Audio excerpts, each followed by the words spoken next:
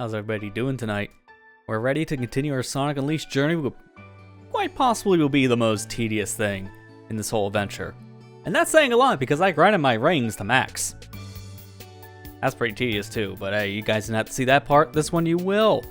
We're starting the hot dog missions tonight. These are known as some of the most tedious missions in the game, but also one of the hardest parts of Sonic Unleashed. So we're in for a treat tonight, so to say, and probably for the next couple sessions I would like to anticipate. Hot dog missions are very grindy, for lack of better terms. You're doing the same thing multiple times in these missions, and you'll see exactly what we have to deal with for our next couple Sonic Unleashed sessions here. And it's one of our last things to do in the game, so we have to do this eventually. But we're gonna get that started here in just a moment. So making sure I got things all configured, and it looks like things are set on the mod page. So let me swap over to the actual game feed. And as is tradition after we beat the main storyline, we have changed up our Sonic model for every one of these sessions, and tonight is no exception. But we're going to be using our last model swap for this series, because from this point forward, I'm going to stick with what we got. You won't believe who we get to play as this week.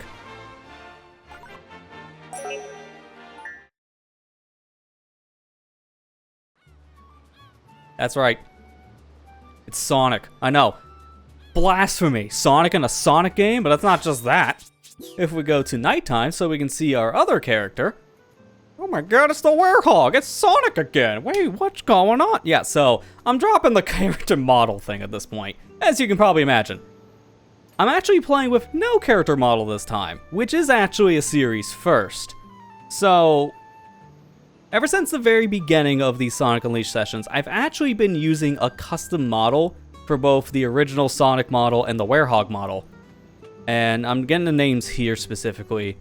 It's from the Faithful HD Characters mod pack. So that mod specifically transformed the daytime and the nighttime Sonic models to a more high-def version of themselves. So it took the original models and cleaned them up. But I turned that off. So we're now playing with the default character model for Sonic. Let's stick for the rest of this. I kind of need the original model for visual cues because we're about ready to do some of the hardest missions in the game. And it'd be really nice to still be able to use some of those visual cues. But we haven't seen what the original models look like upscaled to 4K. We've used updated models that were made for 4K in mind, but not the original models in Sonic Unleashed itself. So this is what they look like. It's not that different from the HD pack I was using, to be honest. I'm still using the HD HUD, because that really doesn't matter. But yeah, this is how the model looks. It actually cleans up nicely if you could run the game at a higher resolution. But honestly, you wouldn't notice the difference between like a fan-made upscale and the game upscale, unless you're pixel peeping. And yeah, we're still playing with Miku, because why not? Chip is still somewhere on the ground, so we kind of need a replacement for Chip. Alright, but now to start our actual hot dog missions. These are the last things in the game we have to do, as I can dictate here from our achievement list. We have 10 achievements left, and 9 of them are hot dogs. So it's 1, 2, 3, 4, 5, 6, 7, 8, 9, all hot dog missions. And technically, the Hungry Hungry Hedgehog mission is also tied to this, so it's literally our last thing in the game. We do have one of everything of food, but we need the hot dogs from Don Facio's hot dog missions, as each one of the continent hot dogs counts towards that achievement too. So we're gonna get this one started. Now, it doesn't matter which one of these you do. You can do these in any order, but we'll have to do all 3 of them eventually. So I'm gonna start off with 1 level of each. So we'll just go from top to bottom so we explain how these work. After this continent, I'm probably gonna just tailor focus on 1 mission type, and then just finish that, and then just go down the list. So the first one here is time trial. This you have to beat in X amount of time, and there's 3 levels for every single one of these hot dog missions. So in this case, our first hot dog mission is beat the level in 4 minutes 30 seconds, which is not really that hard to do. Right now I'm just playing the game normally, nothing really too crazy, but I will at least just run through these normally. Honestly, hot dog missions are very tedious, so I'm gonna probably end up just speedrunning a lot of these. So once I start doing that, then yeah, I'm gonna be breaking these levels in half. But a lot of these levels don't really have too much for me to do skip-wise. This level was just, for the most part, execution. The biggest problem with these hot dog missions is that there are no checkpoints. You may saw me run through one, but that's just for a visual flair, because they don't work. If you die, you have to restart the mission from the very beginning, and also pay rings to try it again, which I believe is 100 rings? I'm trying to remember, because I did play these not too long ago, with this version of the game being out, the recomp version, but I didn't play them through this method. I played the hot dog missions through level select from a 100% save file, so I didn't have to pay any ranks if I failed, I would just quit the mission. So, I can't remember how much it costs, but we'll find out if we have to fail. We probably will, because certain missions are a pain.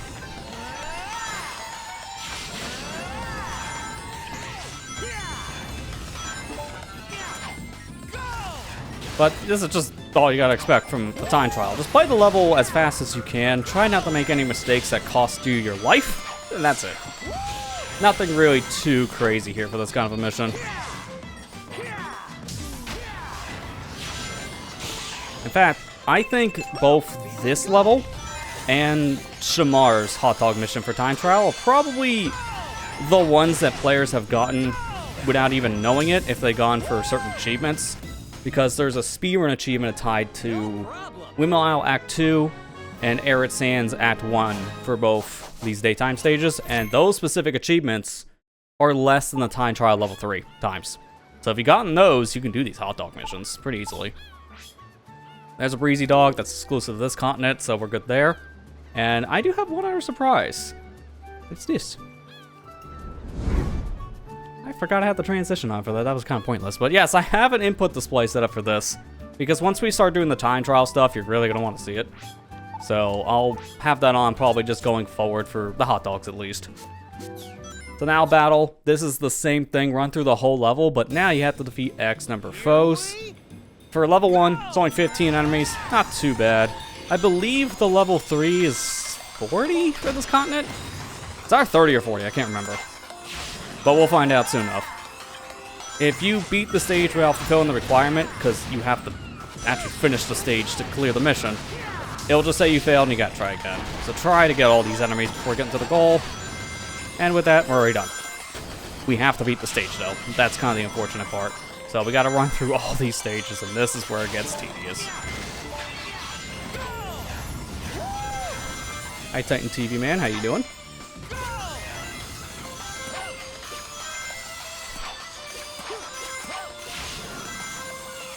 I don't want to do anything too crazy for a lot of these missions, just because I don't want to die and have to redo this. It's very tedious. So I'm going to probably do a lot of safe strats for a lot of these stages. Might be a little bit slower, but overall faster, because I don't have to redo it.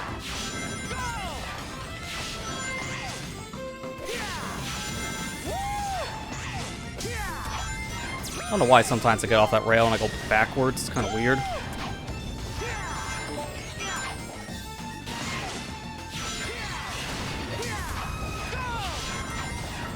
You can also do that, a little skip, and you can jump through this section a little bit faster than doing the quick time.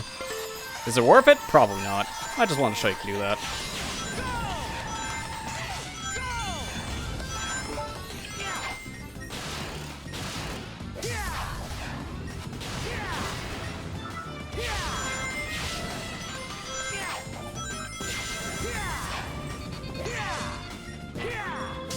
I like being able to just stomp on that section specifically with the little pole. It makes that a little bit faster. And if I can get this little boost, that'd be better. Thank you. I want to hit the invisible wall, because then I can just stomp down faster. Heard of Pizza Tower? Yeah, I have. It's a game that's on my to-play list at some point, because it looks like something up my alley. Heard a lot of good things.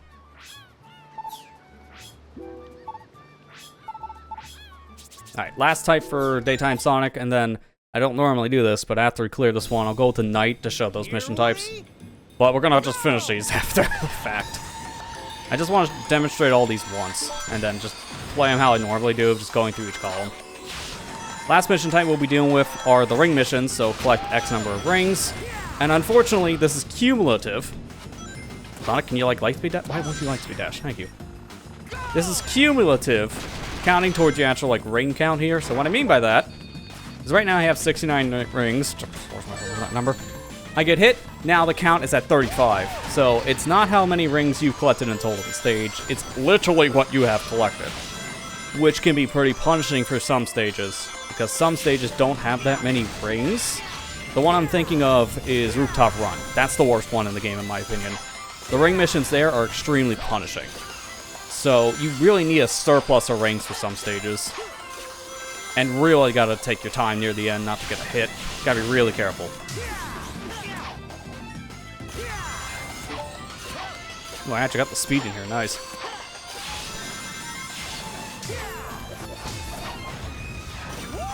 That's why I got back on the rail. That works.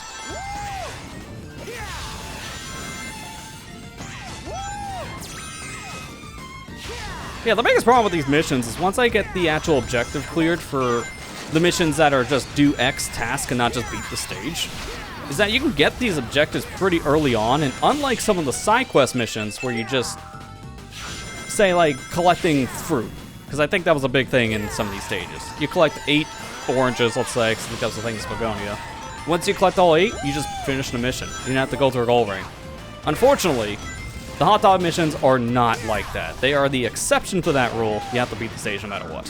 Which is why a lot of people usually save this part of the game to last or just flat out skip it. Because it's very time consuming and there's really no benefit to it outside of the exclusive food. Because you can't get these hot dogs unless you're playing the missions. It's the only way you can get them in your inventory. And they're not really needed because they give you, was it 70 experience? Which is good. But a hero sandwich or a steak from Empire City gives you 50, and you can get those consistently. You can't buy these hot dogs, they're one and done. You can only get a total of, how many is it per continent? Not counting Eggman Land, because for some strange reasons there's hot dog missions there. It's 3 per mission type, there's 3 here for Sonic. So it's 9, 12, 15. You can only get, I think it is 15 hot dogs in total from each continent, which is not great compared to the steaks, or getting the hero sandwich if you found Wentos for it. I'm gonna skip time trial for now because you kind of get the idea of that. Survival's interesting for Werehog because it sets you at a certain amount of health, and you have to beat the mission with that health. Level 1 is, if I'm not mistaken, always full health. Level 2, I think it's half health, or upwards of maybe like a quarter health, something like that, because it depends on the mission. Some change it up. And then level 3 is like the worst case scenario, being all the way down to where my Unleash bar starts, which is like 25% health or something low. I can't remember the odds, or the statistics on that, because again, a lot of continents are different. So I can't remember everything specifically. But it is by a percentage factor, just because of your upgrades, so it's actually a little bit easier to do this with a maxed out Sonic's life meter than just going in here at like level 1. But we have to beat the whole stage, there's no rings at all, there's no health pickups anymore, so we have to beat the stage as is. The only way you can get by some of the stuff without worrying about your health is using the Unleashed bar itself, using the invincibility. That's pretty much it.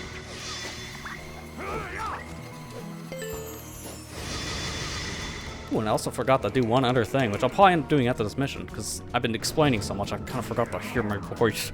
I want to change the voice, too. I think I'll do that probably after the time trial.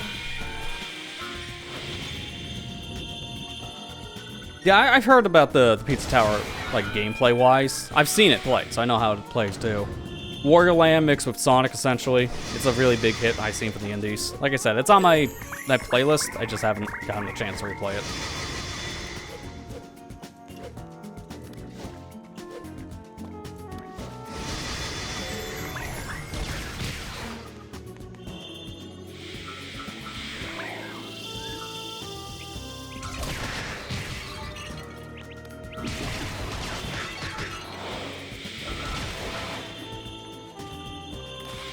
Alright, there we go. I would recommend if you're doing these hot dog missions for at least the Werehog, because it really doesn't matter about leveling up for Sonic for day stuff, flat out. But for night, yeah, his levels are very important. Here specifically, I would wait until you level up the Werehog, a couple levels per different category, so get a good amount of combat moves. Also make sure you have probably a good amount of health for these survival missions. Not to mention, you'd probably also want to have some strength too. Low strength is really terrible for this stuff, as we demonstrated for the actual story run being at level 1. So yeah, I would definitely come in here with a couple levels on at least strength, combat, and probably health, just to be safe. I usually wait to do this stuff until endgame, and see? There's what happens when you actually die. 10 rings. It costs 10 rings. You know what's the funny part? You can see when I'm making an error now, and the game doesn't recognize what happens. So I held down B, which is a guaranteed thing to grab a ledge if you're near any grabbable object. Just for whatever reason, the poles didn't have the reticle appear, and I don't know why. So that was fun. And this is what happens when you fail. You gotta redo the whole thing, which is very punishing. Even though we passed through a couple checkpoints, the game doesn't count them. It's a one-and-done style mission, which really makes you wonder why they even bother putting checkpoints in these levels to begin with. It just makes you think, oh, you could have probably took those out. You know, like the missions did. Because not every mission had a checkpoint just left over. In fact, they all took them out. Which is kind of weird. They're gonna do some skips, though, to get back to that point a little bit faster. Which I'll be doing for the time trial stuff anyways. So I'm just gonna skip using the switch here. I'm gonna do a little move like that just to propel me in the air. So XXA or YYA, both the same thing. I just need something to propel me up.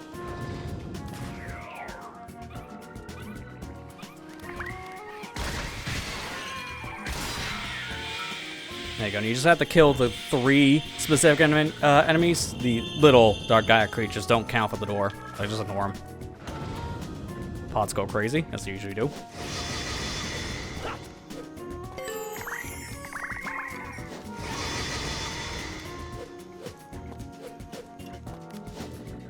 Alright, so right here I'm gonna do a little skip, because I don't want to deal with this whole section again.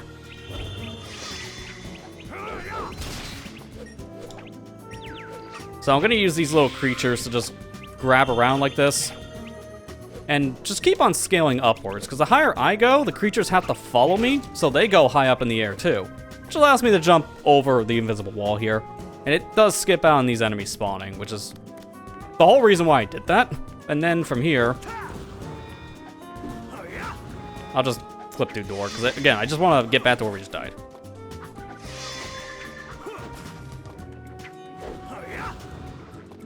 And there we go.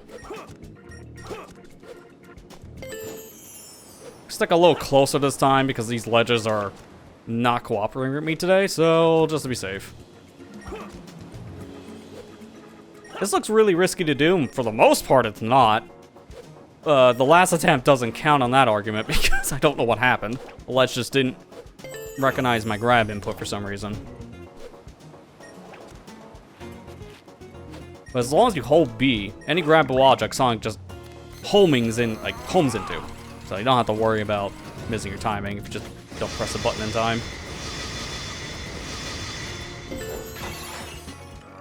I specifically did this for the claws.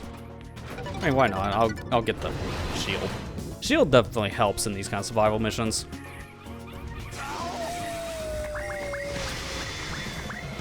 And that's why you wanted the claws. Max strength, claws, unleashed. Yeah, this guy's a joke.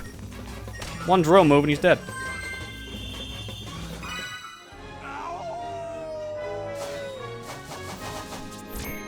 And then you can already imagine how the time trial is going to work by this point, because, gee, I wonder how that mission works. We'll show it anyways, and then after this, I'm just doing things in whatever order. So, usually I have to beat these stages in X number of minutes. I think the lowest it gets for Werehog is 10 minutes. But thankfully, you get all your health back. So, I think the survival missions are worse. Just because there's way more factors to worry about, but this mission is just, do you know the level layout at this point? Because if you know the level layout, then you're probably good on time. For the most part, I think these stages are pretty generous on the timer. Some stages not so much, but Windmile Night here is really not bad for 10 minutes. Again, the biggest problem these missions are gonna have is tedium. So I know what to do. I know how to go fast. I saw I played the stage a total of 6 times, not counting failures. With failures, could be way more. So I would like to say these hot dog missions, after we finish this one, is basically just going to become a Sonic Unleashed podcast. Because if you really want, I won't blame you. You can put this stream in your second window. You can use me as second monitor content, because this is not going to be a thing you need to watch all the time. But something to listen to, because I really want you to listen. Please don't leave.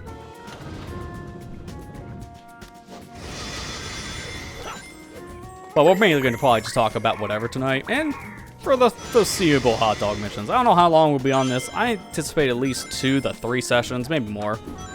The reason why I can't exactly say is just because these missions are very, very long. That's the issue. So, on average, I think it'd take me like... I didn't think I was going to jump on his head. Nice. I think on average it takes me about an hour just to clear out 1 full set of level 3s, which is a lot, but that's just level 3s. Okay, there's no doors when you do that skip. So it might take me like 2.5 hours per continent, which is still a long time. Maybe we won't be here for that long. I hope not.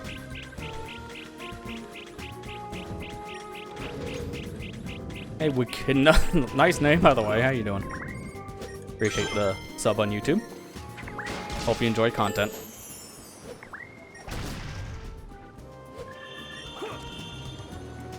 Yeah, I'm gonna jump a little bit further out in that one. Yeah, we're good.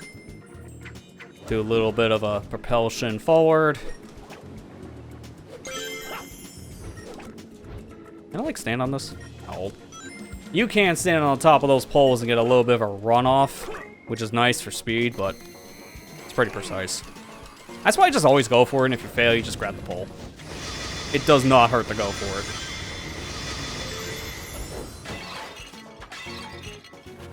See, the health item's back, because we're not playing the survival mission.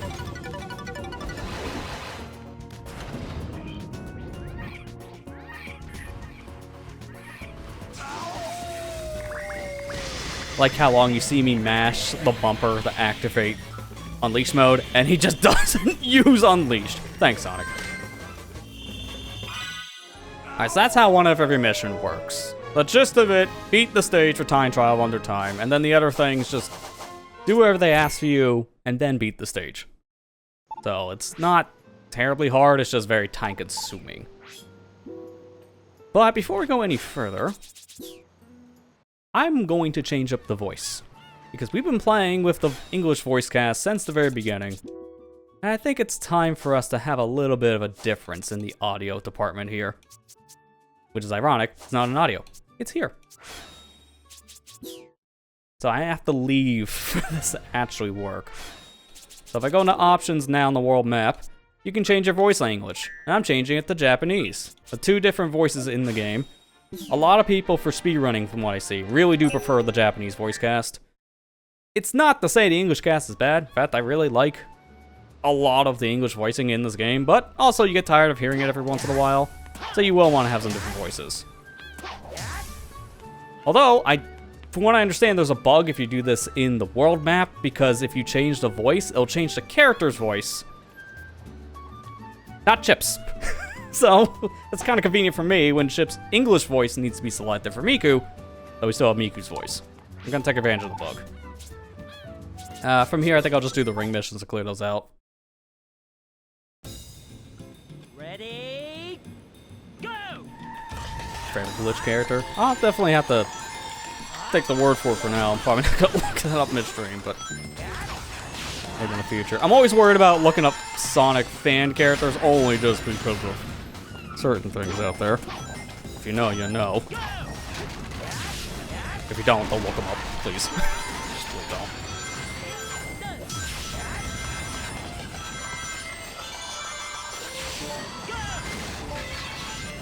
Oh, it's from Knuckles Chaotix. Oh, okay. That's probably why I didn't recognize it right away, because that's one of the very few games in this franchise I haven't played, which is fair when it's unfortunately only on one system, the 32X. I really hope one day that game actually gets a proper re-release and gets off the 32X prison, because I hear it's actually an okay game. But there's no way of playing it unless you either have the original hardware or, you know, emulation.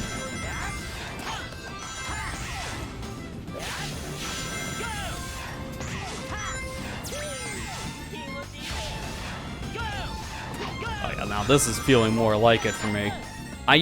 At this point, I'll play the story with the English cast, but if I'm just doing run-throughs of stages, I gotta use the Japanese now.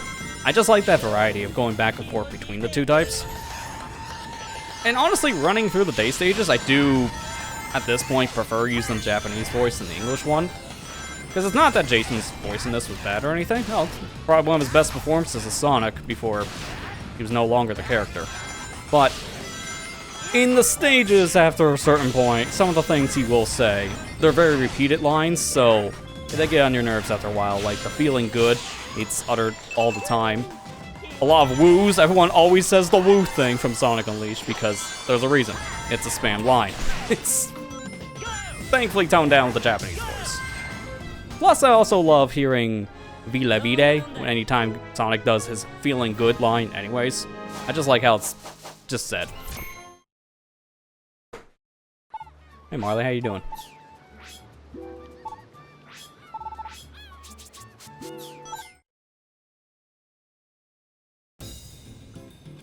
Wegna's just remnants of Tails, which is playable, extremely early prototypes. Yeah, I heard that the prototype for the game was supposed to have more characters that just didn't make it. I think Sonic was supposed to be in that too? Or am I thinking of the other game at that time was prototype but then canceled? I might be, because I know there was another one, which I can't believe they went with the name. You can see why it's probably canceled, called Sonic Crackers. And I'm trying to think, who picked that name and why? Because it was a bad name.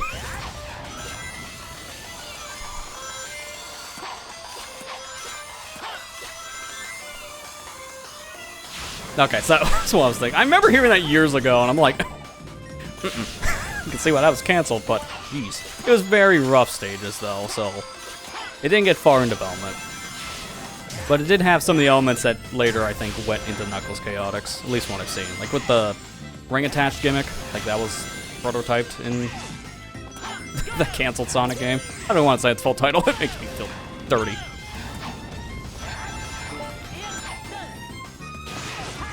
I can get more speed out of that, I'm just not.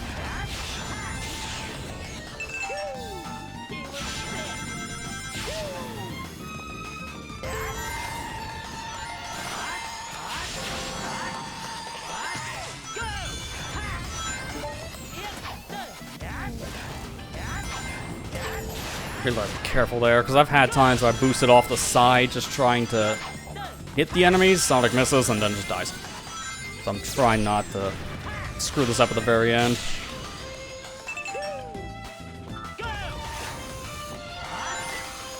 If I get hit at all at this point, I do have to redo the mission. Thankfully, that was the last hard part, because of spikes. And that's it. Immediately gets Facebook Glasses ad. Dude, I'm getting so tired of those ads. I see them all the time, and they're just worthless.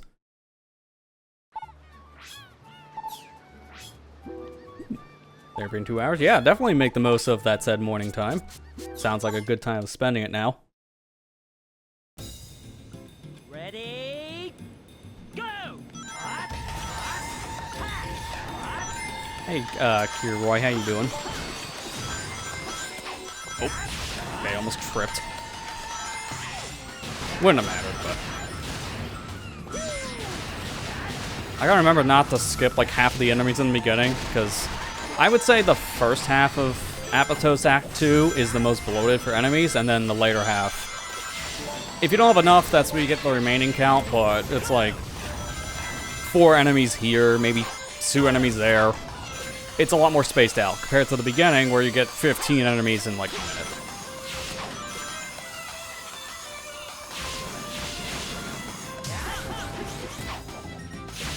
I almost missed. I should probably stop doing that.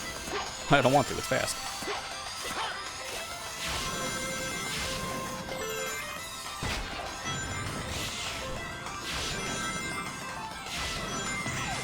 Afghan Mega Dragonite. Yeah, I've heard about the news today, because today was the Pokemon Presents. So they show off more Legends EA stuff, and the big thing is all the Megas.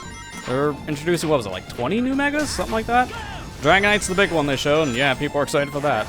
Not gonna understand why. One of the fan favorites.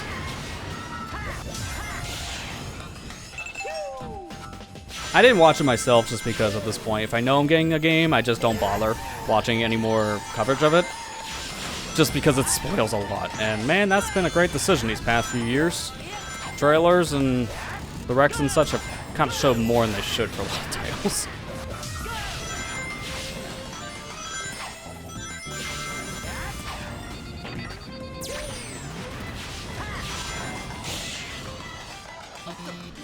Oh no. Anyways. I was not paying attention there. I thought it said BXB for whatever reason. My brain read that backwards. Sometimes I just do that for these quick times.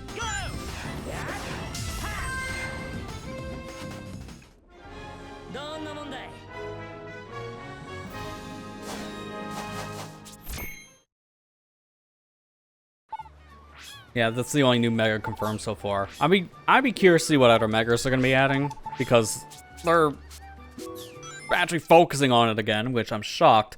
I thought Megas were done after Gen 6. Ready? Flat out. Just because they brought them back for Gen 7, and then afterwards, Mega Evolutions just disappeared. Like, they were not talking about them anymore. They weren't featured in Gen 8 and Gen 9 at all.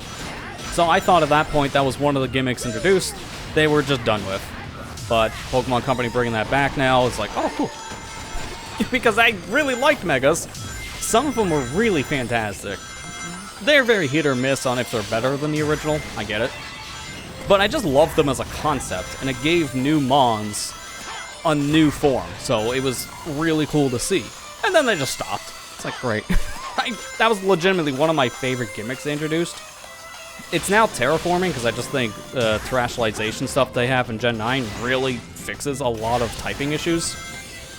I think it's handled really well, so I kind of lean towards that gimmick being my favorite now in the franchise, just because of how it's implemented.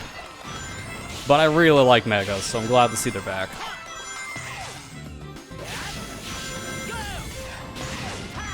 Can't wait for Charizard to get a third one, because you know it could happen. It's like, gee, Pokemon Company, why do you like Charizard so much? If that happens, I'm gonna laugh, but I also won't be surprised. Because he had two. There was a Z and a Y variant. It's like, why do you need two of them? It's like, I don't understand why you need two of them.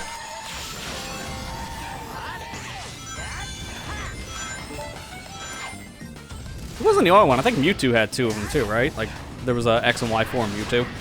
It's like, why? Why do we have two forms of certain Pokemon? That's like, some need the Mega, and then instead, we give 2 to 1. Like, I feel a little biased here.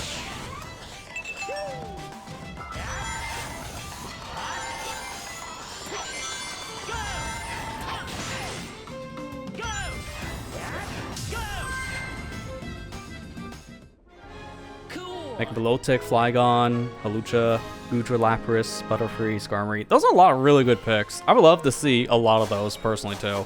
Because a lot of those Pokemon you name I really like. Like Flygon's one of my favorite Mons, and I would love to see him get something.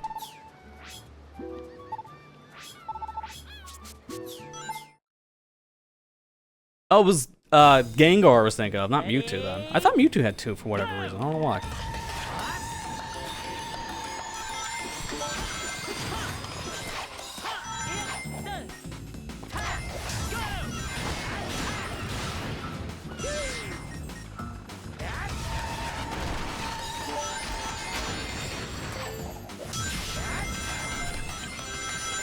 Oh, that Mewtwo did that too. Okay, I was gonna say, like, wait a minute. I thought that was an X and Y, because then they use like one for Smash and then talk about the other, I think in like a trophy description or something. I remember seeing two at one point.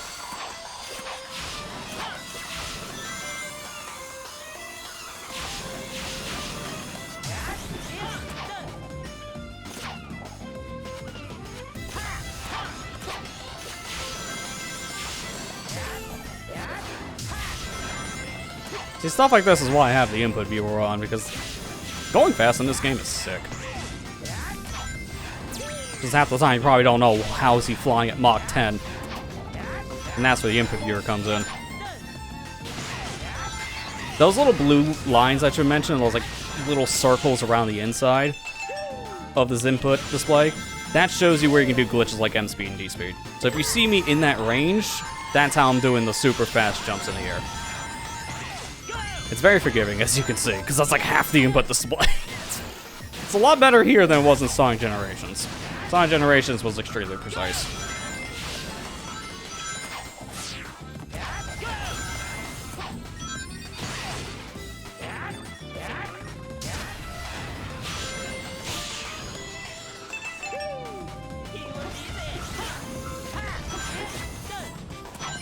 I don't think that's any faster than just drifting, so I'd probably just do that.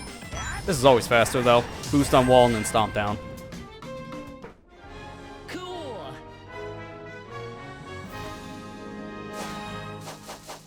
Right now, the original Arceus. I mean, I was gonna say, yeah, doesn't...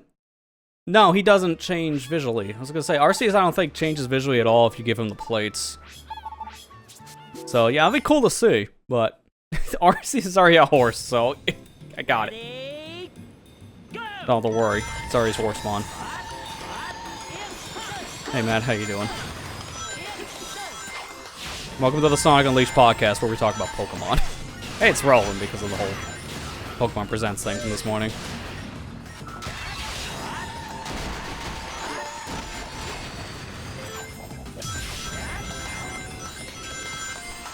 New colors, okay, yeah. See, I never remember if the form changes specifically, because I've used Arceus in, like, the games that only have the 2D sprites. So, it's not really a thing I've noticed much. Like, I think I mainly used him back in Gen 4, and that was it. Because I had a friend that had one, and that just gave it to me, but it was a Hackmon. So I just used it briefly, just to see how it played, and that was it.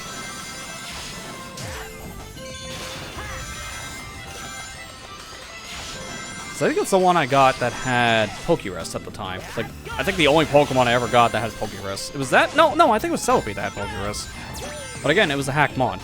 And that made sense, because this was during Heart Gold, Soul Silver, where you couldn't get the thing anymore, because it was through a mystery event. So, action replay it is.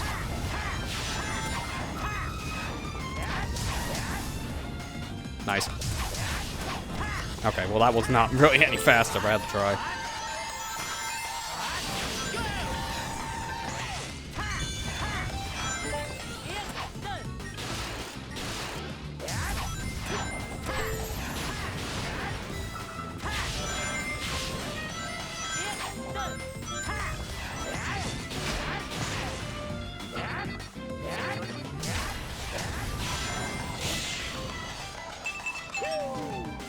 My brain almost shut down on the RB. I don't know why. It's like, that's just a bumper. I'm the only one that ever mixes up the bumpers and triggers on Xbox controllers. Because at the time, I think the bumper is the trigger. And I don't know why.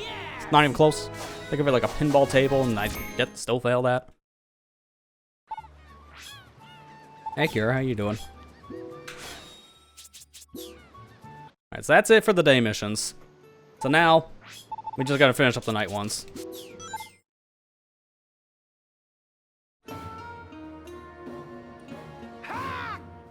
Ooh, I'm sorry to hear that, Matt. Hopefully you'll get better soon. By the way, I did see your text earlier today.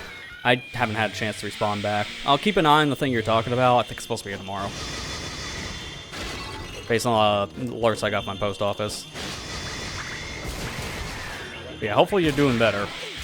Or should be able to feel better soon. Ear infections are no fun.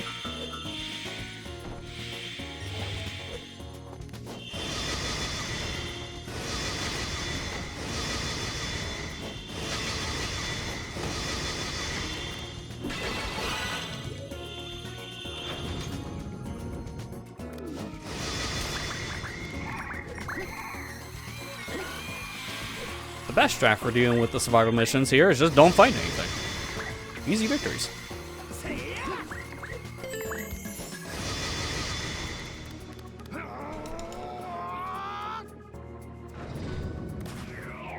Yeah, that would explain some migraines.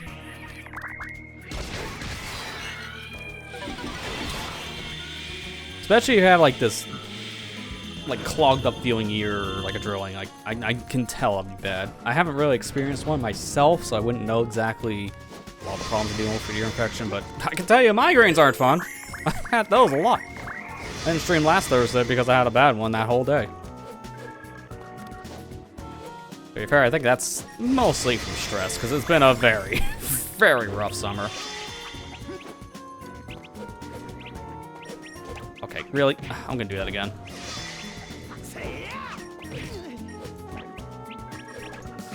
Okay, that's not great, but I can work with this height.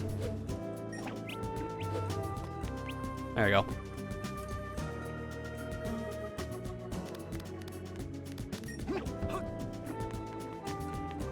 I watch Pokemon Direct. Alright, well, I mean, I would say for people who have seen it, I wouldn't spoil it to the people who haven't, for obvious reasons. But, yeah, there's a lot of big things. People are talking about megas they want to see, because let's just say that's topical. That's probably all we'll say on that front. I haven't watched it myself, but I don't care. So that's why it's like, you can tell me whatever. You can see me holding B, so the fact when that doesn't work gets me really upset. Thanks.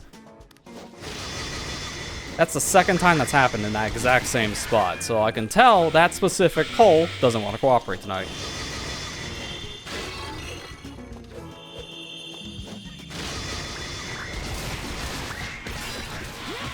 There we go, cool.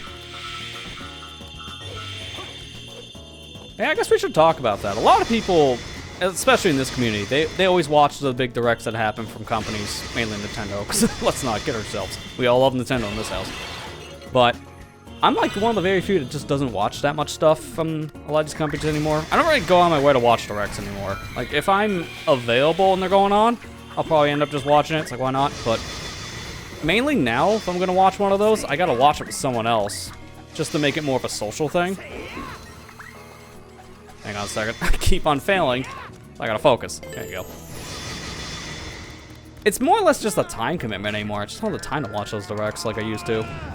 So I used to just watch the 1 to like 5 trailers, depending on what's announced, that I'm interested in after the fact, and then skip the rest. Because let's not kid ourselves, most of these presentations are filler. Because there's a lot of announcements you, the individual, probably won't care for. And that's kind of where I've been leaning towards these past few years. But I will say, watching some of those, it's really nice to be there for that set hype. Especially when you're there for people. That's why I just kind of prefer to watch this with friends now. Because I just like being there for the reactions.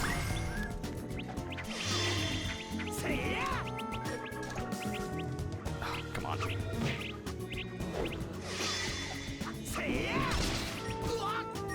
I gotta practice this again, because getting these guys to stay in the air is apparently a big problem. I might just do the kick.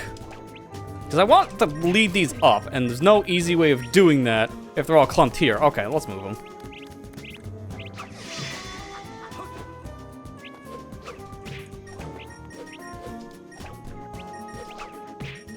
There you go, finally. So, you gotta keep on rising up for these little creatures to follow you, and that's why things are just kind of messy. Because you fall to the ground, they follow you down.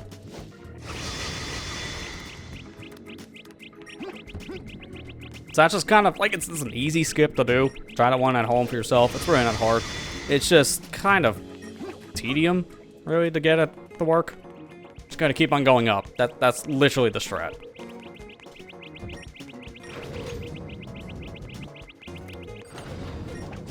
Oh yeah, they did announce the Werehog is gonna be a thing in the new Sonic racing game, which is cool. I feel like they're doing that flat out just because of this game making the rounds starting early this year with Unleashed Recomp again. So there's been a lot of talks about Sonic Unleashed. I feel like that was not planned to bring the Werehog back originally. But seeing all the talk from Sonic Unleashed again, Sega's like, yeah, put him in. It's like, it was a smart move. I just hate how it's a pre-order exclusive. Because I'm gonna be 100% honest, that game is probably not worth buying at full price. Especially if it's DLC. It seems like something you probably want to wait on a little bit, especially with a lot more stuff coming out around the time Racing Cross World's gonna release. So I'm just gonna be holding off myself, which sucks to miss out on a character like that. That's 100% a FOMO trick, and I hate that. I like how he's being brought back, I just hate how the Werehog's being locked behind a pre-order bonus. Because modern day Sega nowadays really like to nickel and dime their consumers on single player stuff too. So for a multiplayer game, yeah, it's gonna be really bad.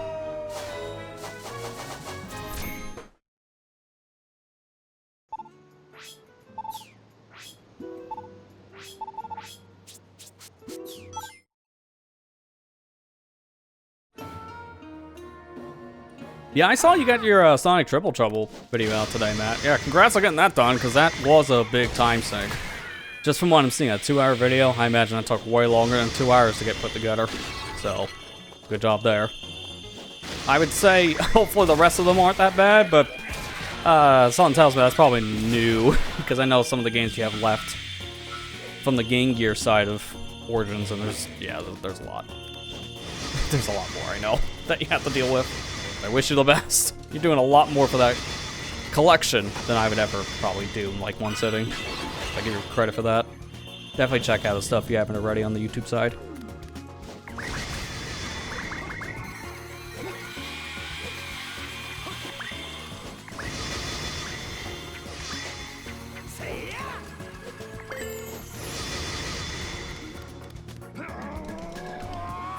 Yeah, Tails Adventure I think was the one you were really telling me would probably be one of the next ones that were really bad.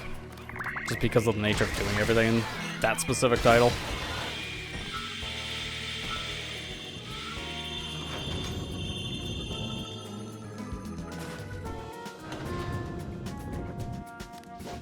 Sonic Blast, I mean, Sonic Blast would be hard for all the wrong reasons though. Because that game is just not really that polished. Like, it looks great. And then that's about it. Everything else is kind of okay at best.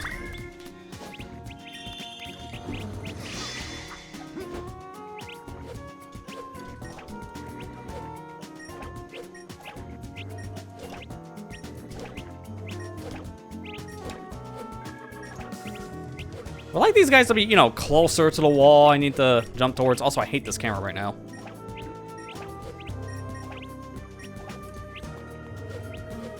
Thank you.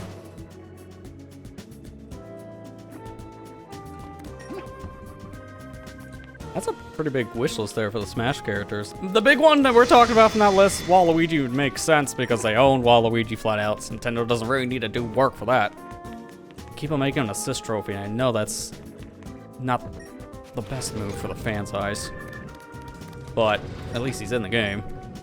That's usually how you just have to look at it, because some characters don't even get that. Oh, finally it worked. Shadow was a big one for me, because I could have just made that an Echo in Smash Ultimate, because he has the exact same moveset, really, as Sonic. At least in terms of functionality. They can basically be the same character, and they wouldn't really mind it, so we all kind of thought that would have been a thing for Smash Ultimate, because of the Echo system, but yeah, it just didn't happen.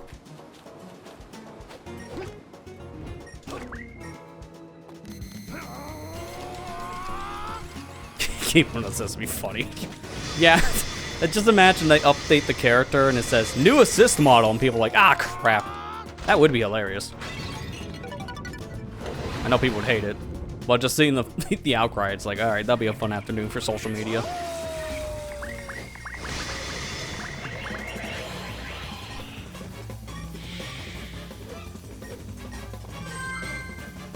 There we go. Not even a single hit. See, the missions aren't that bad on survival if you know how to deal with enemies, and if you don't, they suck. In this case, the enemies weren't very much of a problem in this stage.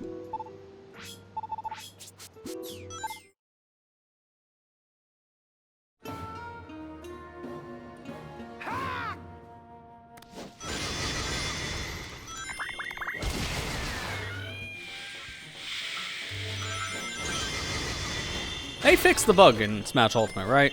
For Switch 2. I think that was announced like a couple weeks back that they fixed the bug where if you're fighting a character using a Mii fit up line, it just crashed. Which is funny of all the things, the Mii's crashed the game. Very ironic when they barely get used now on Switch. So, they have some power, I guess. I think it's supposed to be fixed now.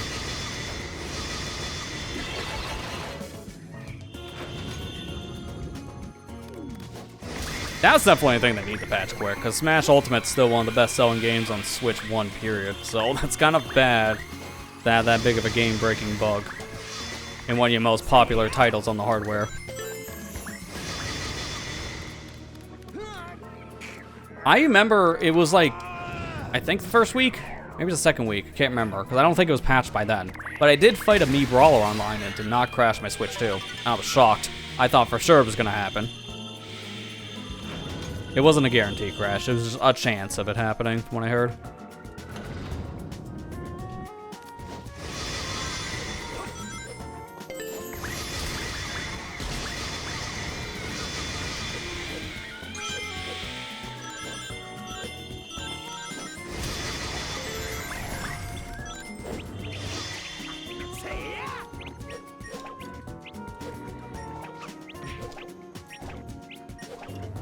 Dude, grab the other one. Like, look at that one on my left. That was a perfect one to grab, and Sonic just never went for it.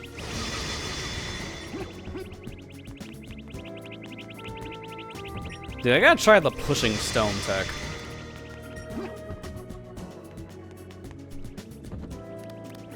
Yeah, there you go. That was pretty good. That was like half the distance. Because you can push these things. It's just a matter of, does Havoc cooperate today? If you played any game with that physics engine, you know 9 times out of 10, that answer is no.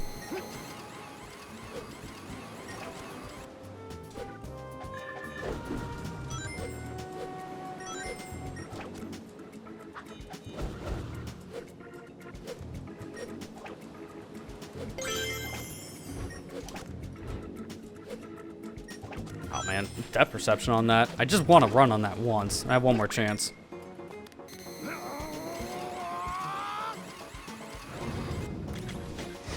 Get some Soul Calibur reps. How easy would that be nowadays, honestly? I don't think it would be that bad, especially if they were able to get Soul Calibur 2 on the Switch Online service now. I'm trying to even think, like, when was the last one we had? Was it like almost 10 years ago? We haven't had a new Soul Calibur in years. I'm trying to remember. I think 6 was the last one.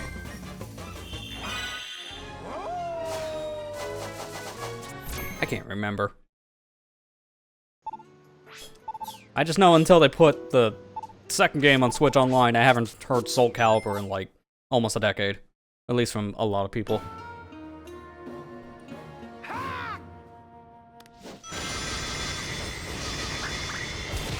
Okay, it was the last. That's what I thought hearing, and it's been a long time since that even was a thing. How did you not die? Come on.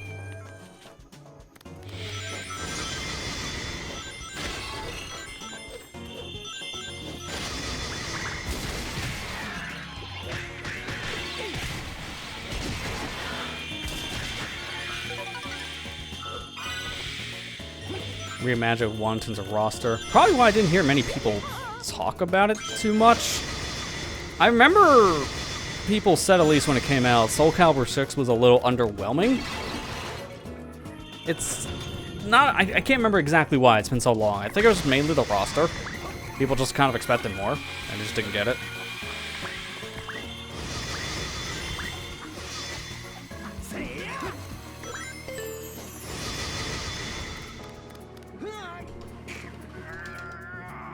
It's kind of weird for me. I don't even have much of a history with the franchise, because the most I've played was 2. Because I did play it back in the day in the GameCube. I had a friend that had it. And then I played the HD remaster in PS3 for a while, and that was about it. I've never touched any other games. Although I've at least seen some of like 4 played when it came out, because the guest characters were a big deal at that time. That's the most history I have with this whole franchise. So not much.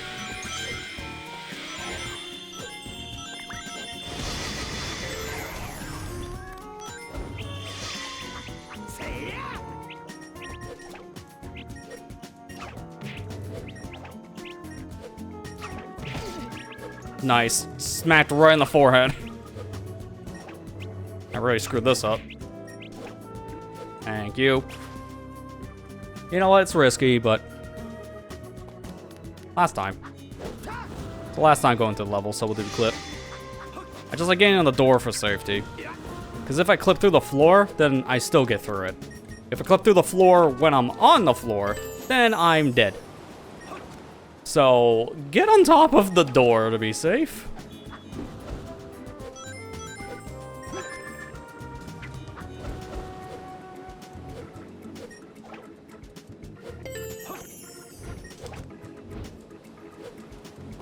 Hey, there we go. I got it once, finally.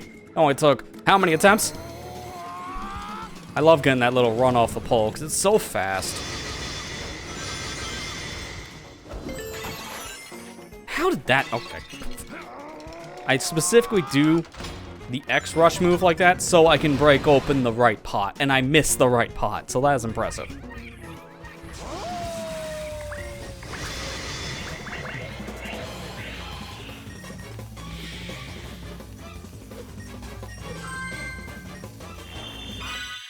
There. Now we're done with the hot dog missions here. You'll know, because as soon as I get the last breezy dog, then I'll get an achievement.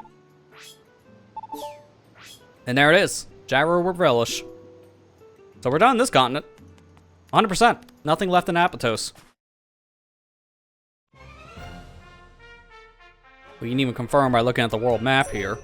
It'll say 9 of 9 for the goal rings, and it should also say something similar for the day goals. Yeah, sure enough. Because I believe... Is it just doing it once? I don't know how it counts that for the actual goal ring counter. I think it's counting doing all the hot dog missions, though, for one. I don't know. I never pay attention to that because I just do all the hot dog missions regardless. It doesn't matter.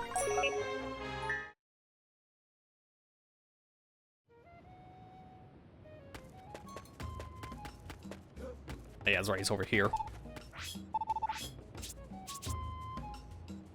I'm gonna do it ring, battle, then time. So I'm gonna work from bottom to top. The time trial is probably, at least for me, it's probably the easiest type of mission because I time trial these games all the time, try to go as fast as possible. So those you practice quite a lot. The ring and the battles you really don't, and also survival for Werehog. So I think I'll leave those time trials usually for last.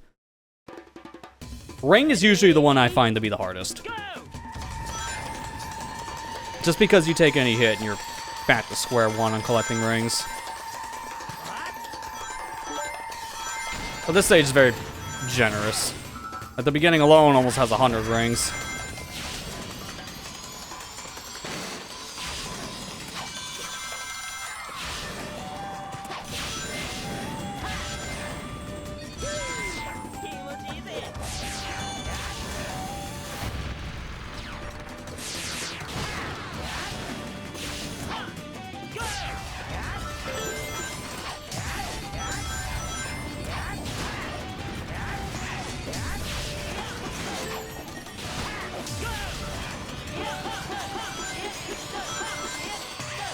That section alone also, if you just boost in the middle, gives you almost 100 rings too.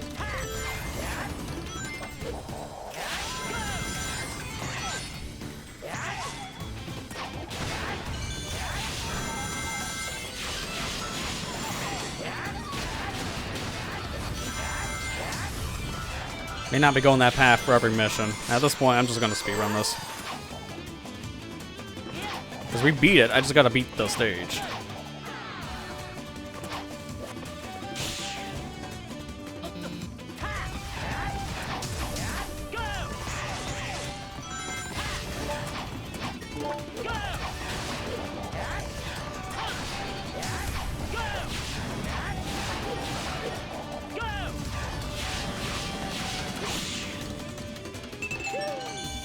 There we go. We're good. Cool. Going to Digimon phase again. Nice. Sounds like we've been binging that Data Squad part of the Digimon shows, which, I mean, I don't blame you. If you get really into something, I'd do the same all the time. Sounds like you're really liking it if you're binging it to that point. Ready? We have Assassin's Creed Rep for Smash. The problem I have with that is nothing to do with Assassin's Creed. I think it'd just be a little hard to implement without him just being a literal assassin, which is kind of the point. But Nintendo will not want that. That's like, man, I really just would like to see this character stay as a whole. But to be fair, Joker has a gun, so who knows? I think I'm just more mixed on that one right now, only just because I hate Ubisoft as a company. And if you've been following the news the past few weeks, you probably know why.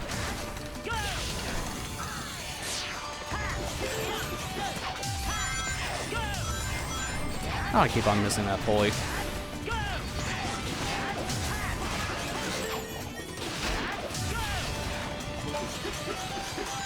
Ubi sad. That's one way to put it. I just say Ubi scum now because they are really becoming the very scummy company, which is saying a lot. They were bad years ago, but there was always companies that outshine them in scummy business practices and how they treat their overall users. But this past year alone has definitely said Ubisoft wants that crown from EA as the worst company. Because, man, some of the stuff coming out about them. I heard the thing from this past week of how the, what was it, the financial meeting or CEO? It was like one of their internal meetings that came out. And it was basically saying things like, the community actually loves microtransactions in games, finds it a way that makes the game like a better experience overall. Like, what are we talking about?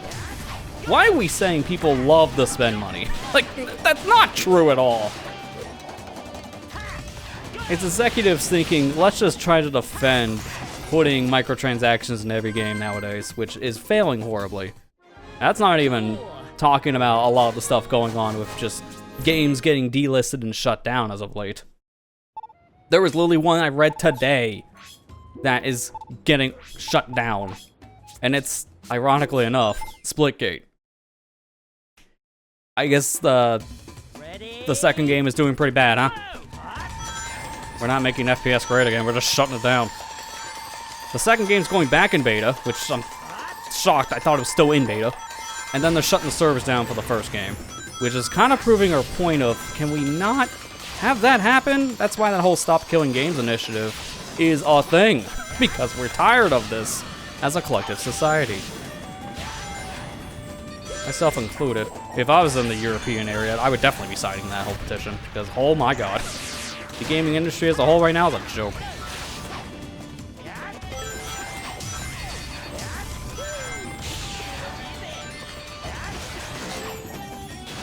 No, one missed. That's fine.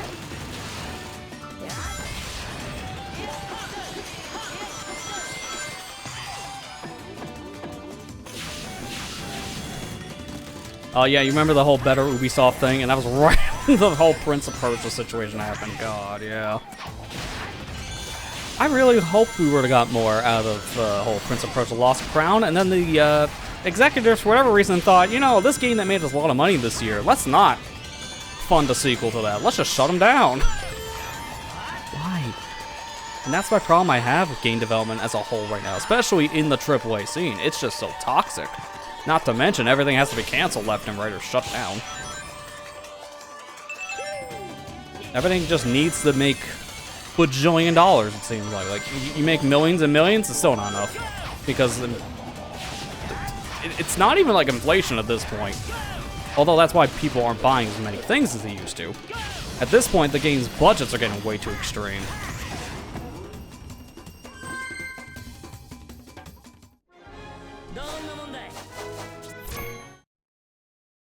That's why a lot of people are starting to turn to indies, which is very understandable.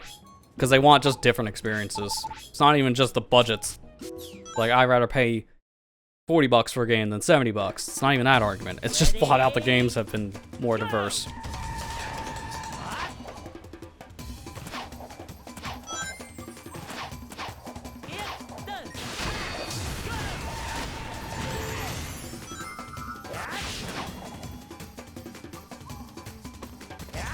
Like I was on top of that loop.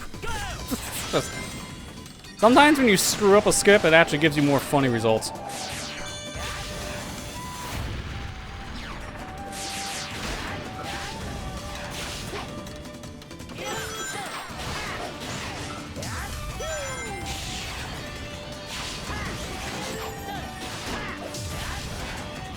I'm not even worrying what I'm doing for the first half here, just because there's so many enemies in the beginning. It's gonna be level 3 I'm gonna have to take my time on more, because level 1 is really not that hard.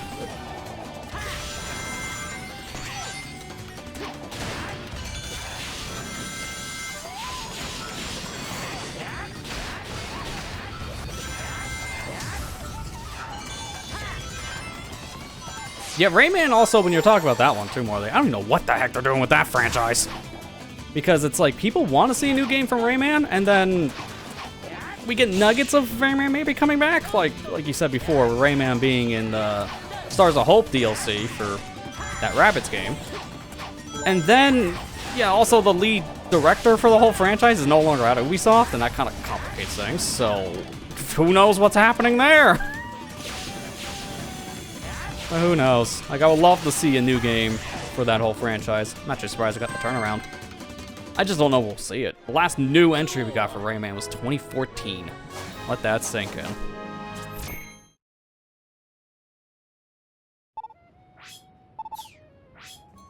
What game we want to see a remaster of? Well, I guess technically, topical here, this one makes a lot of sense. Even though we have a great PC port, a Sonic Unleashed remaster just makes sense. For people who don't have PCs. No way you can play this on a console. Technically. I know you can with like Xbox Series using like development mode, but most people are not going to be doing that. Let's not kid ourselves.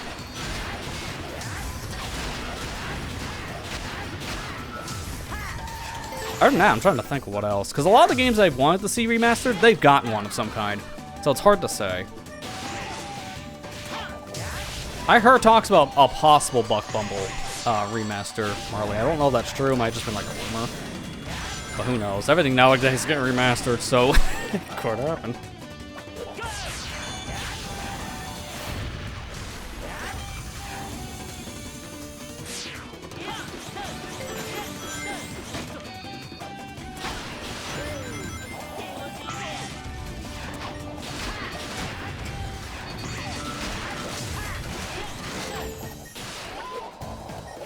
I think probably for the final round of this, I'm gonna have to take those enemies out in the bottom path, but right now I don't need to.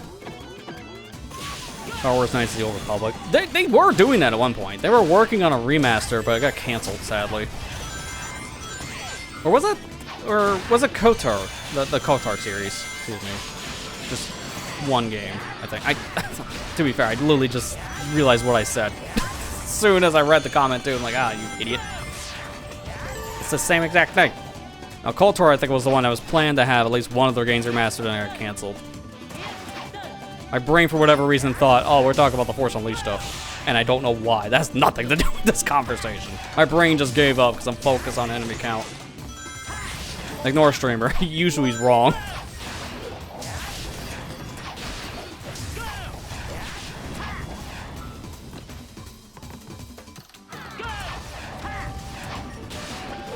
Nice save.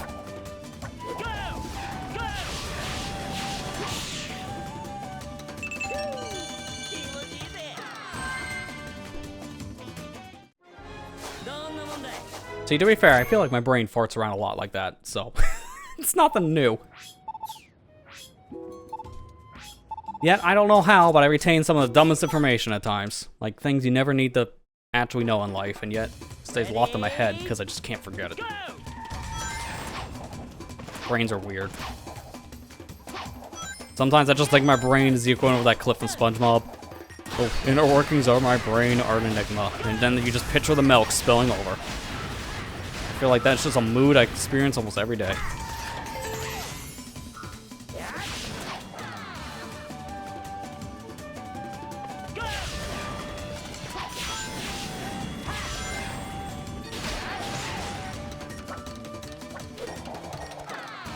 I'll go down. Thank you.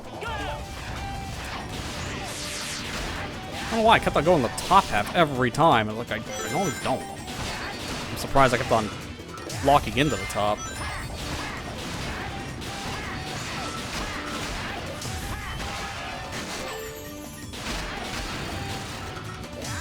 Yeah, Force Unleashed 3 would be great. Oh, what the heck? Alright, I got locked in a weird transition point, so I just got sent straight down. That's fun. Ready, go! You want to see me do it again? Not the falling down part, the actual mission.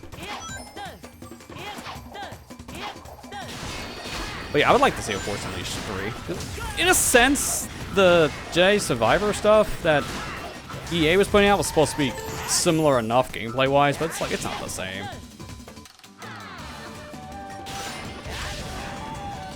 I just want to see Star Destroyer come back. That'd be cool.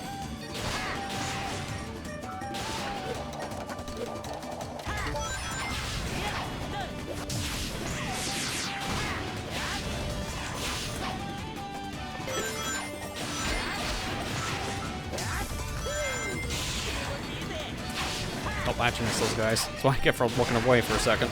That should be fine on enemy count.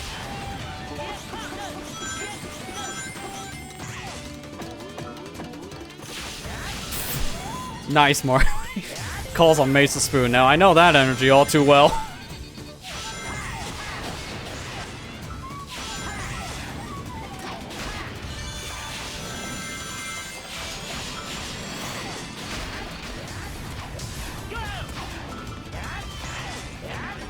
I just love when we do that on like streams or videos and such, because it really just shows sometimes our brains turn off at the worst time possible.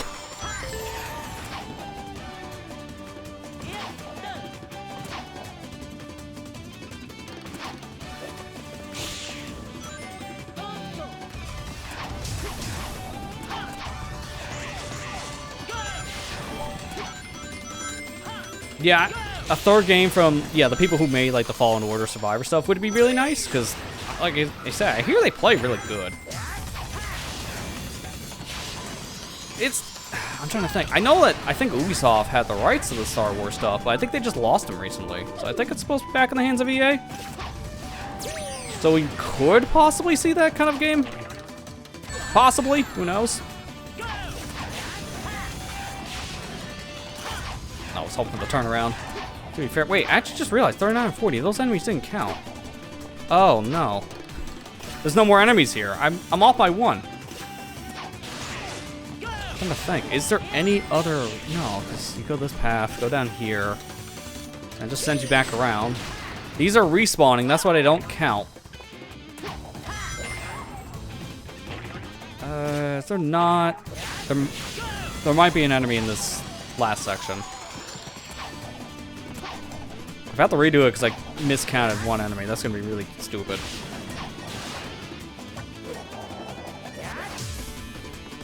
Yeah, sure enough. There's nothing here, so I gotta redo it. Dang. That sucks. I feel when you miscount.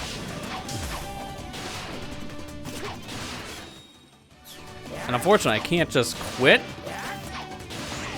I mean, I can. I think at this point, just be better to finish the mission, just do the retry. You can't restart, is what I was thinking of when pausing, because it just doesn't exist for some reason. I don't know why there's not a restart option on the pause screen. That's really stupid. So yeah, this is what happens if you don't have the count needed. You just fail the mission. And you gotta give him back the entry fee.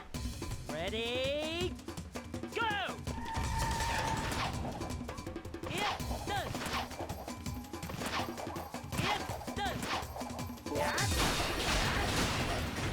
Tie 3 HD. I mean, cool, yeah. Is that on modern hardware? Or is it just tie 1 and 2 and then 4 for reasons? I think 3 is supposed to be on new stuff. Can't exactly say.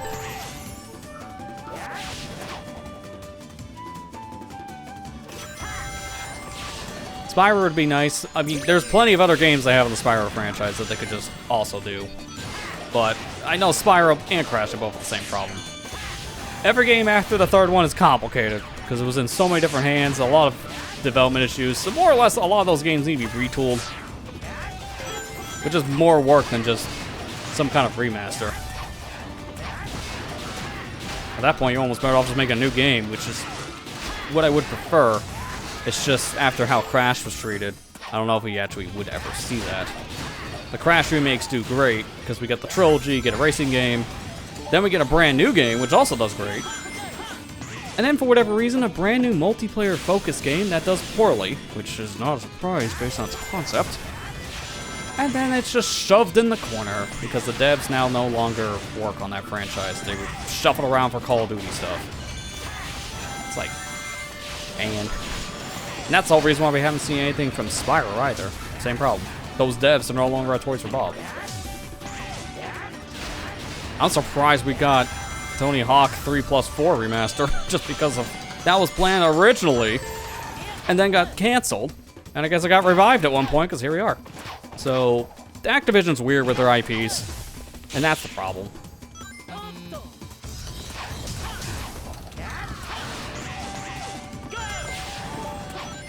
Dude, I remember when the Crash trilogy came out in 2017, and I remember I was like a contrarian at the time. Everyone was clamoring for a Spyro HD thing, and I was just like, can we stop? Can we stop talking about this? And it was just because it's all I heard. Like, I would love to have seen it, but can we not talk about this every 5 seconds? That's how I felt at the time. And I felt so terrible in hindsight on that, but again, it was just because everybody would not stop talking about it to a point where it got really intrusive. And I was just tired. I think that's the whole reason why, because I played it and I really liked the Reunited stuff, and I love the Spyro series. I was just tired of it. That was it. 100%. Ready? Go! Okay, Tie 3 is available on modern stuff, just a computer, because yeah, no console version is kind of weird. Steam only is better than nothing, but it's almost nothing. I did not even get close. Yeah, that's fine. I got 2 more attempts to show you some cool speed tech there, because you can skip the loop, and I want to skip the loop.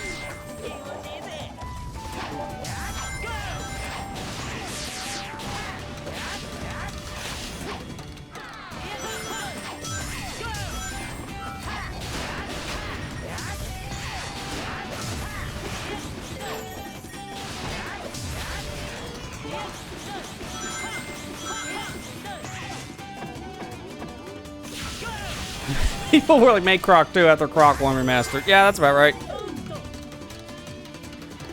It's like some people are a little too impatient when it comes to having certain things remade or remastered and whatnot. It's like, I would love to see it, but also, maybe don't scream it at the fans, because not all of us want to hear that, like, day one.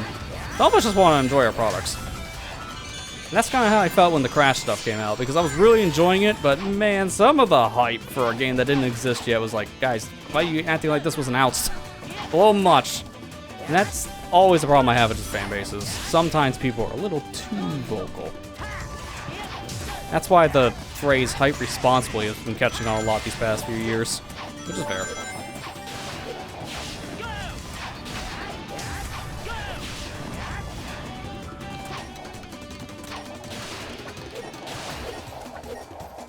I think that would work. Surprised it did. And then I just failed that. Okay. Maybe we should just go for the quick time. We're gonna try it one more time, not. Yeah, because I think the problem beforehand was just the timing when I boosted. Yes! Speaking of Croc, it's not now also supposed to be coming to Steam, because it was originally GOG exclusive, but now it's also getting a Steam version, which is cool. I might just pick it up when it's on Steam instead. And it's just because that's usually where I play most of my PC stuff. It's so easy to have that set up for streaming, because you can just turn on your computer and go. Siege mode plays pretty good.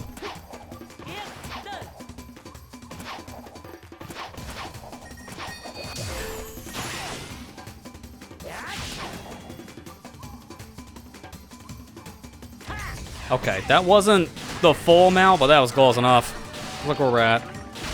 Skipping the loop, I've noticed gives me interesting results at times. Nice homing attack. It gives you interesting results at times, because it could send you much further away in that 2D section, almost at the end, or it could get you stuck inside the loop. Best case or worst case, you don't really have a choice. Sometimes you have the nature of the game's weird physics.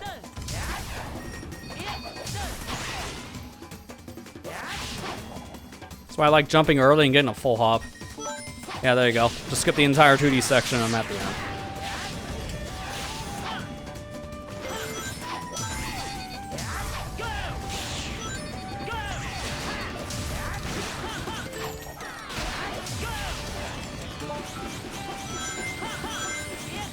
New achievements on all platforms. Cool. Yeah, 'cause I don't think it had achievements when it came out, so that's a pretty big deal. I heard it's a good version of the game. One of the things that gets me really excited from what I've heard of it is the control types. You can either play a new style control with analog support, which is great, or the original style control, which is basically tank control. And it's like, oh, cool. 2 different options. I love seeing that.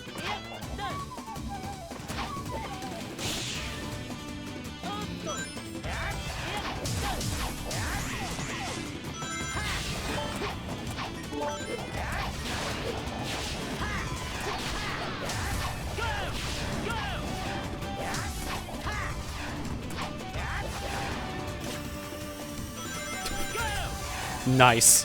Everything about that went sideways.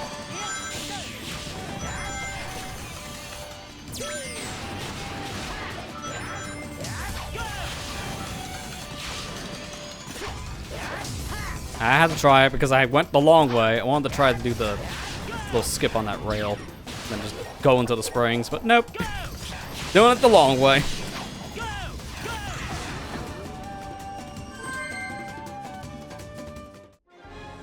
Yeah, no platinum's a little weird, but I know there's a lot of PlayStation games nowadays shipping with no platinum, so I guess I'm not too surprised. It's not really much harder, from what I understand, to make a platinum for a game, just because most of the time the platinum is flat out just get all the achievements.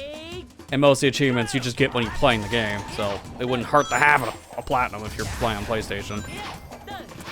It's just most of the time people feature pairing the achievements, so yeah, just don't see it. Nice spin kick.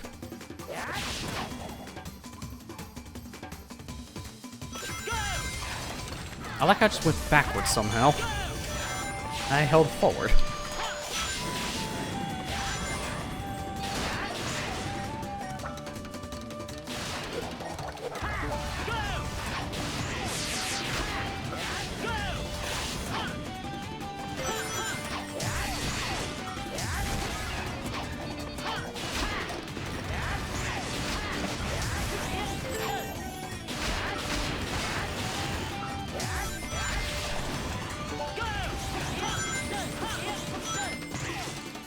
Two things you irk people handing on PC versions when they don't come to Steam, or like hand the game with achievements with no platinum. Yeah, why would you complain about that specifically? Like, I get maybe complaining when a game doesn't get a Steam version because everyone just prefers Steam as their launcher, and it's very understandable when a game doesn't get put on Steam why people are upset. Like, I get that.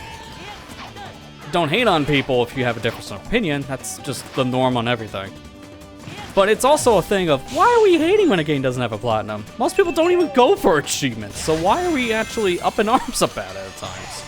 It's the people who are die-hard achievement collectors that always get upset from what I hear. Like, that's why they play a lot of games, is just to get platinums, and I can't see myself doing that. Most games have so many tedious trophies that it's just not worth it. So if it doesn't have a platinum, I'm not losing sleep.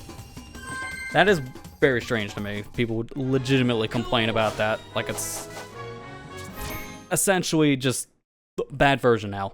Why? You still got achievements, so it's not the end of the world. Not every game even has achievements, too, so be thankful you have achievements, I guess.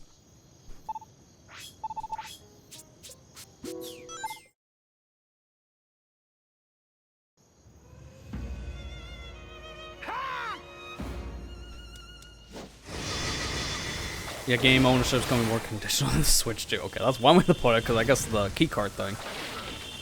It's more just because most games nowadays you just don't own, period. Everything is just a digital license you have access to, which is kind of the issue at hand here. So that's why a lot of people are getting more and more upset about how games are distributed, not necessarily its platform, and I can get that. Nowadays, I accept how the digital market's being handled, so it's not like a deal breaker for me if it's on this platform or not, just because if you're gonna play the game, you get them, whatever, anyways. Let's not kid ourselves here. But I can understand that whole concern, especially now with physical games barely having any data, if any at all, on their physical release. Like the whole game keycard thing, people are upset about for good reason, I get it. PlayStation, Xbox have had this problem for 10 years, so I've been here for a while. Nowadays, I'm just more concerned, can I get a game at an affordable price? Because pricing on games are just so high. So if I gotta get the game digital only, which one day could get revoked, but it costs me $20 instead of $80, I think I'll stock up the bill and just buy the digital copy for $20. That's just how I'm feeling now, because it's the pricing to me is the bigger problem. Nowadays, it's just hard to keep up with. I'm one of those people that got the Mario Kart bundle for Switch too, because I legitimately think Mario Kart World's a great game at $50. At $80, I would pass on it and just get Mario Kart 8 Deluxe. It doesn't offer enough for $80 in my opinion. In fact, it offers way less than 8 Deluxe base, which is saying a lot, and you can play it on the same system. So for me, that's more my concern going forward. The price and everything is just ballooning way beyond belief.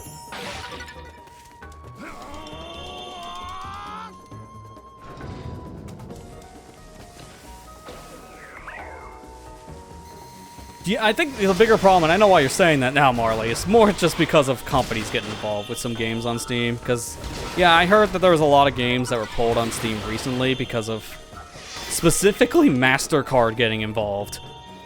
Which is definitely not a thing that was on our bingo cards. But yeah, credit card company gets involved about game releases. Because they didn't like certain games being available to purchase because they were adult themed. And it's like, okay, great. Now we're having credit card companies tell us what we can and cannot buy. This is a great future. But also, that just happens on consoles too. Let's not kid ourselves. There's just way more porn games on Steam. That's why that makes headlines. Because it feels like a good 10% of the Steam library is nothing but adult-only content, which is the problem. That's a whole other argument I have with just slop. But I heard there's like 60-something games being pulled from the eShop soon enough, because I think the company that was making it is no longer making those said titles or keeping up with the rights. Can't remember the company in question. I have to look at my headlines on my phone again to see. I'll look right now just because it's on my mind.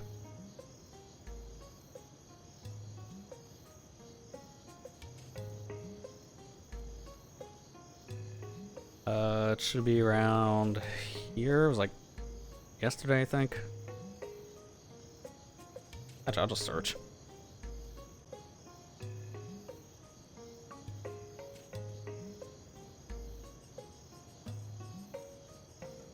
Okay, here we go. I found it. Entergram. That was the company. They're delisting 60+ titles from the Switch eShop in September.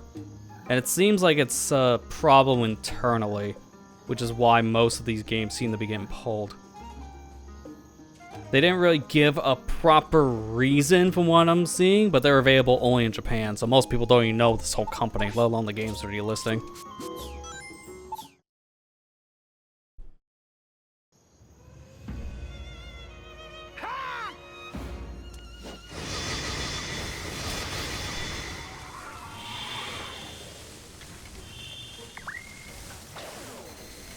Whole different less than what came up in yours. I mean, I saw that more or less on my Google feed yesterday. That's where I get a lot of my news, just whatever pops up. I know about the Steam one, but I don't know what the titles are. That's the only issue. I just know they're a bunch of adult games. Like, I don't think I want to put these in my Google search history. Let's just say that much. Why not getting the grab? There you go. That's weird.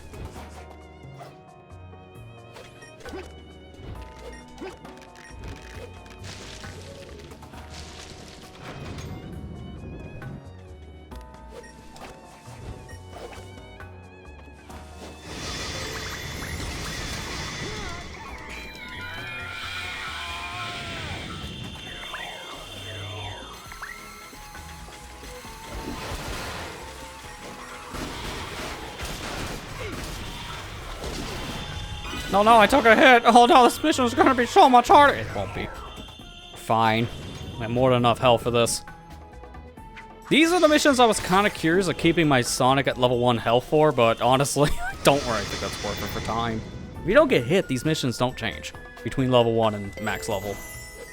That's why I'm just like, I'm not gonna do that. That's kind of dumb. Here there are level 1 stuff. I'm past it. It was a fun challenge, but it made the game way longer.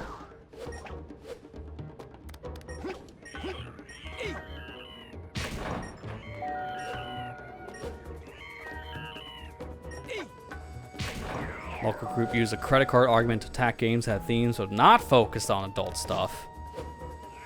Stuff like GTA 5 and Detroit got removed. I didn't hear about those actually getting. I heard that there was concerns about them and companies wanted those kind of games to be taken off Steam, but I didn't hear they actually got taken off. Is that actually true? Because if that's the case, yeah, credit card companies have a little too much power on their hands.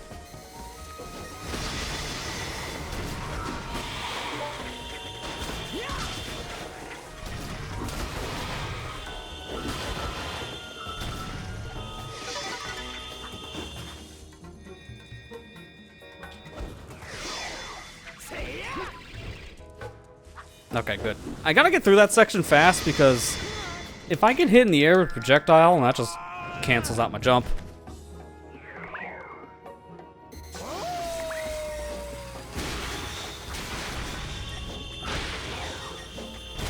Did I whiff? How the heck did I whiff?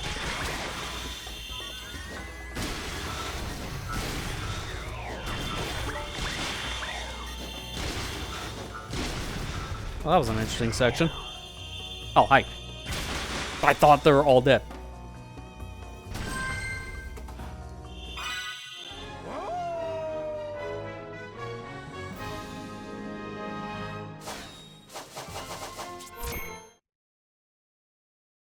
Yeah, I'm looking up those titles in question, Marley. They're still on Steam for what I'm seeing here. I think there was just concerns that credit card companies wanted stuff like this pulled, but they didn't get those specific titles pulled. But there's now a concern if credit card companies have too much of a reach when it comes to what can or cannot be on the storefront, just because of this whole Steam thing.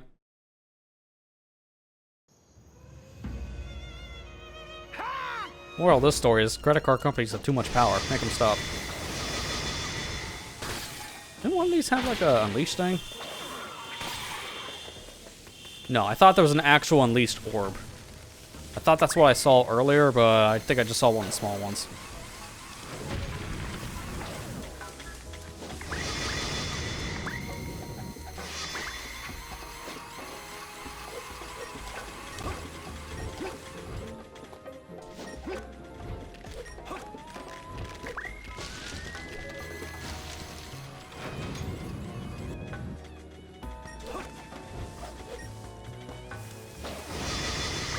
Really did not want to hit that button. If I hit the other button here, that door would have shut.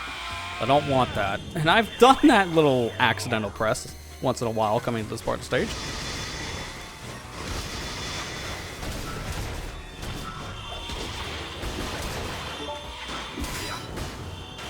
There we go.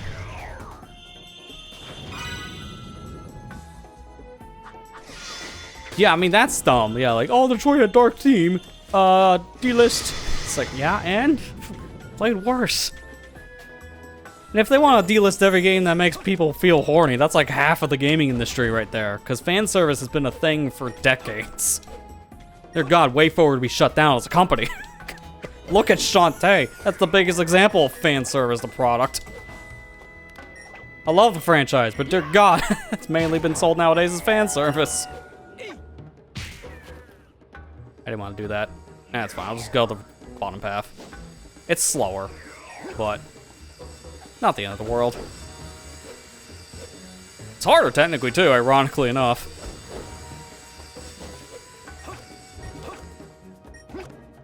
Sometimes I think the harder path to get to would be the harder one to actually traverse. No, it's easier in this case. Oh, okay, the GTA thing was a actual in-store thing. Target. Yeah, I don't know what they're smoking, but if that game has to be delisted, alright, we're gonna have a plethora of other games that have problems then.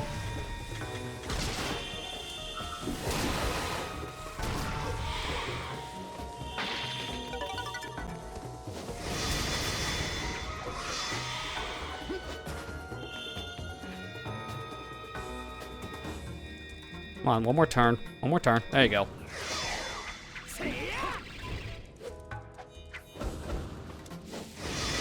I don't know how long these claws are gonna last into this final section, because that took a little bit.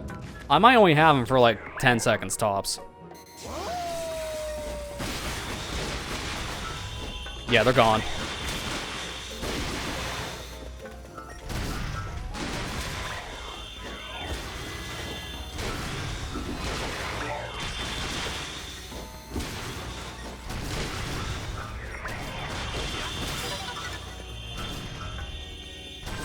There we go. Alright, no more survival, so the rest of this is easy. Because what you just see me do there 3 times in a row, I'm doing that another 3 times. The time trials aren't bad, but I'm gonna be here for a bit. Because unfortunately, there's no major skips to this level, so you have to play the entire thing. Those little skips I'm doing here and there is only saving a few seconds, tops.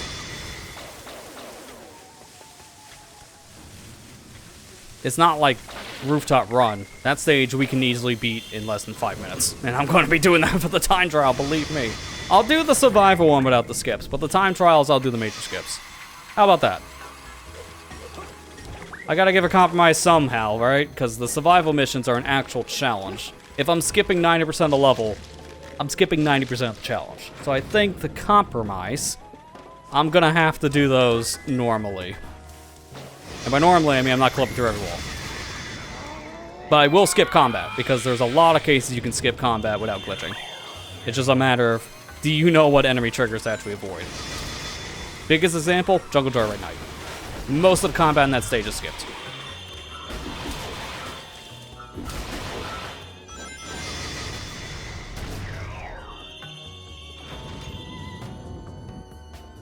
Skios? Wait a minute. I had to think about that for a second. That's why the combo stopped. I think that was supposed to say skips, but no, I like Skios better.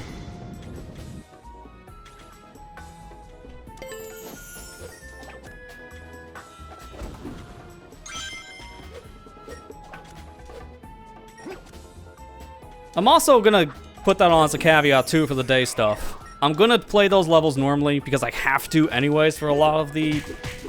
Come in here, friend.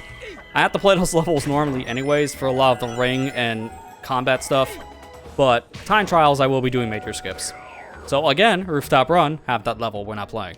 If I get my cards right. No.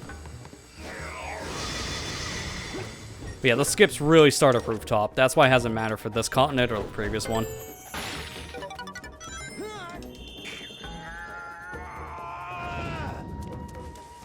No, I don't get the calls for this. I don't need to fight these guys. I just prefer getting rid of the robots and at least the flowers on the right side, because they're always in my way.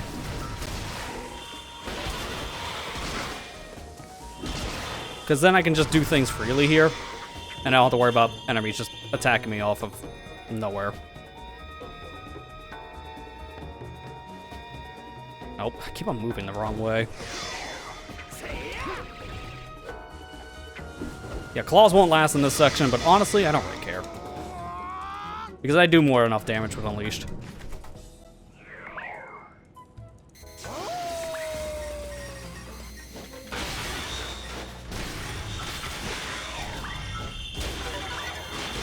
Why are you still alive?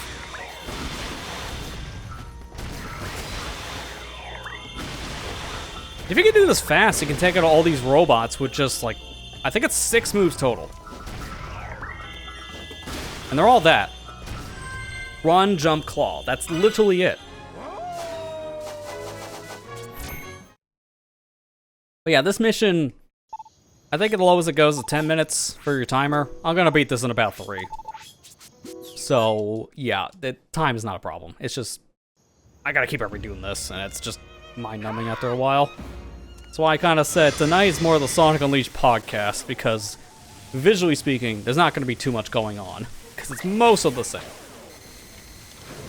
That's why I put off the hot dog mission till last. It's the most tedious part of this game.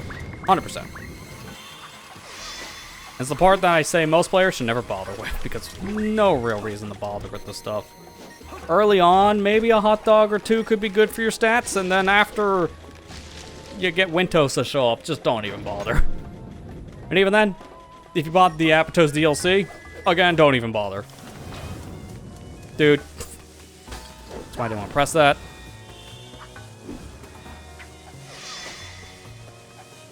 Can I even get up? Alright, I'll just clip again.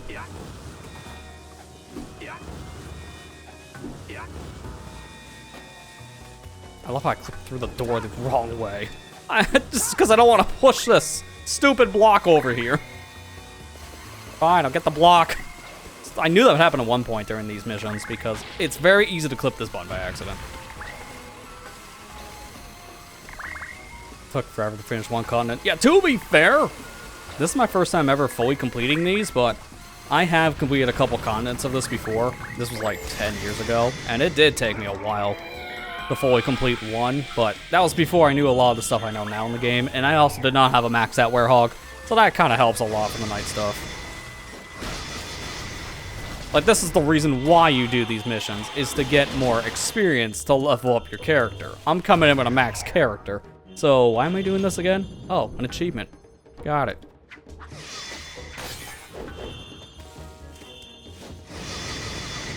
That's why I don't recommend this. If you have the DLC, Apotos 1-2 Night is the way to go because of all the experience drops you get there. It's so good. Less than 10 minutes, you can go from 0 to 99. That's why that's the best way to go, 100%. Without DLC, hero sandwiches or the steaks in Empire City are the best foods because of 50 experience points. That's just better than the hot dogs. Because these hot dogs, 70 experience is nice. Until you realize the gauntlet you gotta go through just to get one. Like, even chili dogs are better for that reason. 30 experience, but you can buy them literally anywhere in the game. So you're better off just grinding rings and buying a crap ton of chili dogs in the early game, if you want experience.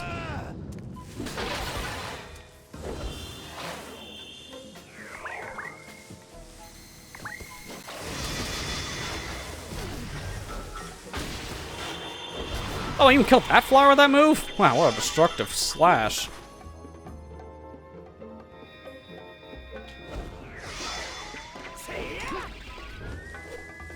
One of these attempts, that guy's gonna hit me and I'm gonna be mad.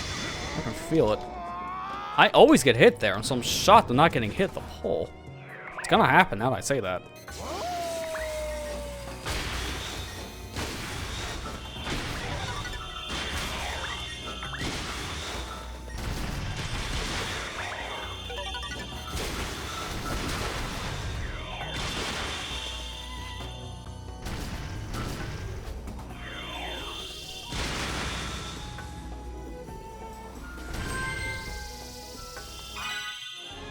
I was hoping the blue charge would have been in the victory result. That's why I was doing that. Although the one robot got wrecked. Alright, one more and then we're done here. You know, it'd be nice if we can at least get through 4 continents tonight. Because that could be very much possible. I've been going now for about an hour and a half, close to 2 hours, and we're just shy of being done with 2 continents, so do the math. That's actually better than I was expecting, although some of these later missions won't be this generous. Oh man, I'm not even thinking about Cool Edge Night. Oh, that's gonna take forever. Cool Edge Night is like a 10-minute gauntlet on a good day. Even with speedrun tech, it's still terribly long. So, yeah, an hour per continent, I think, is a great pace, but we're not keeping that pace forever. That's probably gonna go out the window after this level, honestly. Rooftop Run is much longer for Night, so we're gonna be there for a while. That's why I say, if we can do 4 continents tonight, that'd be nice. Realistically, we might only get through the rest of Spagonia, and then be like at 3.5, 4 hours, who knows. All depends on how the missions go.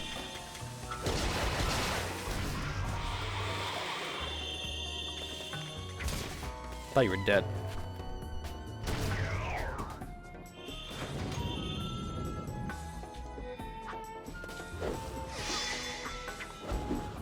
So I don't normally do that attack, but I just want to see. Could I do the roll uppercut? No? Okay. If you're too close to an enemy, you always target it with the roll uppercut. It's so annoying.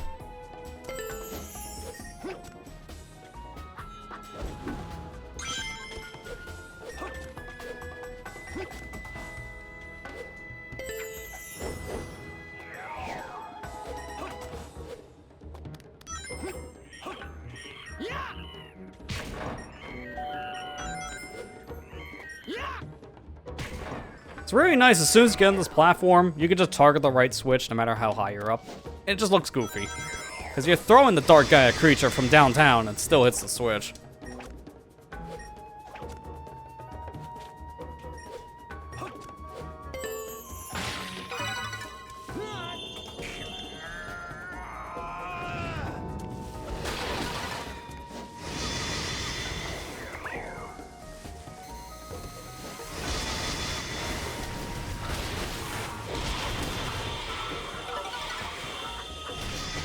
I thought I was gonna hit the enemy again, because that would have been prolonged death, which I don't want. Okay, almost got hit there. Thank God, it didn't happen a single time. Let's go. Yeah, about Ozzy. Yeah, that's really sad to hear.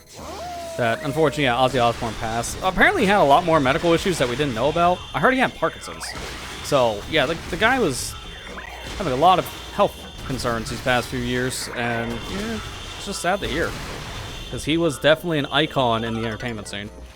There was another one that happened yesterday, too. Like, I can't remember his name, but it was the kid who played on, was it Bill Crosby years ago? Malcolm is his first name. I just never remember his last. So it's been kind of a hard week for Hollywood. 2 big names passing in 2 days. On the plus side, that's all the hot dogs here.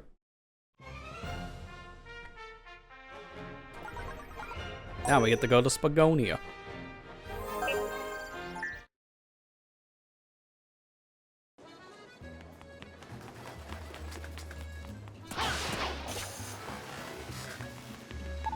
I love how that just gets me right to the actual vendor.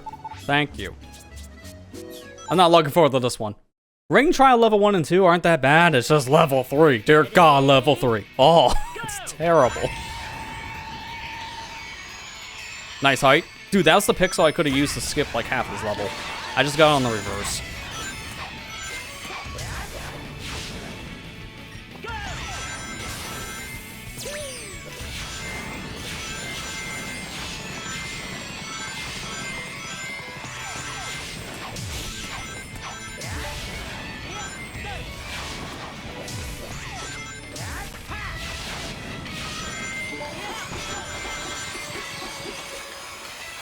I gotta play this pretty safe. I'm gonna go through the whole stage. I could do skips at this point to just get to the end, but a lot of them are pretty difficult. I'd rather just play it safe for the ring and the enemy ones and just not, even when I have the totals. Like I was saying before, these are gonna be, for the most part, skipless until we get the time trials. Doesn't mean I can't still do some cool tech.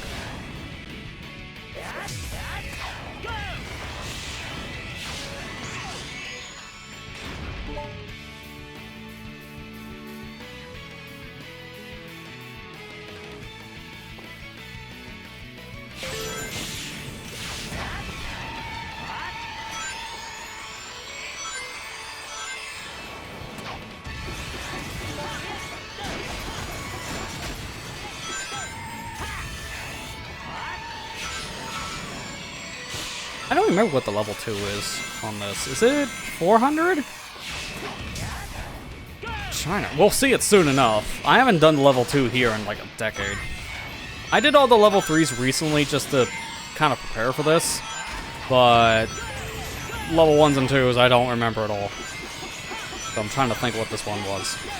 I just know level 3 is terrible. It's 800 rings, and this stage only has, I think, a little over 1,000 rings. I can't remember the exact total, but it's not enough. You get hit once, it's GG's. It's that bad. And most of your rings are at the end, which is in an automated section with robots that will constantly attack you. So, as you can imagine, the ending is gonna be horrible.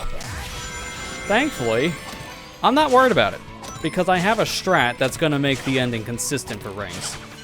It's gonna be slow, but it's gonna be worth it. I'll probably do it for level 3. I'm not gonna bother for this attempt. Level 1's pretty generous. Also, stay away from the center. Center robot has a mile-wide radius on his punch. Don't trust it. Let's get the boost pad so I can do this. Got the jump. That's fine.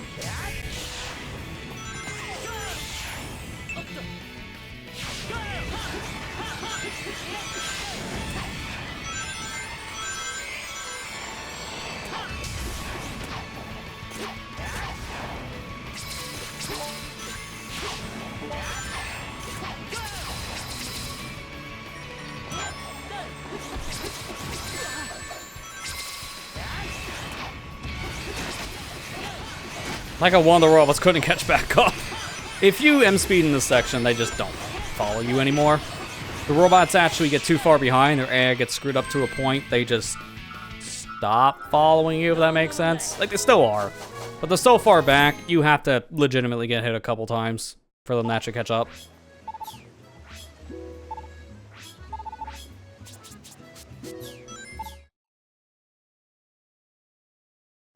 I guess that's one way to get through that section safely. That was not the strat I was talking about. I might have to do it on this one. Because 500, that's a lot.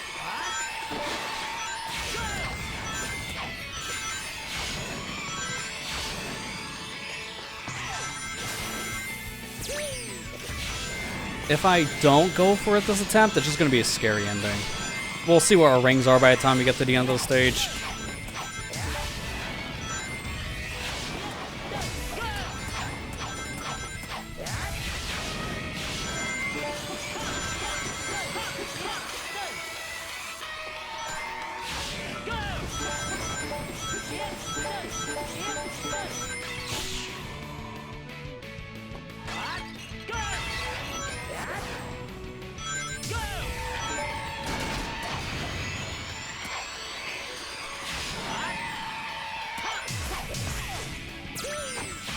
I was afraid I was clipping there for a second. You can go too fast in that section and get stuck on the floor.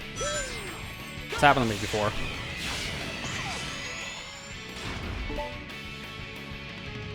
Oh man, how did I not hit the spike ball?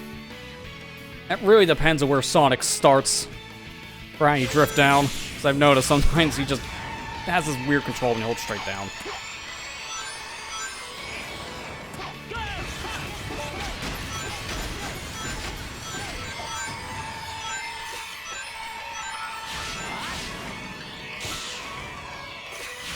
Again, I have the description in Tales of Graces. It's the game so poisons will kill you, revive you, then kill you again.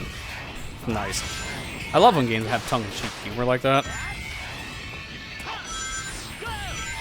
I see a lot of the SAT fan dub. Yeah, that's what I'd say, the famous Eggman line. I'm gonna kill you and kill you again. Like, I get it.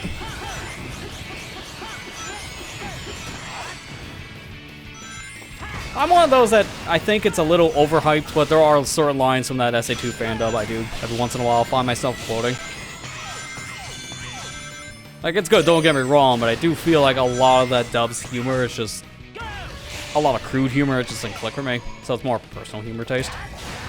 But there are certain jokes that really stick out.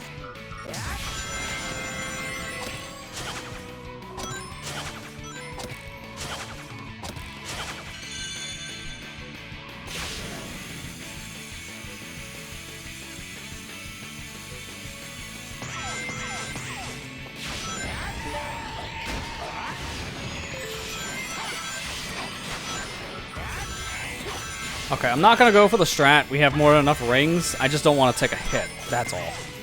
But I will have to play the section safe, so I'm not gonna do the end speed stuff. That is the one thing I won't do.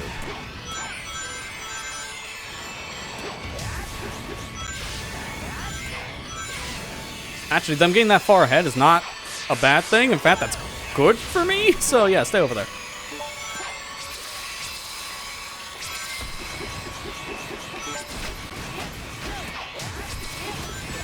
Oh, crap. Okay, now we gotta be careful, because I didn't want to take that hit. I'm gonna be slow. We can still win this, but it's gonna be sketch. I think there's just enough rings here. I think. That's how many we grab.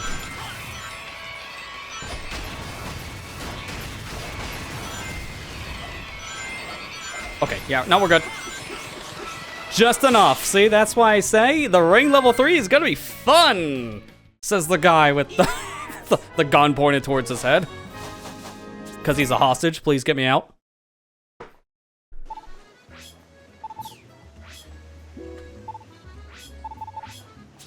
Alright, let's do it. Worst one. Ring level 3 is 800, and this stage doesn't have many rings past 1,000. So, one hit here, and that's GG's.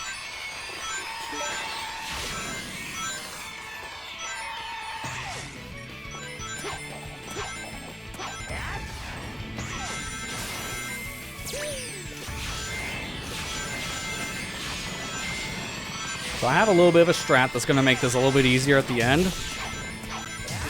And let's just say it's going to involve that chaser section.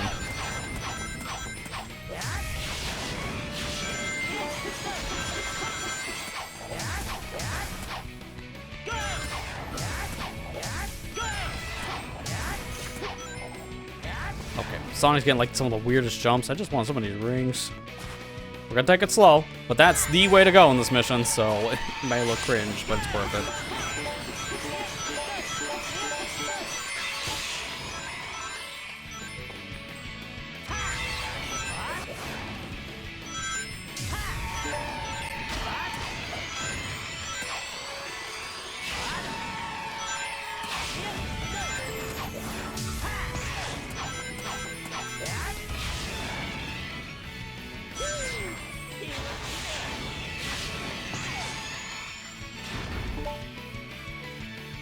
Still skipping everything here. It's not worth a single ring in this section.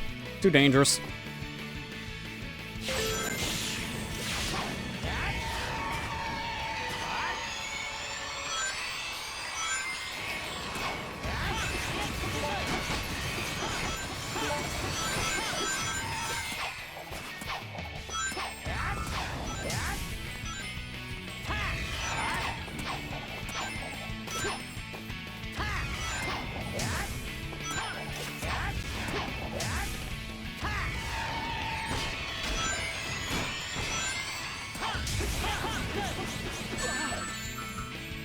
Huh. Thought you were dead. Okay, well now this got even more interesting. I just lost half my rings from that. So, I don't know if there's enough rings left. We'll see. But now you're gonna see me do even more sketchy stuff. That's gonna look even more cringe.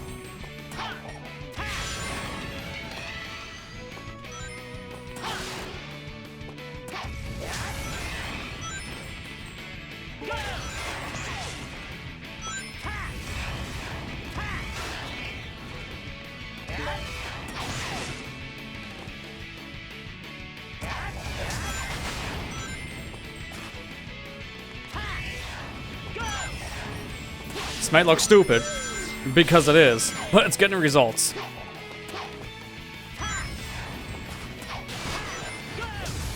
I'm at a point where I literally need every ring, so this is really terrible. I hate this one. This is the worst one. 100%, this is the worst ring mission, and I can't believe I'm saying that when Jungle Joyride exists. But no, this one's worse. Why? The max there for Jungle Joyride's ring mission is 400 rings. We have that now. The water riding section alone gives you enough rings. So I don't know why this is so difficult. They really ramped up the rings here way too much. I don't understand why. Especially when they could have easily done the 800 in a level that has more than 800 rings, like Jungle. But, no.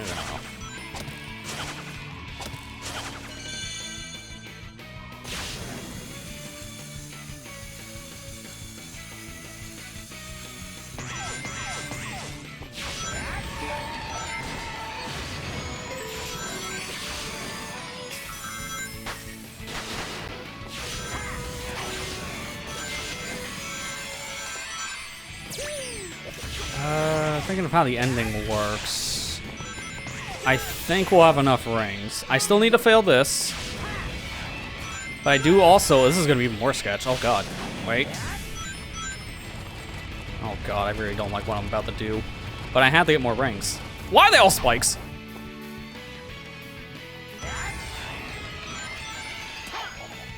Alright, well, I got lucky they stopped spawning. That's good. Because I guess skipped the trigger. Okay, nope, that didn't work out. Okay. I'm taking the L then, because I can't get the rings here. It's impossible after I fail that. So I'm gonna explain it once I get it, because I was supposed to and I hit the trigger by accident. Which was bad. But let's just say that run was probably dead beforehand. Once I took the hit in the middle, yeah, that was really bad. Ah, gee, it's fine. I think it's enough rings. This is why I hate this one so much. One little error and the entire mission is impossible to complete. I don't know why it's 800, I've said it before. I would love to know the actual ring count here, but it's a little over 1,000. It's like 1,100 rings or something like that, last I heard. It's not generous at all, as you can imagine, based on that number, if that's even accurate.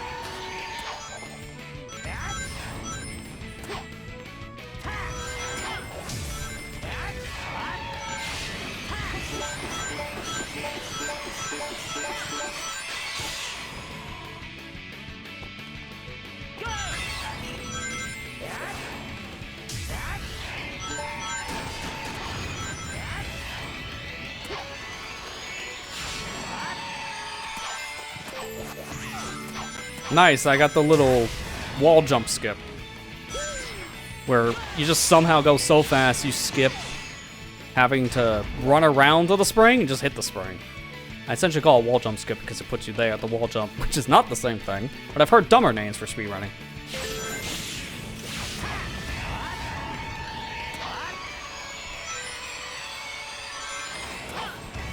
This section I won't go backwards in. I don't think I really need the rings here.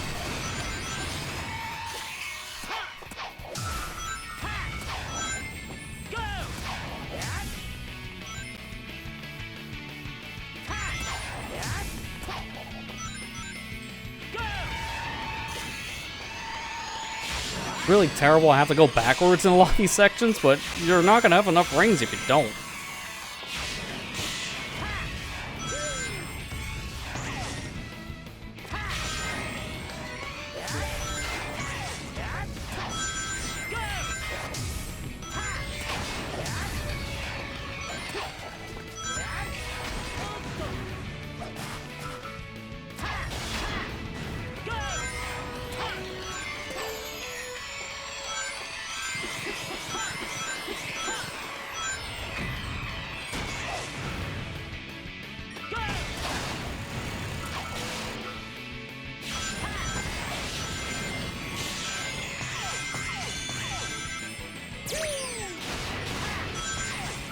You do skip some rings not going down the bottom path, but it's, I think, almost the same amount as going the top path there, so bottom or top half of Clock Tower, I think it just breaks even.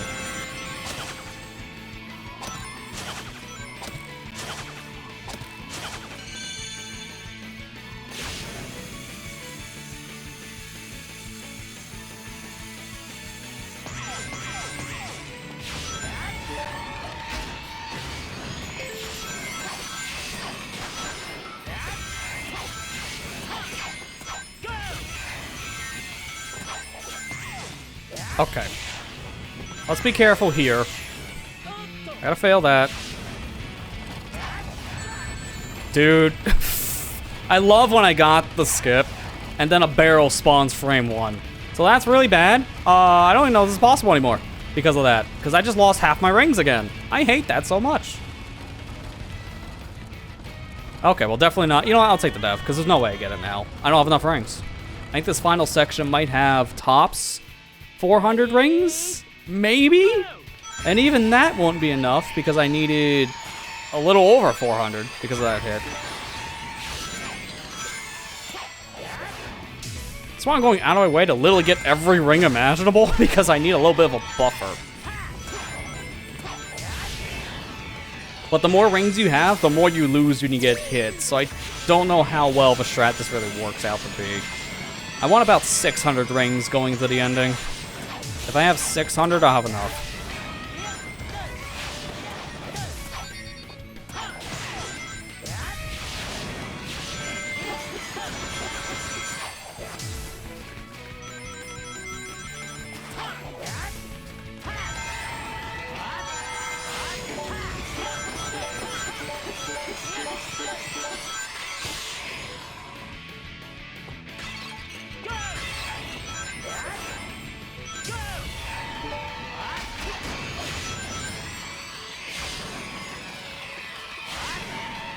For people who've done these hot dog missions, what's your least favorite? And I don't just mean of type, I mean just period. Because for me, this is it. This is my worst one. Next to the enemy level 3 in Arid Sands day. That one's terrible as well. I don't know which one's worse. I feel like this one. Just because of how much you gotta be careful. It's the one-hit wonder challenge, while the other one's a little more forgiving. We'll get to that mission in due time.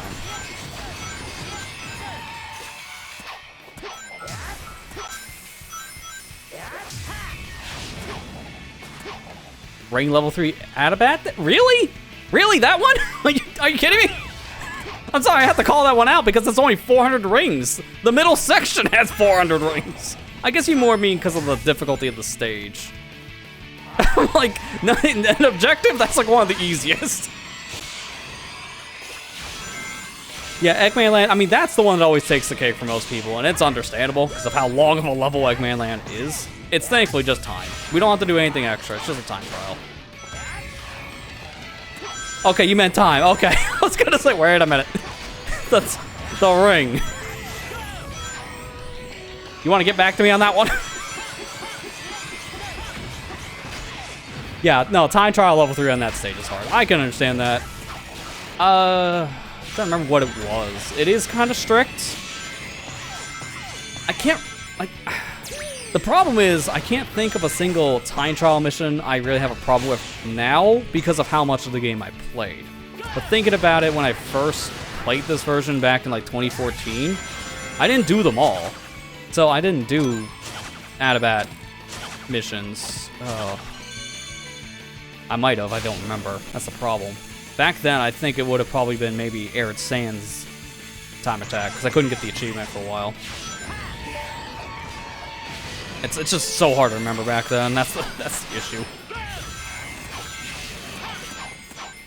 I've played so many different recreations of these stages along with the original now. It's not terrible to run through this stuff.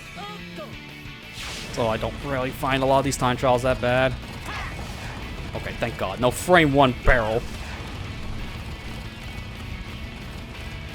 Alright, so don't go too fast here. Just take your time. Because once that camera transition happens, yeah, that'd be a problem. Shout out to my floating pot over there, by the way. That's just a pot in the sky. Who knows why. So jump here. Boost. Congratulations. You're in full 3D, not restrictive 3D. So you can stop and go backwards. Also, no chaser robots, which makes this section infinitely easier. And that is the strategy to actually complete this mission without tearing out your hair. Because you can take your time here and actually grab every single ring here, or avoid every single enemy. And you know what's even better? These rocks, you can't normally go over here. They're solid. You can jump over them. And now this is a safe area. There's no enemies on this side. You hear them all on my right? I don't see them. Oh no, flow! Wait a minute. Hey, what is that? I'm sorry. When did we learn how to fly? Yeah, so needless to say, the textures aren't there, but the collision is. The only thing you have to be careful of is don't go too fast here. Jump over the boost pads, for the love of God. You will die if you don't. But yeah, this is it. This is the whole section. You can take your time, grab every single ring, and yes, we can also do that for the enemy mission, which I don't recommend, ironically enough. You get more enemies killed if you also kill the flying chaser robots, so you're better off actually going through it normally. But yeah, we can do a little skip for Battle Trial if we really wanted. This one's also pretty bad too. Ready? You get most of your enemies in the end though, so that's the big saving grace. So I'm gonna, for the most part, speedrun this until we get to the ending, and then we actually try.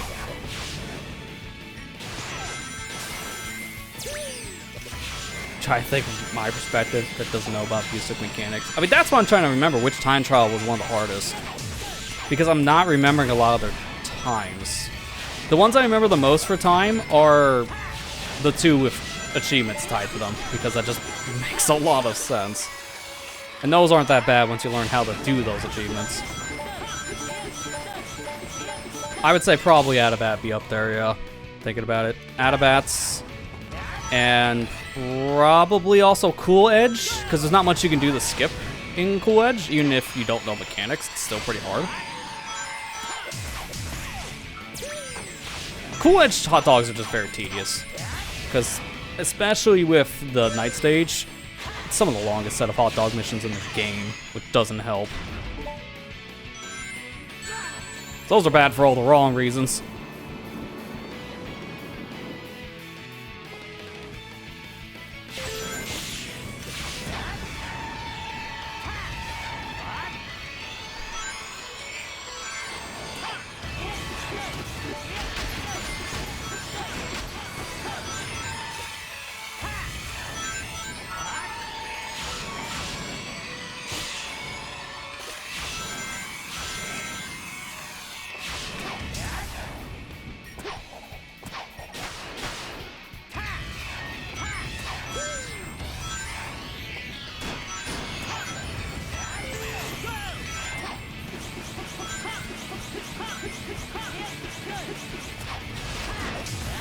I just don't want to deal with the barrels.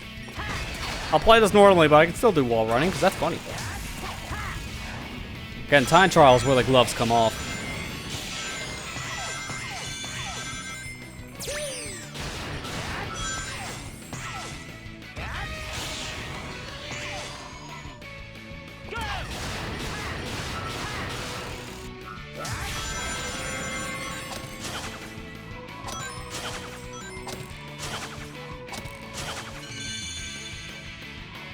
It's really nice, these kind of missions, they really exist in the Wii version. There were missions that were close to how the hot dog missions were structured.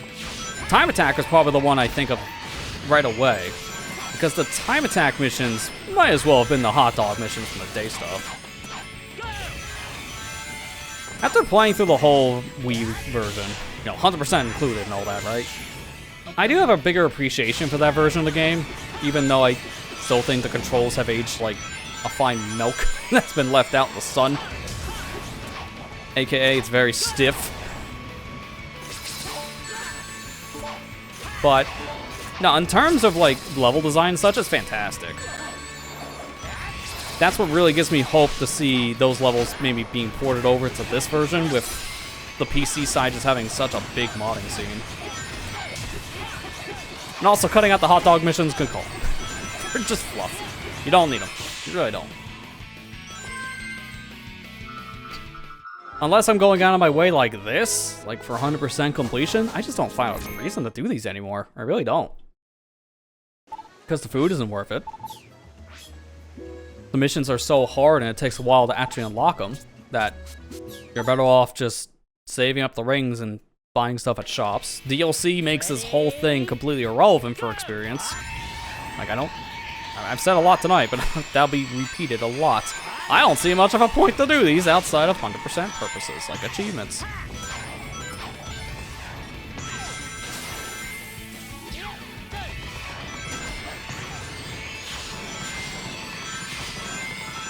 But to be fair, how many people have fully done everything here, right? Like, I think from what I last saw, the platinum for this game on the PS3, because that's like probably the best thing to compare for how many people have done everything in Sonic Unleashed, because it tracks you doing everything in Sonic Unleashed, essentially. The platinum was like, what, maybe 1 to 2% of the player base tops? It's a really small margin. So that tells you right there, most people just don't bother 100%ing this game. And after you watch this entire series of me 100%ing the game, you can see why. There's a lot of tedium to it, and it has some of the hardest challenge.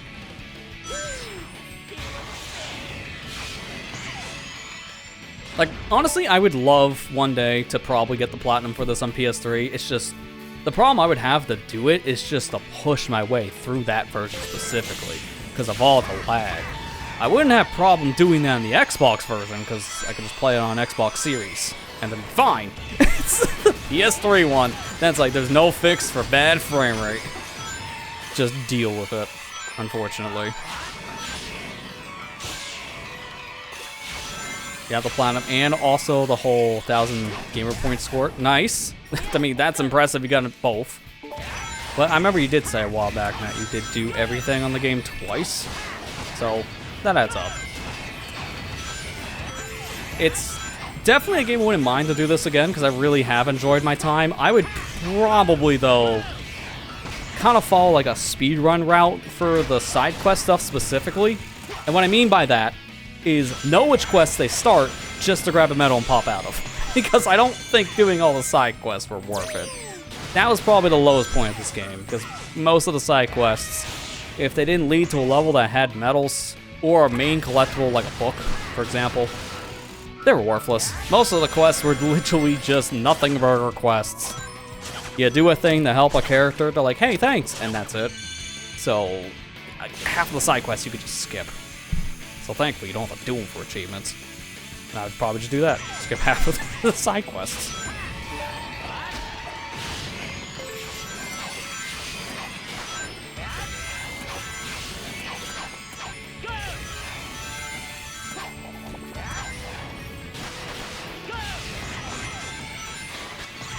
Say, there's nothing down here, right? Yeah, it's just for more rings.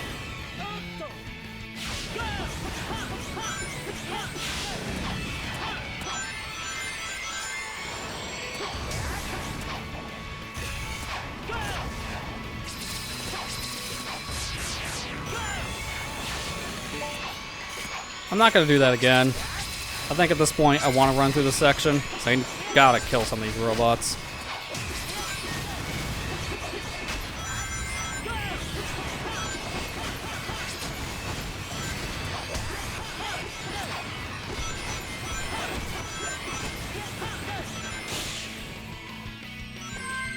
Wow, I was 2 rings shy of actually getting the ring mission again.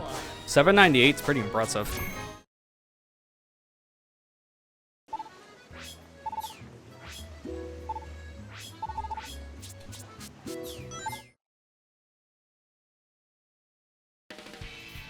Ready? Alright, so this one's bad.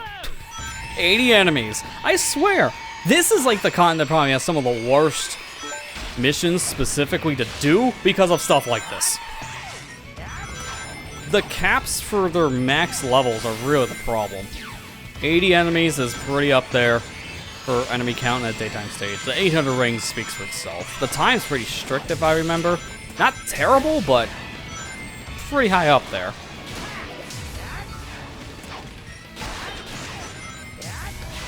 Like, I don't have to kill every single enemy I see, but I will have to stop and go out of my way for a lot of them. Because this stage is mostly enemy back-ended, so most of the stage doesn't have that many enemies to kill. It's that final chaser robot section that's gonna have probably 40 of them for us.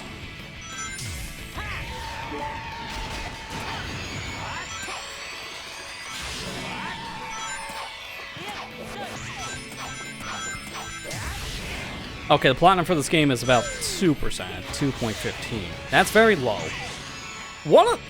No, I don't think that's the lowest platinum anymore, because I think Team Sonic Racing trumped it, from what I've heard, because that's like somewhere around 1%. But that used to be, for the longest time, the lowest platinum for any Sonic game on PlayStation.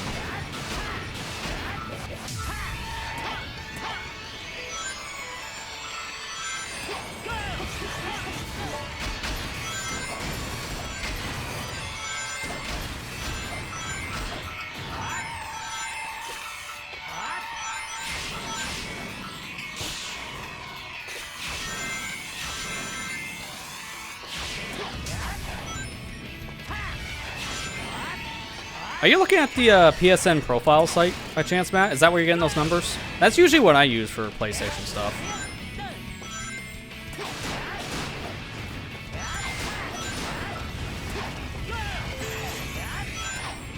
Yeah, okay, that's what I thought.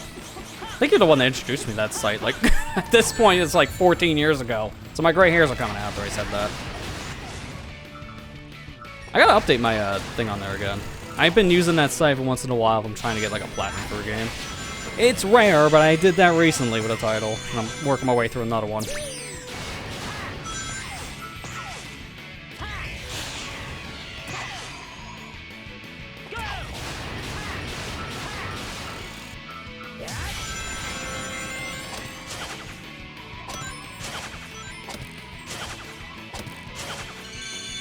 Alright, this section here I gotta start locking in, because this is where most of my enemies are gonna be at the ending. I'm gonna kill you just for safety.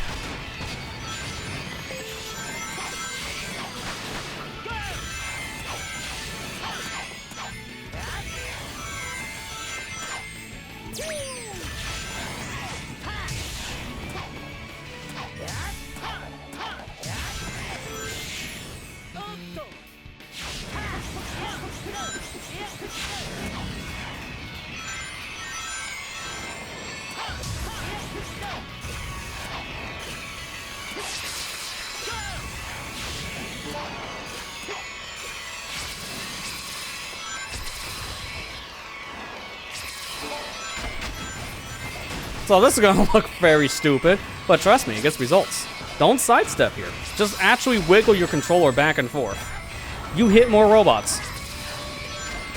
When you sidestep, you can't hit multiple robots at once. But when you're doing this, you can. You can sideswipe something in the opposite lane. Well, there you go. See? Got it. Now we're going for the high score.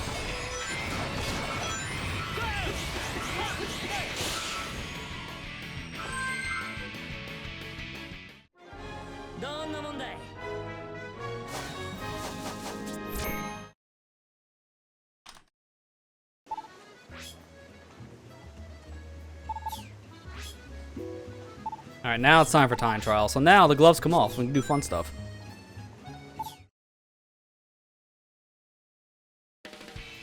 So 7 minutes. It's not that bad. Go!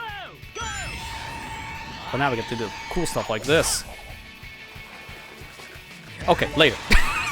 We'll do it later. To be fair, that's the best case scenario there if I fail that shortcut. I'll talk about the shortcut when I actually get it. But there's a chance if I do that wrong, I clip inside of the building. So that's worst case. I would have to quit the level if that happens. I'm gonna try the old school skydiving skip. I haven't done this in a hot minute, so here's hoping.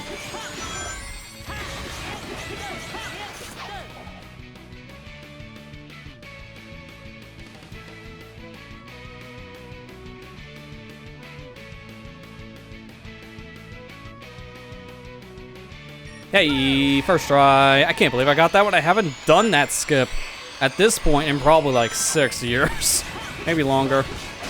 That skip is hard to go for because you have to avoid a death plane, which is very easy to hit, mind you, when you do that jump off the rail.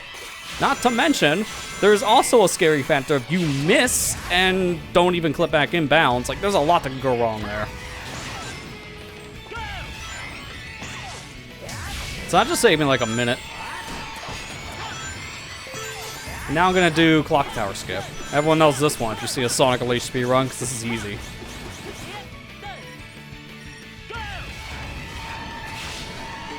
That just skips the entire clock tower.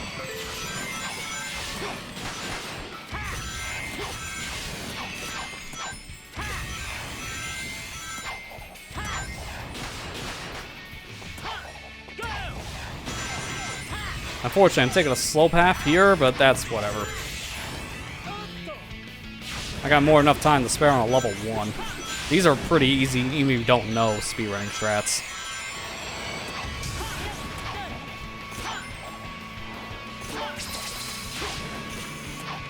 I'm shocked I didn't get clipped there.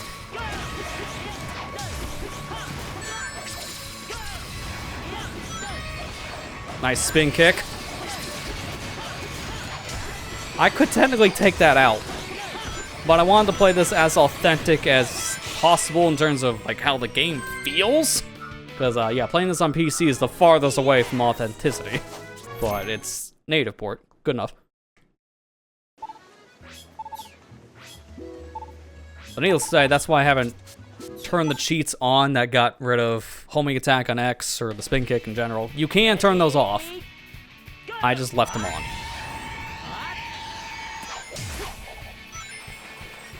Sick, I got it. That's the skip I love doing. Getting a good M speed in the very beginning, you skip straight to the sidestepping part. But that's not all. We have a part 2 coming up. I just hope I get it.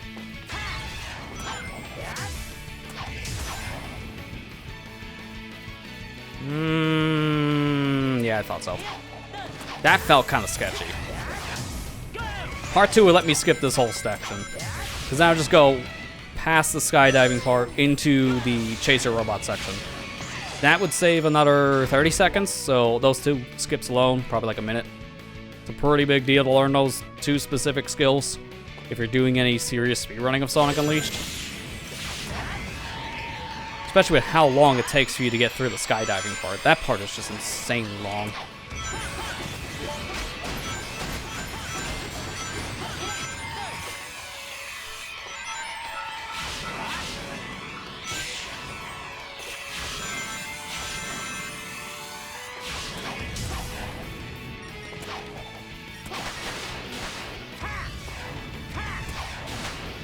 That was the weirdest balloon section of my life.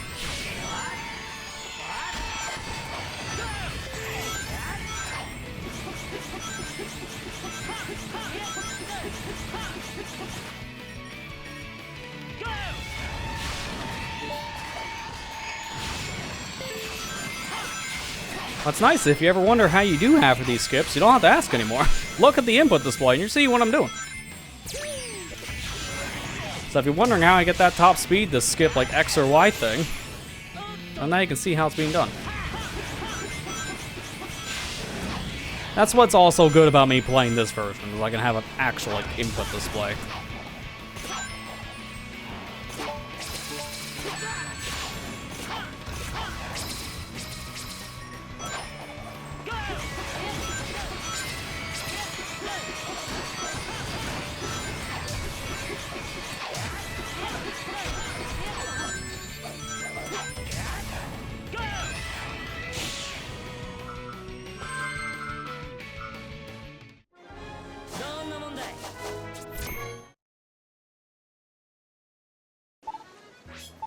One more for day. Level 3. This one is 4 minutes 30 seconds. This one's pretty tight if you don't do any major scripts, obviously. But I'm doing them, so it's not gonna be that tight for us. I'm doing these because we've been doing so many of these missions. I can do this easily at 4 minutes 30 seconds. I think my best time doing intended strategies in this stage is around 3:30, somewhere around there. So it's not hard. At least nowadays. Oh, I forgot to do the thing. You know what? I'll do the backup.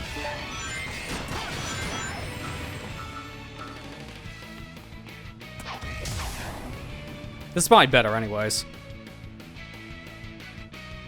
Yeah, there's the chaser section. I'm gonna skip that. I'm gonna go straight over here. And I'm gonna go backwards a little bit. It's gonna look a little sketchy, but trust me, it's worth it. Ah, and then I didn't hit the boost pad.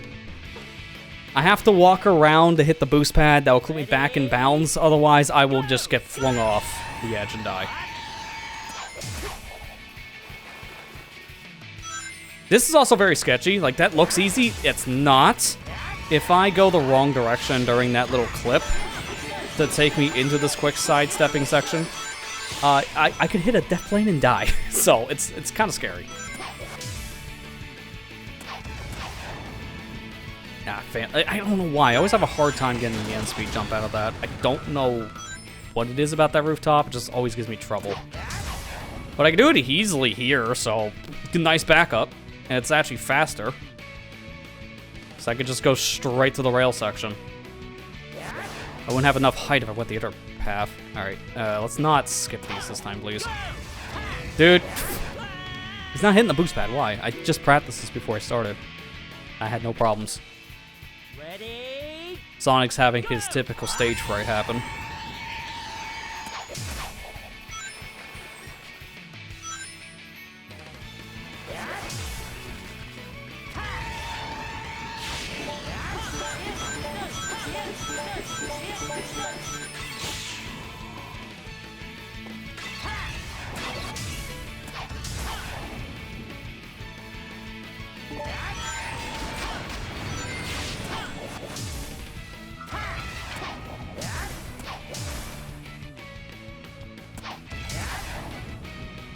Didn't even get the speed. What?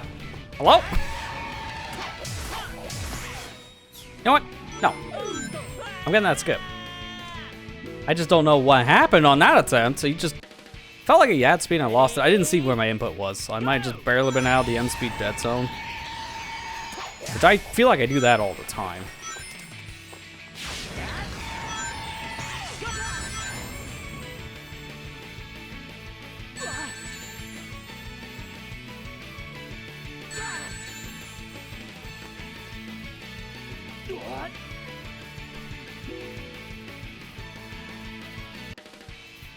Ready?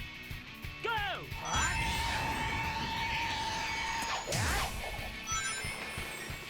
This skip is also a nightmare on the DLC version of the stage. You have to be very close to the ledge to do that end speed jump, otherwise you don't get the clearance you need to clip out of bounds, and also to avoid the death plane. And they put a spike at the end of that path because, haha, funny, we're DLC, we love spikes. So, yeah, that section's a nightmare on 1-2. Alright, so let me do the alternative. Oh, crap. Well, I got a bigger problem now. I hate this part, because I can't kick back in. This is a solid wall. So, yeah, that's why I hate having that happen. You have to be very high up to avoid all the walls around that chaser section. Otherwise, you clip back through it. Which, if that happens, you better hope you're in the chaser section. Otherwise, GG's. So needless to say, as you can tell, I'm committed to the speedrun. I want to show you guys the cool look of how the stage works on a speedrun. So time trial level 3 at this point is just harder for no good reason. Ready? Go!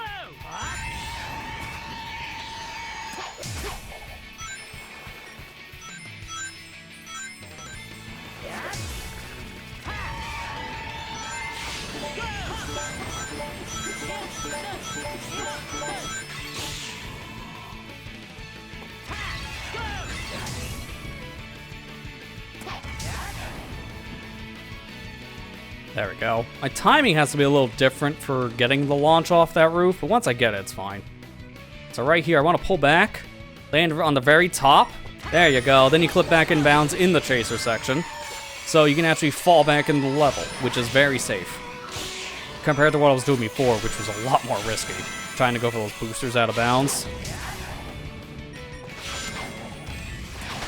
And then the rest of this is as you've seen the other attempts.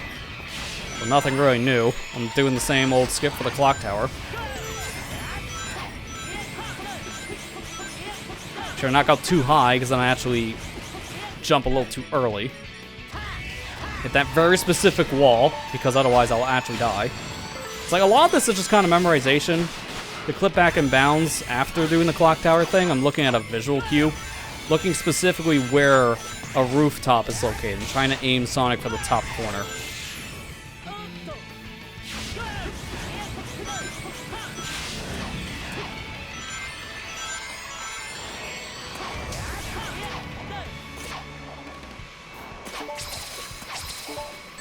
Oh. I don't know why I jumped there. Because I knew the lasers were coming. I should have just done the sidestep over to the other rail. I always get nerves at the ending because of those robots.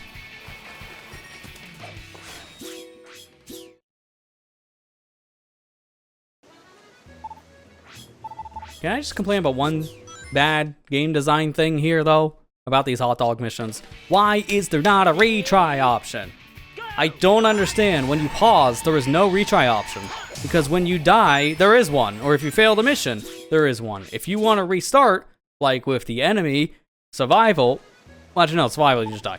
So enemy or the ring missions specifically, if you don't meet the counter, and you know you have half of the stage left and you're not finishing it, because you just can't get the objective. Why can't you just pause and then quit, you know, actually restart the mission instead of just fully quit it? I think that's terrible game design.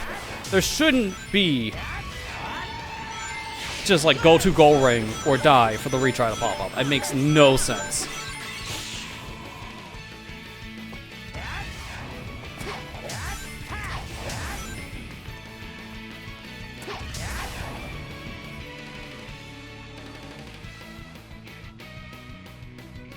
Sometimes you just know you're not going to succeed in the mission. You would love a retry button just being on the pause screen.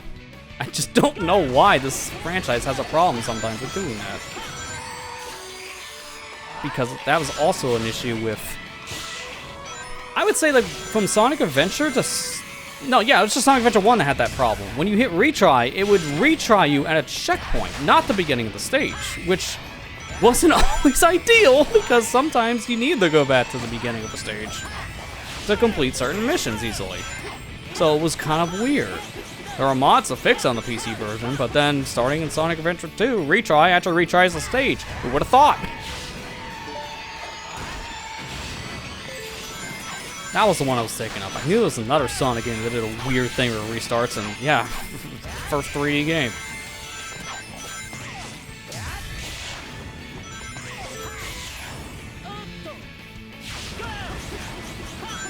Speaking of that, I know there's one news thing that came out, what was it, last week? Maybe the week before, I can't remember. It was about Sonic Adventure, and it's the possibility of a remaster, or remake of some kind for the...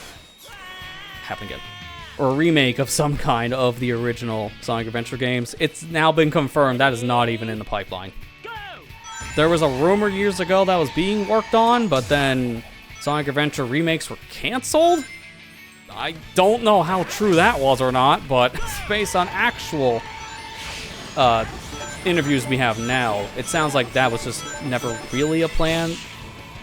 The people behind Sonic right now just want to mainly focus on new titles and new experiences. That's been the argument. So it's not like they're saying never say never, which is not right now. I would just like at least to see the games get ported again. That's my problem. They're stuck on PS3 and 360 for the console. And that's not good. Because not everyone has access to these. Not everyone can play these older systems. So it'd be good to see those games on more modern hardware. Excuse me. It'd be good to see those games on more modern hardware than stuff from 2 generations ago. Even if they are backwards compatible on the Xbox Series. And even that, didn't like the Sonic Adventure games get delisted somewhere in like Europe? think like some European territories can't even get Sonic Adventure now. 1 and 2. Which is kind of stupid.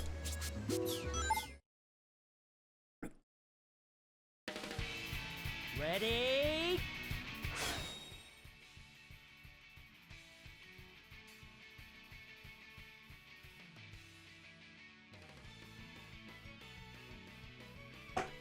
Oh, sorry about that. Love taking a drink of water and then start to choke on it. Proceeds to have to take another one. Imagine doing MSB when you die.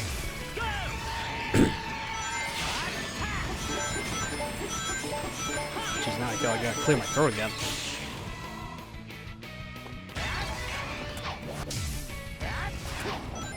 Oops. Alright, you aren't fine. We're doing the backup.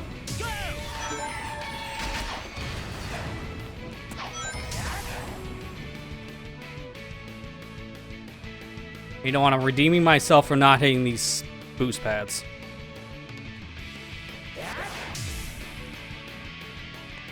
Don't go too fast. There you go. Just, again, don't go fast. That's the solution to speedrunning.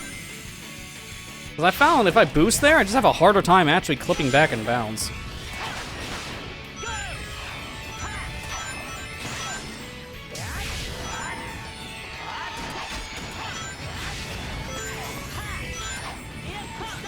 Kind of just want new games at this point. I mean, I agree too. I think there's talks of like Sonic Frontiers 2 being worked on at the moment. Yeah, I got way too much hype there. I seen that coming a mile away. I don't know if that's true or not, but to be fair, rumors for Sonic have been extremely hit and miss. It's kind of ridiculous. You don't know what to believe because Sega's terrible about keeping things a secret. Everything they've had for the past few years have gotten leaked ahead of time, so it's hard to say. But there's also talks that they want to remake or remaster a lot of older Sonic games after both Sonic Colors and Sonic Generations, and this is why I don't really know what to think about newer games possibly getting, or older games getting a possible remaster. I think there's talks about a Sonic Heroes one in the works. Again, who knows?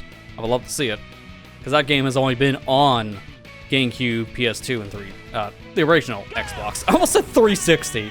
Kind of, backwards compatibility-wise. It's terrible on the 360. Half of the things don't work correctly on 360. Cutscenes are bugged to a point where it's massively desynced. The game itself runs kind of weird. Some graphic issues are apparent here and there and has some lag. So it's like, yeah, it's on 360, barely. Better off emulating the original Xbox on your PC than playing it on a 360. So it'd be nice to see that game on modern hardware, but again, when they say things like we're going to focus on making newer games and not go back to old, this is also from the same company that said, we would love to make an older game available again. Tell us what you want to see next. It sends mixed messages, so I don't know what to believe.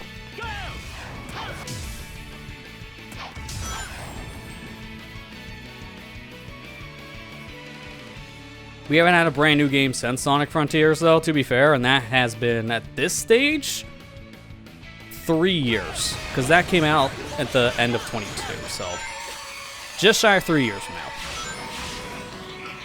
So it'd be good to see a brand new title at some point.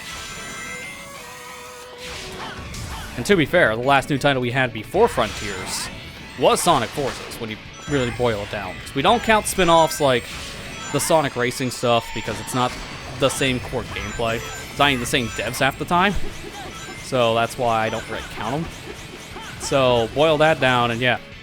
Frontiers, Forces, that's a big time gap. 2017 to 2022.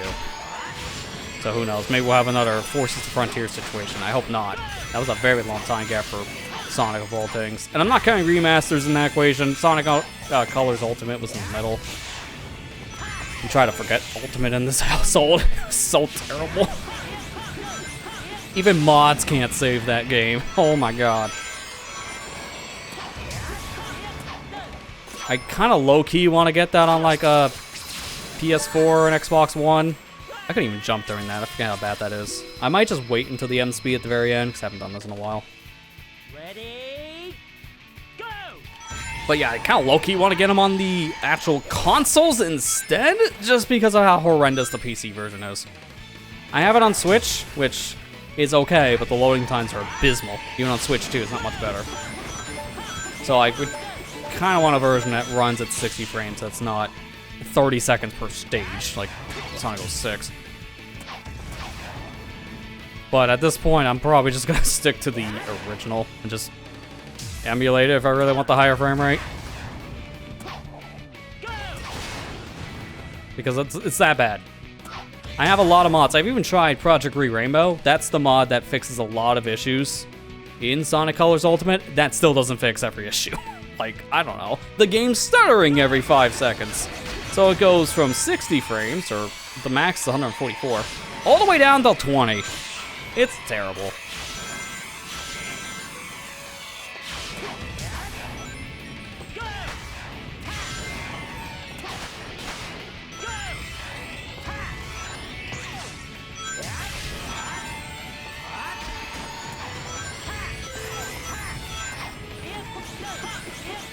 Dude, you know what? Now I kind of want to get on that topic because, like, again, what else do you talk about doing these hot dog missions? That's a perfect segue for something else.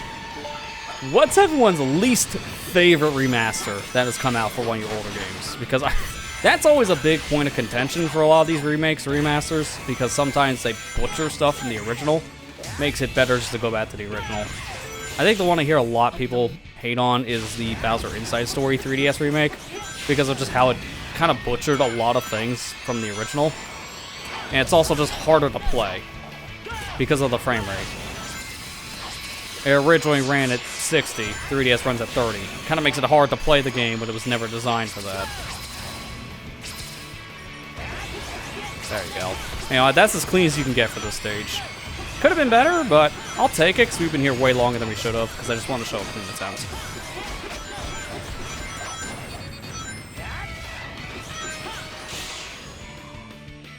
Because what is that? 430 to 2... Well, we'll round it up to 214. So, that's 2 minutes... and 17 seconds? I think. Somewhere around there. A little over 2 minute time is pretty good.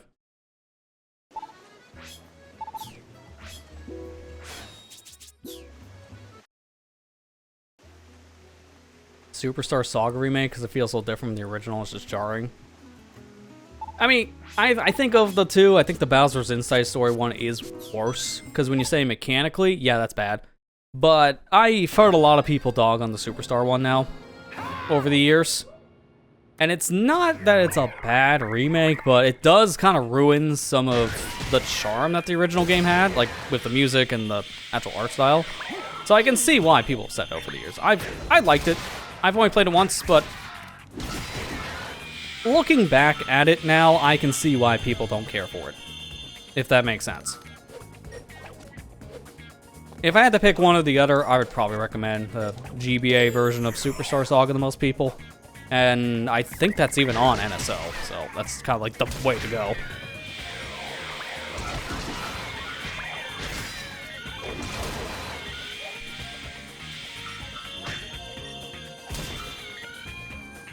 Yeah, Tales of Symphonia remasters, rebag. It's mainly because from what I hear, the game's source code got lost. So that was one that you had to rebuild from scratch. And it's not great. I think it's like, what? Is it supposed to be based off the PS2 version instead of the GameCube one? Which is the worst version of the two. So, yikes. It doesn't run in 60 frames, it's 30. And just like with the Bowser's Inside Story remake argument, the frame rate's pretty important for a game that originally ran at a higher one, because half your inputs are dropped. So it made the game harder to play and just looks ugly by comparison. So I've heard a lot of bad things about it. I've heard that there's a mod for the PC version that fixes a lot of its problems, but you're still better off with GameCube.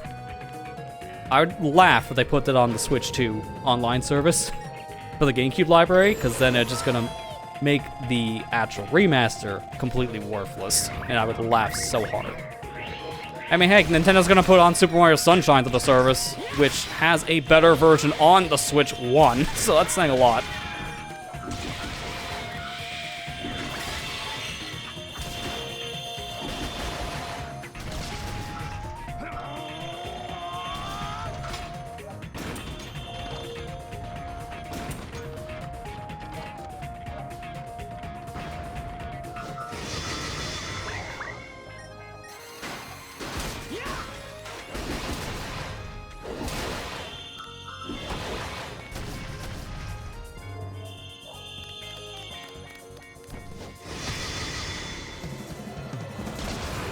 I don't even know if you gotta kill that guy. I just want him out of my way. There might be a barrier past this door. I've always killed him before actually putting the block in square hole. So I don't know if there's a barrier here or not.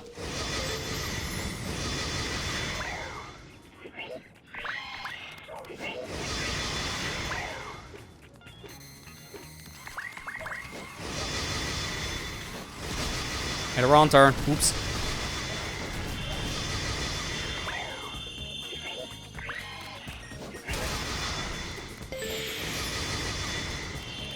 It's actually interesting of just how much of this level you can technically skip, because they didn't put an enemy wall in an area, so you can just walk past everything.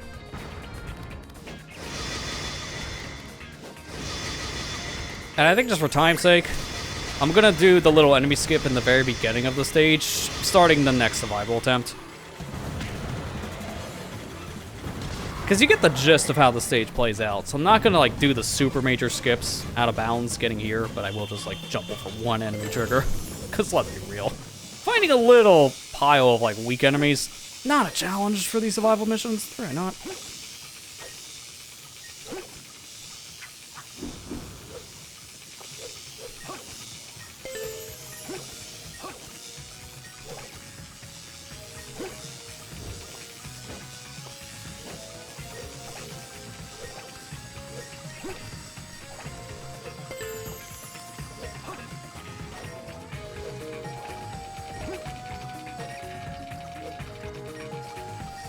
Okay, that was close. I don't know why they didn't grab. You saw my B button being pressed there, and it didn't come out.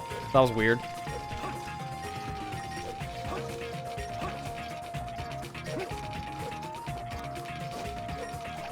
If I fell too far, I would have died. So I'm glad that didn't happen.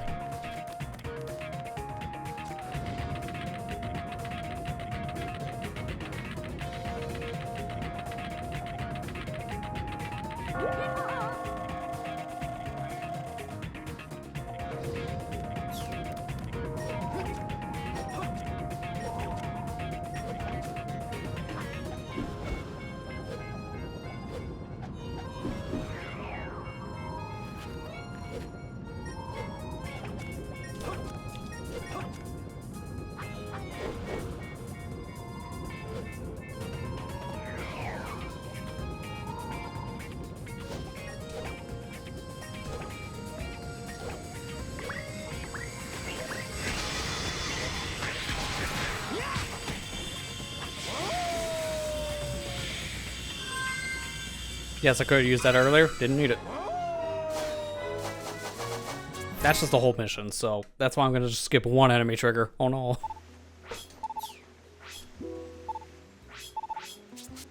No, not yet. Survival first. We'll get to have fun later.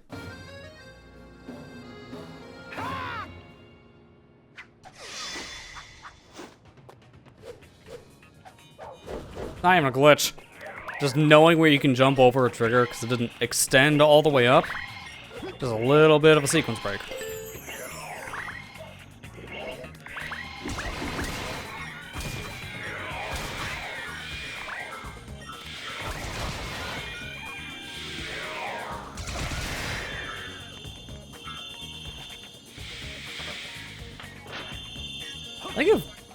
I don't know if this game has a glitchless category or not for a speedrun. I don't think I've ever seen a glitchless speedrun of this. But if there was one, I feel like what I just did to skip the first enemy set is probably going to be allowed.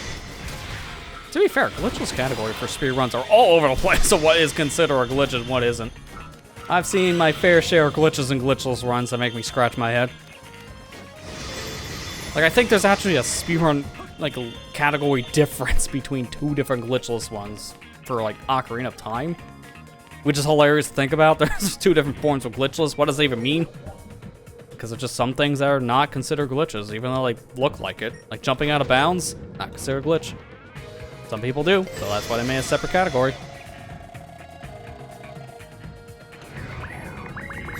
Speedrun's just kind of funny to watch sometimes and to see what's allowed and what's not.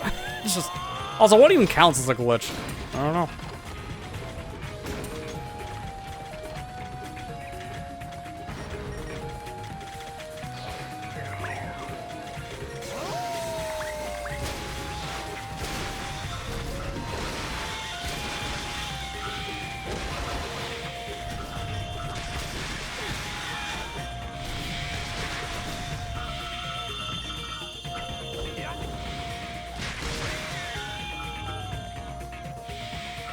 So good to know, you have to kill everything here. I thought it was just those enemies that spawned in after the barrel sequence. It's not.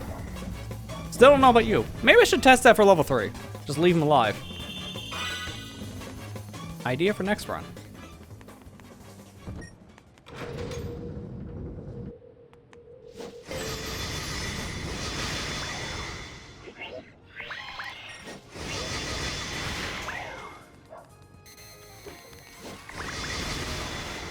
It's just so nice to be able to do these hot dog missions and not have the repetitive da-da-da-da-da-da every other second, because if I'm skipping all these enemies, I'm never hearing Rooftop Run music. And legit, Rooftop Run Night, one of the best songs in this whole game. It's a shame you never get to hear it during the actual hot dog missions in the console version.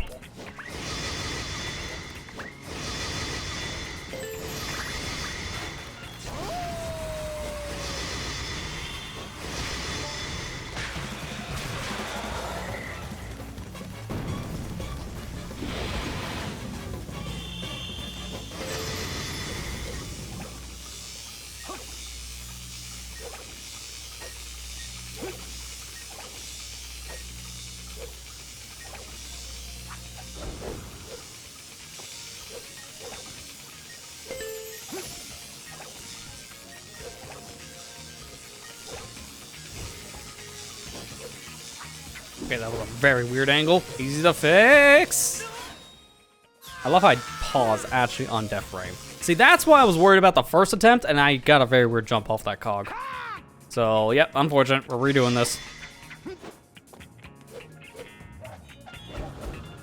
Legitimately, to me, the survival part of this mission is really not the concern. It's the clock tower. Clock tower is the worst part of the stage, hands down. It's like, I don't even know what counts as actually progressing enough in the stage where it counts as a death play and what doesn't half the time. Because there are some jumps you can go for over 20 feet down, you're fine. And then there's others, 5 feet, you're dead. It's very inconsistent.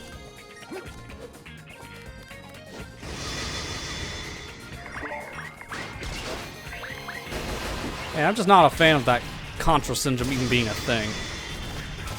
And we call it that just because of how the first Contra is just known for that in one of its levels. I think it was level 3. The waterfall level. It was a vertical-based stage. The more you go up, the less you can go down, if that makes sense. Because they just counted everything below you as a bottomless pit. So you couldn't actually go down at all. And that's where we get the term from. Kind of also where we get, like, the idea of the Contra test for D-pads, where someone's holding down on the D-pad and then wiggling it back and forth to see if it recognizes left and right inputs. Every D-pad pretty much does this, so it's kind of a bad test. It's starting to get a little debunked nowadays, just because of how inaccurate it's starting to be.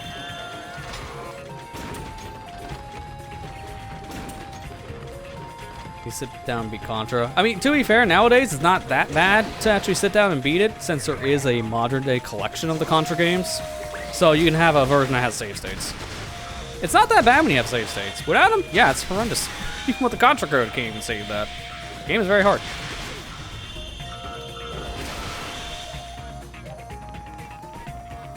Do people want to be let in on a little secret from ye old early days of my YouTube? I did Contra no death runs for the first game and the sequel on NES, Super C. They had save states. Oh no.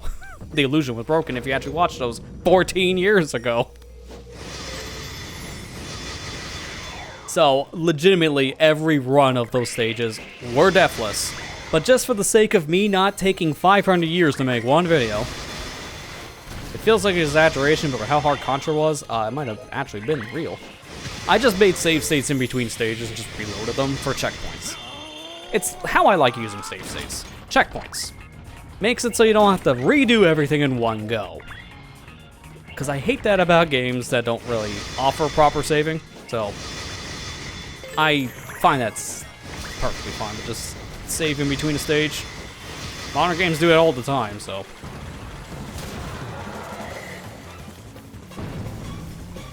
I did that back in the day, more or less just to show how those runs would work. I never claimed I was great at the game, so. And it was technically deathless, so it's not like a clickbait. I've had people complain, like, made like a blindfold run saying he's not actually blindfolded. He's looking under the blindfold or something. I'm like, okay, that one's a little bit of a stretch. That gameplay, how is that faked? I run into walls and don't even know where I'm at half the time, going backwards in stages, so that should have proved I'm not looking through a blindfold. Kind of why I stopped doing those kind of videos, because I was just, one, a little tired of having to argue against some people in comments who just didn't understand how the challenge worked. And two, I just ran out of ideas for some blindfold stuff. Because that stuff is kind of hard to do for a lot of different games, so it's just kind of hard to figure out what else to try blindfolded.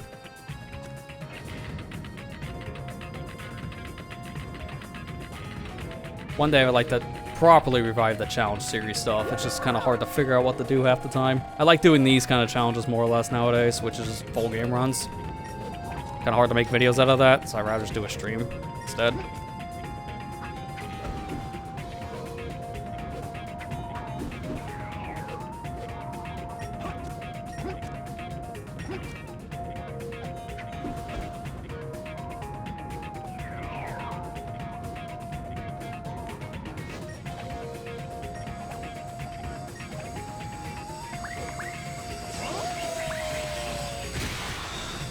Get wrecked, idiots.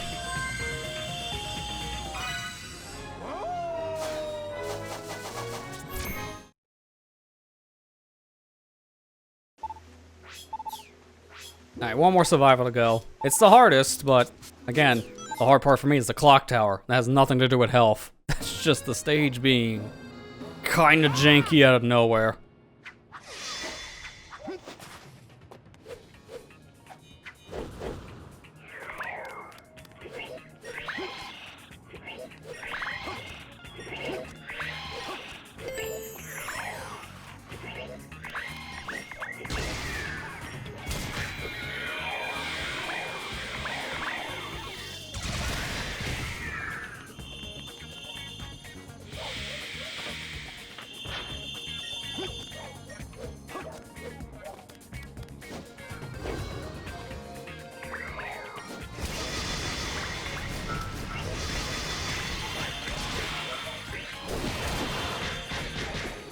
Can I hit the one behind you? Thank you. Oh, how I was hitting the enemy in front of me and not the one behind him when he was dead and on the ground. I was trying to avoid him. I always forget what this block is. I don't know why.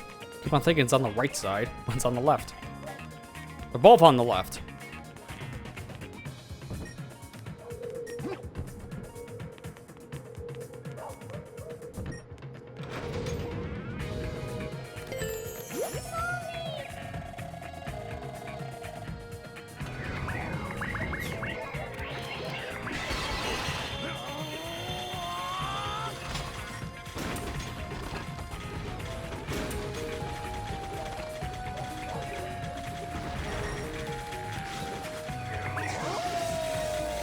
Huh? That was a cutscene. How do I activate my Unleashed? That's never a thing you're allowed to do in a cutscene. That was weird. Alright, I said I was gonna do this in one of these attempts for science. See you later, big boy. We're not finding the big mama. I'm avoiding it. I'm just going straight for the switch. Okay, there's no point. Optional enemy.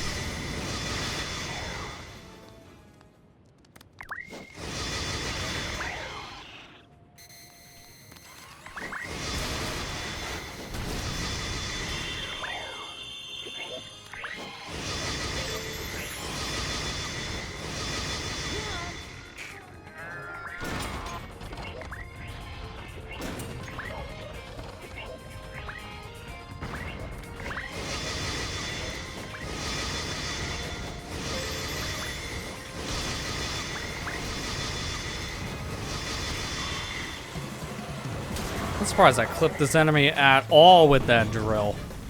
Just did that for movement.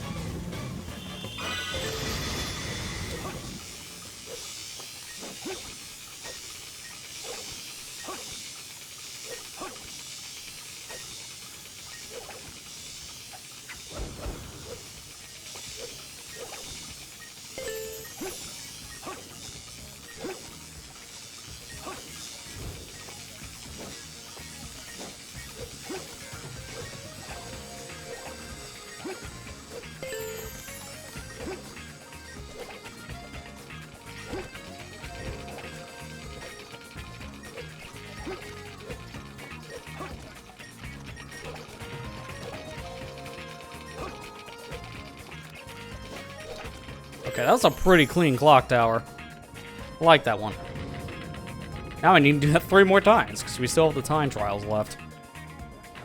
Clock still move, come on.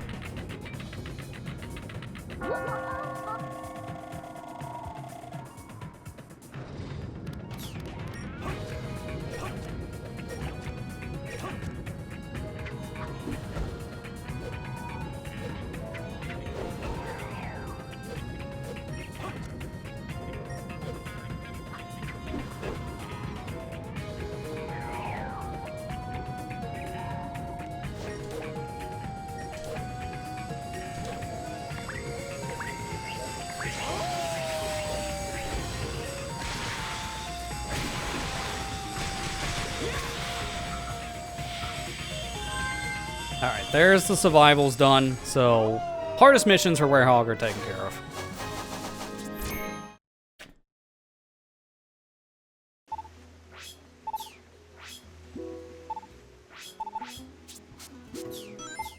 Alright, now for these. Time trial. I think the lowest here is 10 minutes. I think the only one that's 20 minutes is the one with the most combat.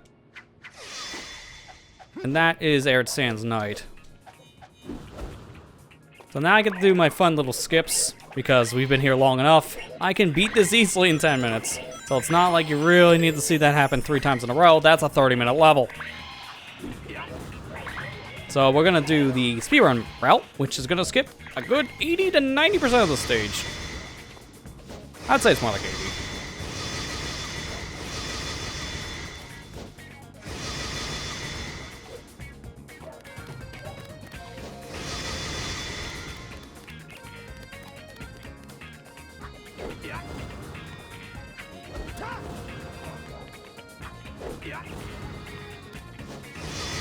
There we go. So I have to kind of know where I'm going because the level's geometry is loaded, just not the graphics. So I can go through this whole stage out of bounds, which skips loading a lot of enemies, which also skips loading a door, which is extremely convenient. It actually loads as soon as I get into the clock tower. So very convenient loading trigger to be skipped. And that right there, that skip I just did from beginning to essentially end of the stage, that definitely saved, like, what, 5 minutes, 6 minutes? This is a very long stage. So the fact we're able to do this stuff is really helpful, just for the sake of getting a move on.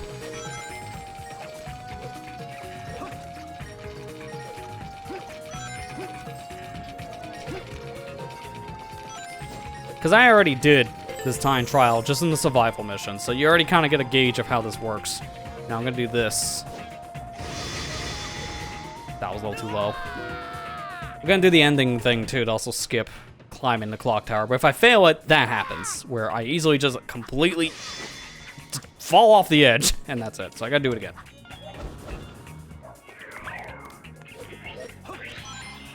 Yeah, don't mind me clipping through all the houses. It's the mood. I'm trying to remember, there's a safer way of doing the clip I'm doing here. I just don't know how to do it. I've learned the harder method, funny enough. I don't know how to do the safe one at all, so I find that to be the harder of the two. So I'm just doing this blind jumping stuff. Because you can get in this section, actually load things around you, which will still skip triggers, but at least load the geometry in the stage. So you have actual level graphics. I just don't know where to go. There are certain graphic flags I have to hit by going certain pathways. I just don't know what the pathways are. If I'm not careful in that out of bounds section, I could easily hit a death plane, so I just don't want to chance things.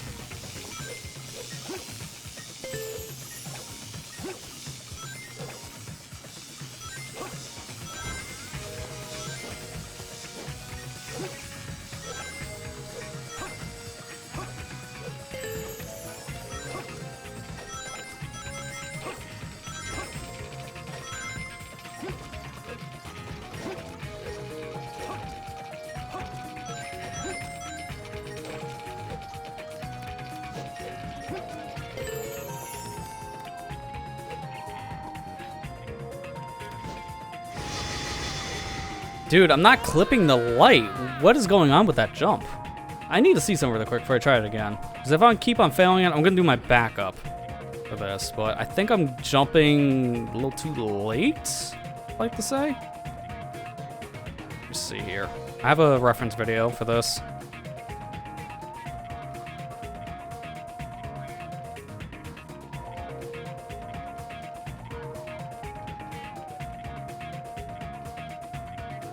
Okay, so that's what I was doing. What the heck? I don't know how I didn't clip the side. Because you pretty much need to jump into this wall, and that's what I was doing, but it just didn't work. So I'll try it one more time.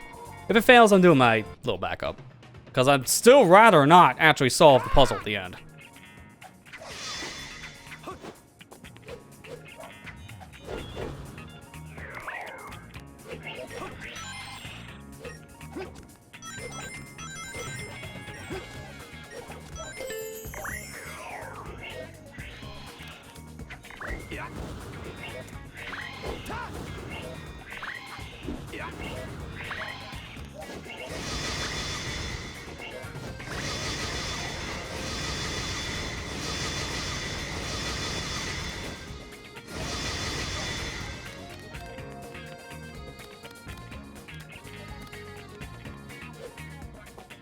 There we go. I hit a weird wall there. Because I know exactly where I'm at right now. I'm in the section leading up to the clock tower, so this is the grassy fenced area. I have to just clip through a fence to get back inbounds correctly, because I'm actually outside of the fence.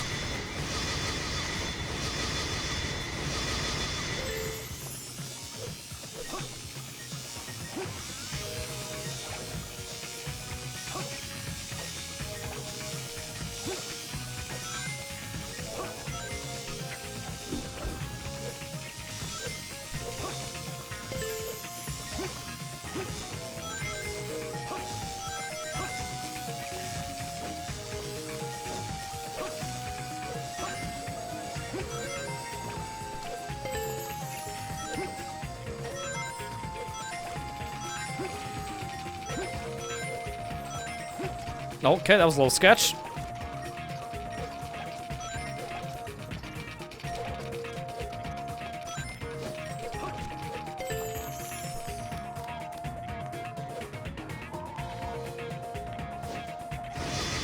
There you go. I don't know what the heck was happening the first time. You have to rub Sonic's face against that lamp on the side of the wall, because for whatever reason, that actually works in your favor, because it actually pushes Sonic above ground. And that gives him a little extra height, which allows you to make that jump fully. It's so sketchy, but it works. And honestly, I forgot the timing of the last part.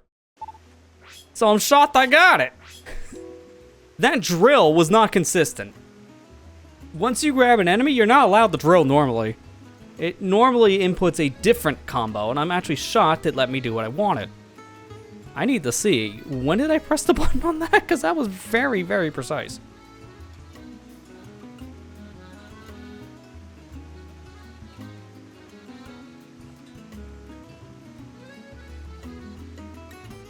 Okay, there we go. I wasn't saving a replay for some reason. Alright, so let's see. Just watching back how I played that. That's why I also have the input display. As soon as I grab, I hold down the trigger, and I just press Y. Okay. That's pretty free.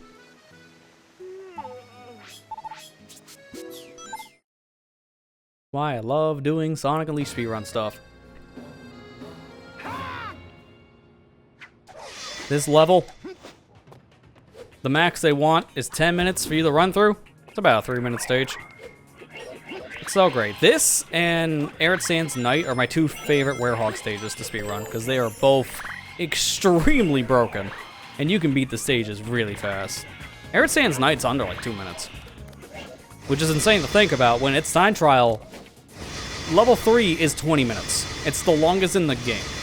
They expected players to have a very hard time with that one for good reason. But if you do a lot of out-of-bounds stuff, yeah, it's actually the easiest for time. Kind of ironic. Depending on your skill level, it really does put that mission to a whole different class.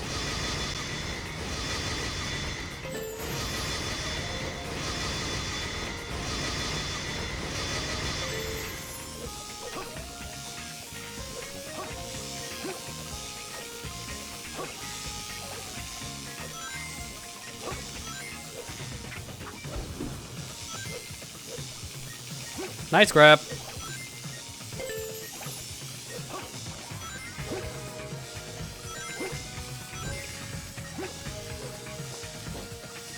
Ooh, I might should be a little bit faster than just running around. Strats for next attempt.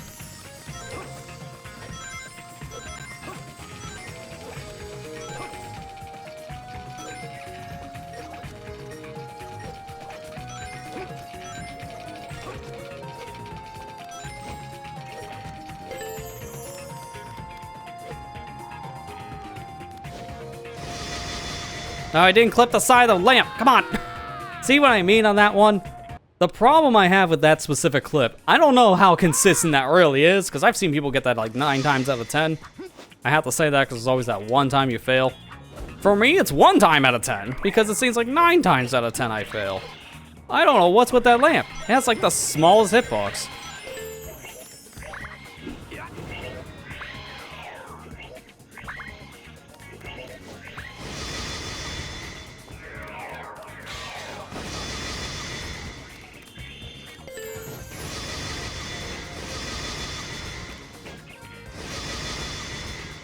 I didn't load.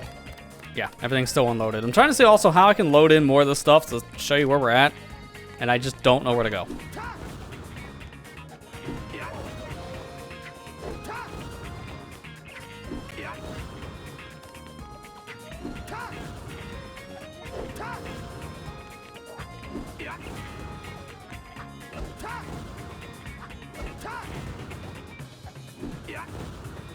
Dude, he's through the fence, like 3 different attempts now. Thank you. God, why would he not clip?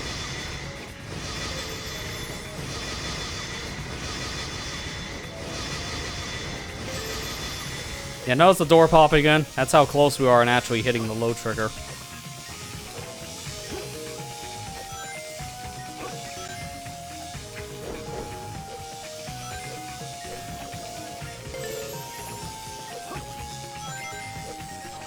Oh, you can make that. Okay. I saw for like a split second my reticle was on the pole instead of a piece of wall, so I could just go straight for the pole on that climb.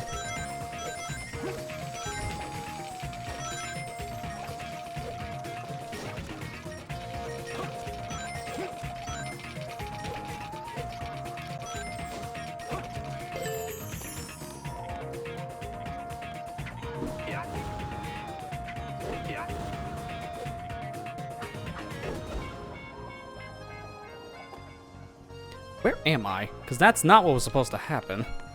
I don't know where I'm at in relation to here.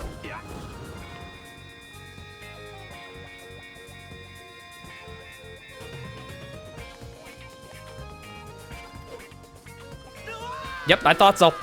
I literally couldn't tell where I was. I was at a point where I was right next to a death plane, so I couldn't see where to jump safely. There was a way to salvage that, but no, not in that sense. I literally couldn't tell where the safe zone was.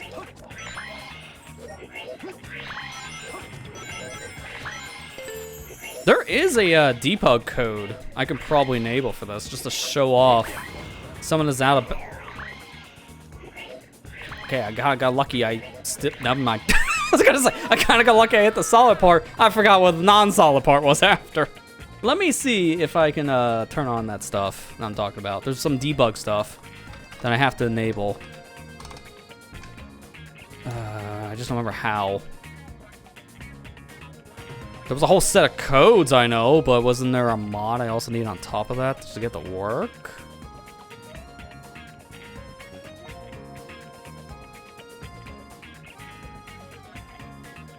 I have so many at this point, I'm actually forgetting which one to turn on, because I'm seeing things like Sonic Dies, Pepsi Man, Silver Gunner Unleashed, and it's like, all these are not what I need, but they're also very funny. I should show that one off before I end tonight, the Sonic Dies one, just because I think people will get a kick out of it. Because I think after I do these time trials, we're going to probably call it for tonight, because the next one is going to be like an hour and a half, because they're just long. Not of that.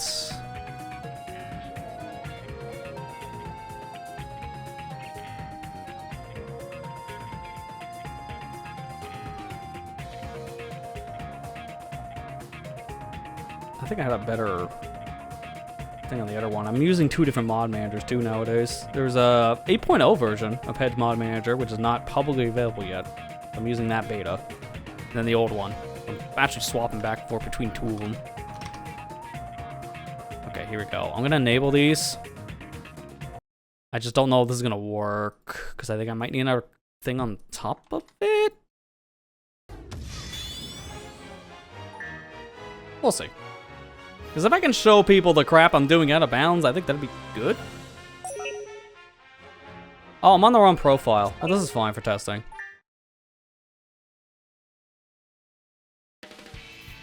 Ready? Okay. Also, yes, I got it to work, but this had a mod on top of it, so yeah, that's why I'm falling out of bounds. What did I load for mods? Nothing that should have caused this. Alright, so I'm just very confused.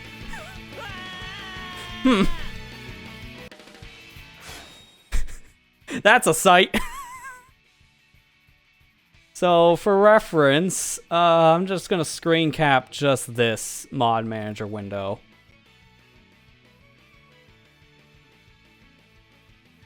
This is what I have on, and this is why I'm confused. Just gonna put this over here. So, all I have on is Faithful HD Character, Unleash HD, Highest Resolution Textures, Optional Improvements, HD Stars, PS3 FMVs, HD Lab Texture, 99 Lives, Miku Portrait, Destiny Miku herself, and a music remix. None of these are a stage mod, so how did we get what we're in is beyond me. That was not supposed to happen, but I can at least confirm now I got the stage stuff working. So let's actually get the right profile so we don't die. That'd be good.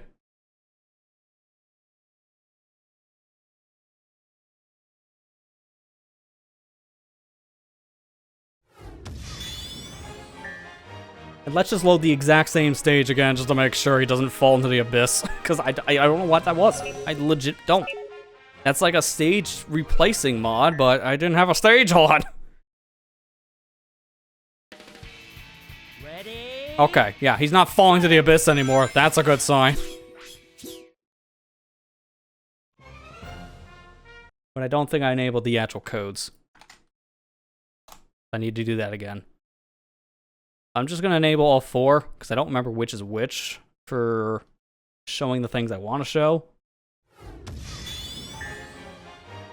I think it's already gonna screw up some of the things around me.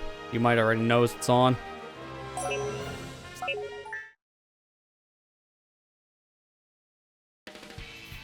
Ready? Yep, it's on.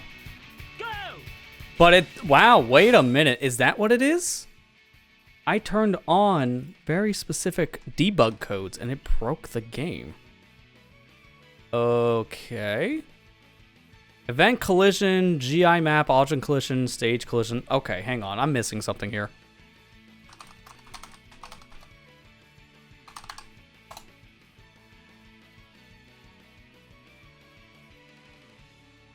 There was a thing I think I also needed on top of it. I literally cannot remember what it is then, because I'm clipping through the floor. I want to show people a cool thing. Now I don't know how.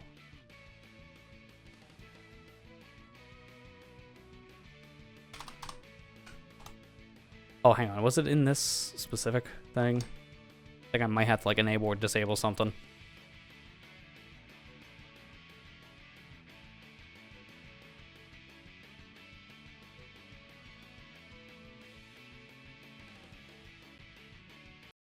It doesn't work. I'm just going back to the old school and have to just describe it again, but I could have swore I had this working at one point.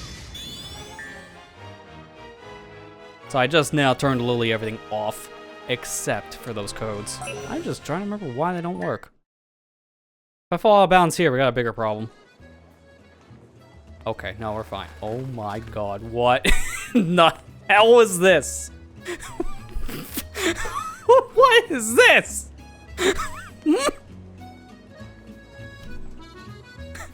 Alright, so to reiterate, I don't have any mods on. This is Vanilla Sonic Unleashed. I know, that doesn't sound right. But it's true. Look, look, see? There's not a single thing on in here. None of the mods are on, they're all blank. I just have these 4 debug codes on. So can someone explain, what is this? What happened to the textures? God, Sonic Unleashed in a whole new world. I don't want to live in this world anymore.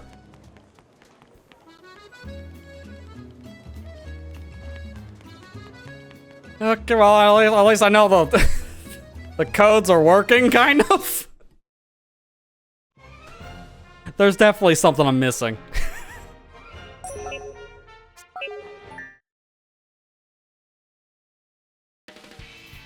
Ready? Yeah, I'm definitely missing something.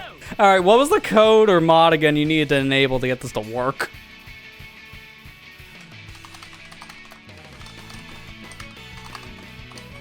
So good to know it's not working correctly.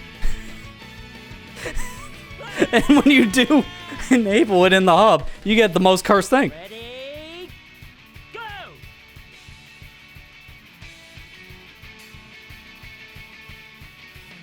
I'm looking it up, trying to see. People found out how this works.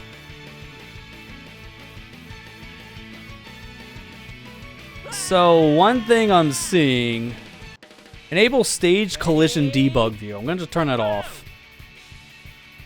I think that's the one I actually needed on to show people the out of bounds stuff. I'm going back in to see if we have the cursed hub. God, I'm crying. Wasn't expecting that. The Sonic CD Fun Infinite stuff. Yeah, it kind of does.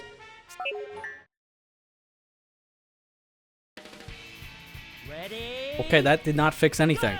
I turned off the one thing that's having a problem, and I'm still having a problem.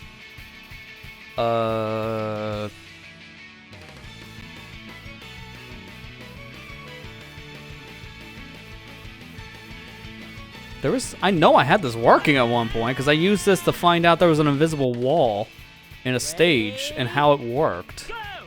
So, what am I doing wrong on this?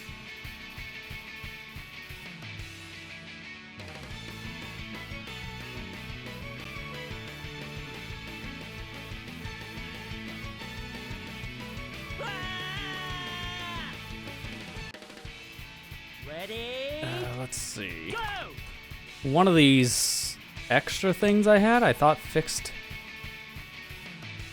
some of these issues. It may not be optional improvements. We're just letting Sonic fall in the void indefinitely at this point. It's fine. He'll be fine. I'm just I'm now just more invested in, you know what, I gotta see, that's still a thing. I'm just more invested in that curse we had.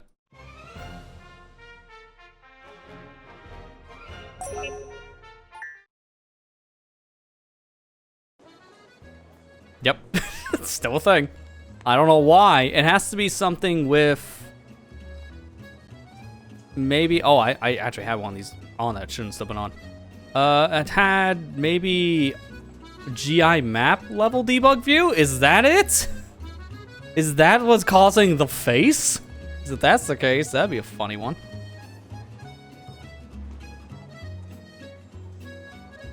Okay, so stage collision view is actually off this time. I just have to make sure this works before I go back to my actual mods.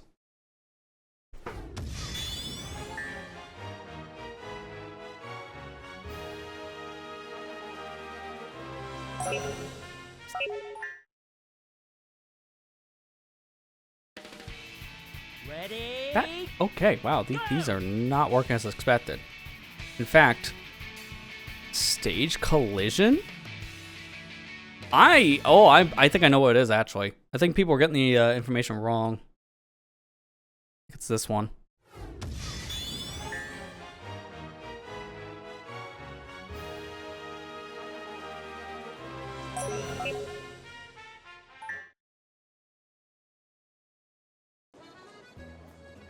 Okay, well now the textures aren't complete cursed. This is how you're actually supposed to see things.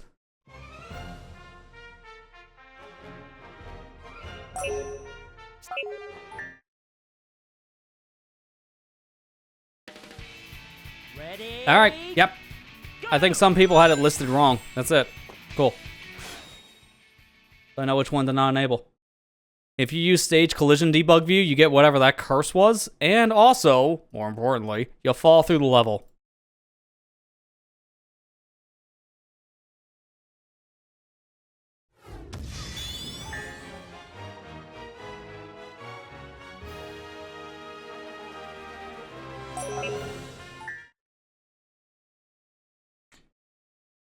Now I can do one of my attempts through this curse.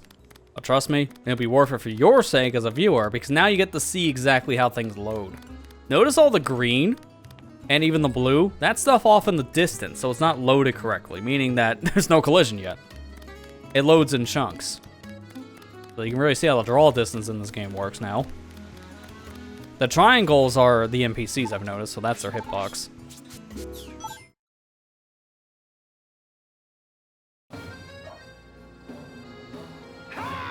And here's how things look in the stage, which, yes, is a cluttered mess. But I think it gives you a better idea how certain things are working. It just sucks for me to actually do anything in here. So you see that green, and you see where it extends, but also doesn't? That is where the trigger is for this enemy set. So if I jump over the green, notice how I skip the enemies. And now believe me, there are poles here. This is the part where things are actually interesting.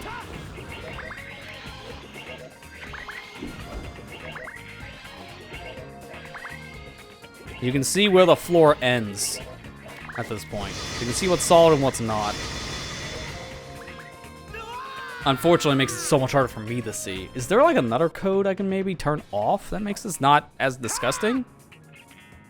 Event collision, object collision. I think object collision is probably the one I want off, because the rest of this is a little cluttered.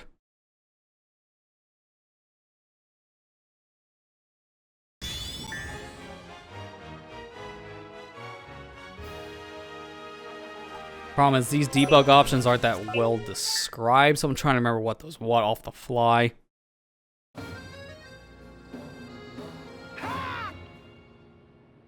Yeah, that's basically the exact same. I think it's event. So I guess GI and object is probably what I want on. Because that might help a little bit. Event collision, you can already tell, is just an enemy trigger. I've already showed you which one not to hit, so we're done there. I don't need that on anymore.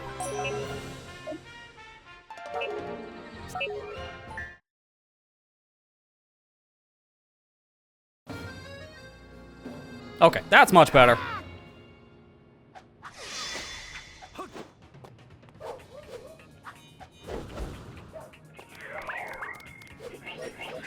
You can see where actual like enemy walls would go, because that red bar kind of stops at one point.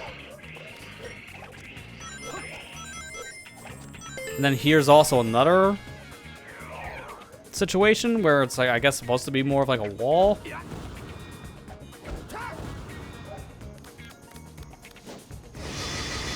God, this is so red. It's actually kind of hurt my eyes red. Yeah, you can see where the floor ends. It's extremely hard to see, but it's here.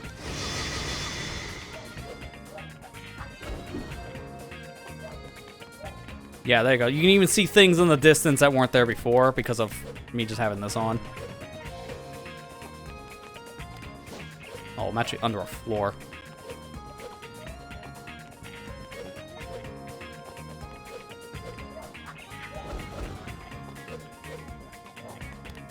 Okay, yeah, we're good. So right here, there is a wall. It's just really hard to notice it, but it's here. I wish I could just like deload the buildings. That's what's making this hard to see. Because I can see the wall clearly. It's... Let me turn on the mouse cursor so you can see this a little bit better.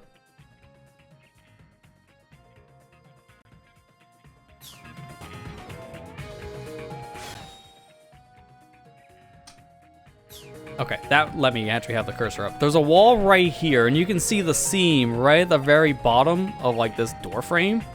So you can see right here where the wall actually starts and ends. Because the floor obviously will end. So because of that, now you know where I'm clipping. This is where one of the fences are. You go right through it. And then the rest of this, you just run forward, because now you're just in the clock tower section. As we get closer, we're seeing things actually spawn incorrectly. And I wonder if this collision viewer I have on is going to show the death plane up here.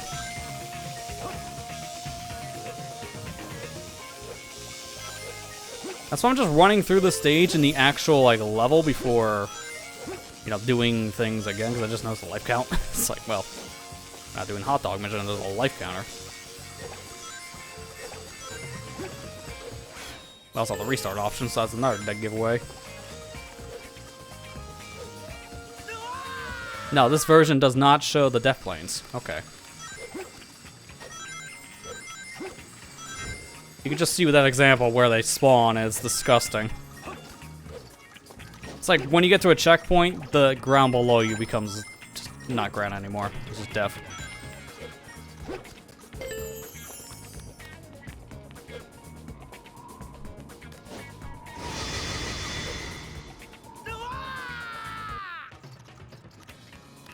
So I got to practice this at least for a minute before I turn this off, because this is legit like, oh, what is this? Hello?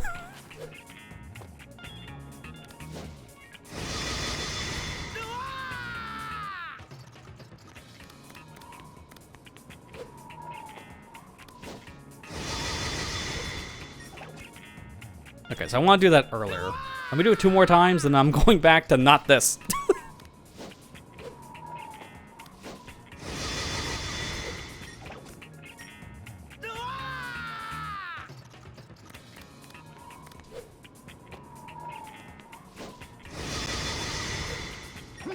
Okay, yep. So I was just doing that a little late every time. Got it.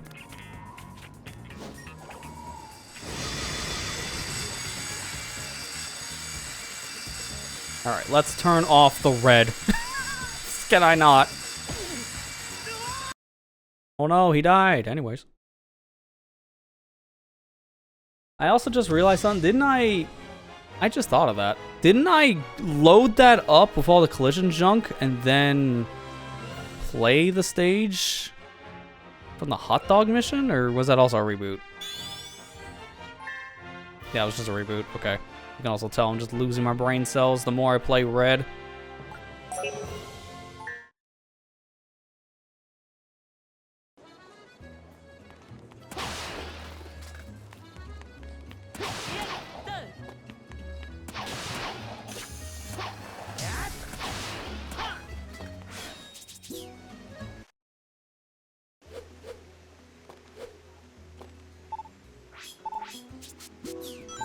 Alright, let's finish these.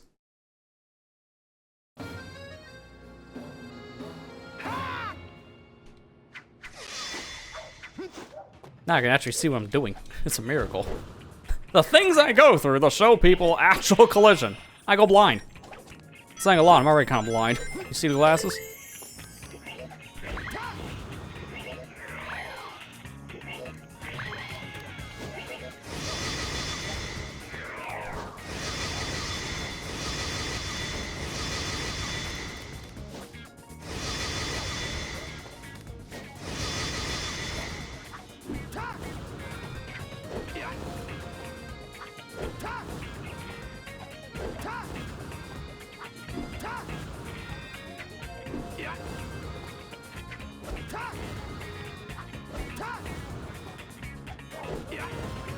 Dude, every time he wants to go under, not through. Come on. Am I at the right part? Yeah, I'm at the right part. This is a part that looks similar to this for the wall, and I think that's correct, and then no, it's not. I think it's like down here. Yeah, this is the part that's like a thicker wall, so you can't go through it.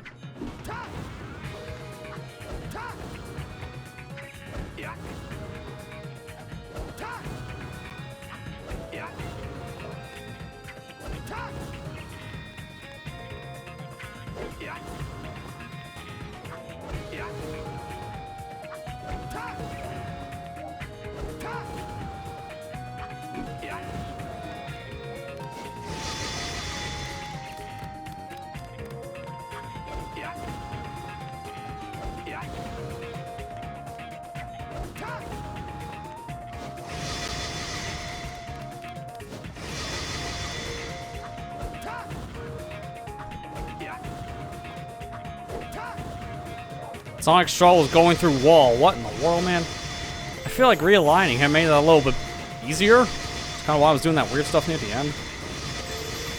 Most of the level was just going through literally one wall at this point.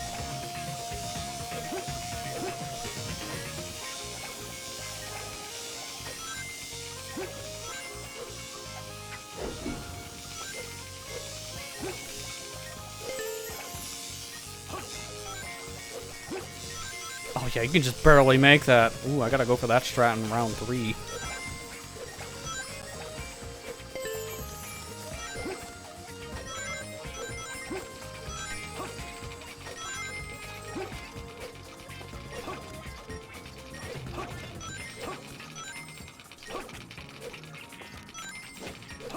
Love getting a clean clock tower. Outside of that very first jump on the cogs, yeah, it was pretty good.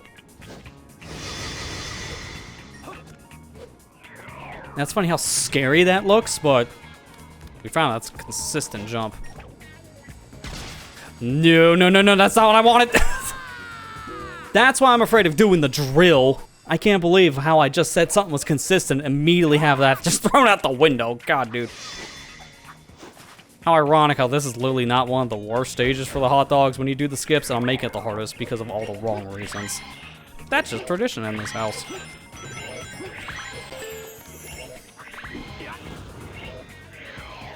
I don't know what I did wrong there. I was literally holding down the... Oh, I think it was probably letting go of up.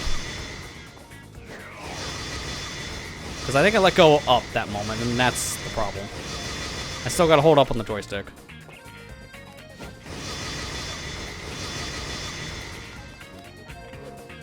Oh, I'm on the floor again. Wasn't there like a part? 'Cause it's like a little lip.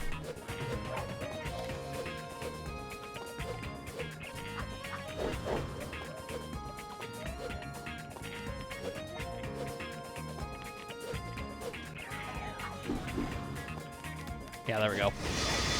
I hate when I land on that part because of the weird height issue. You can't see the platform, so you don't know where it's safe and where it's not.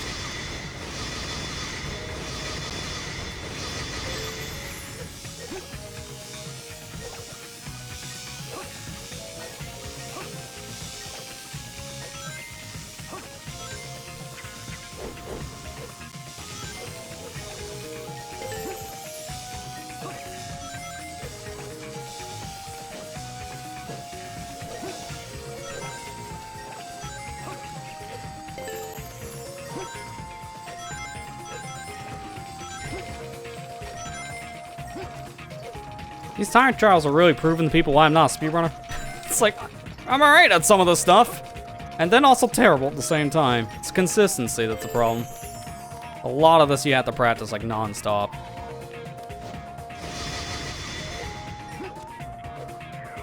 Alright, so I'm gonna look here, hold this up. See what happens. That's literally it. Just hold up and that's free. If you don't hold up, you die.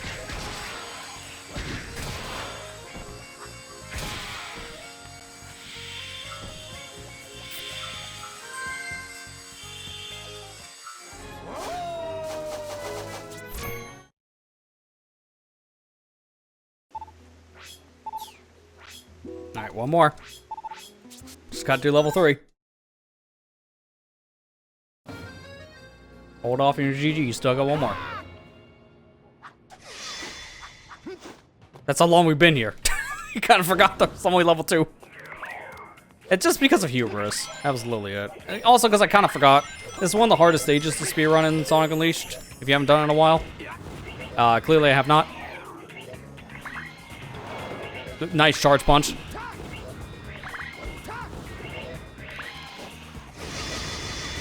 Now I have all the strats down, level 3 is not gonna be bad. So I just do what I just did again, and I'm good.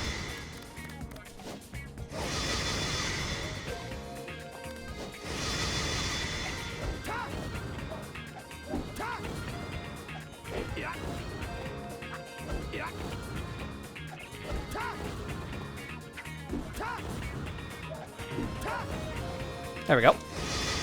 Not that fast, but that's fine.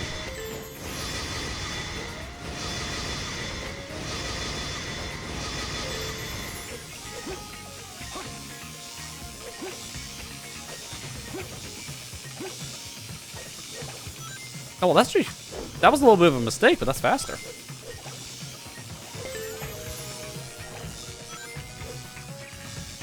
No way! No way! The dang grab reticle didn't show up. So that's not as consistent as I was hoping, trying to grab the pole from the bottom peg. That kind of sucks.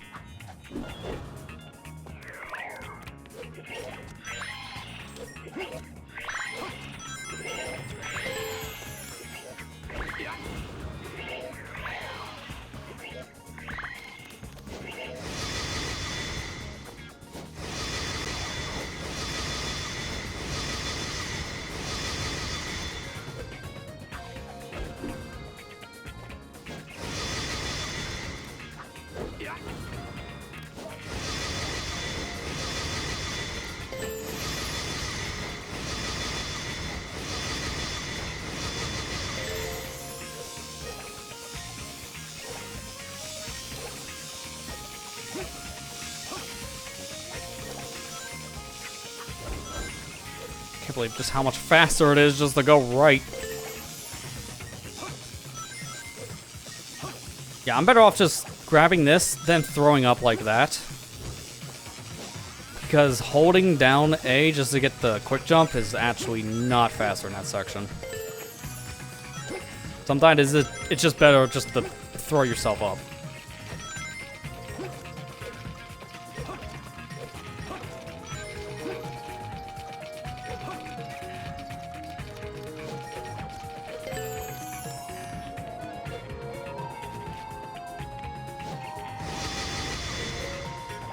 That looked a little sketchy, but we're good.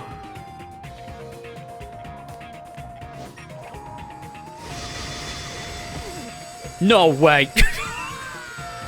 Dude, that would have been like a sub 130. You know what? Now I'm mad. I'm actually going to time that and see how long it really takes. I got a stopwatch right here. Right from resume. Go. I'm not counting the in-game time on this. This is the attempt. I got screwed over by a saw blade. That's a first.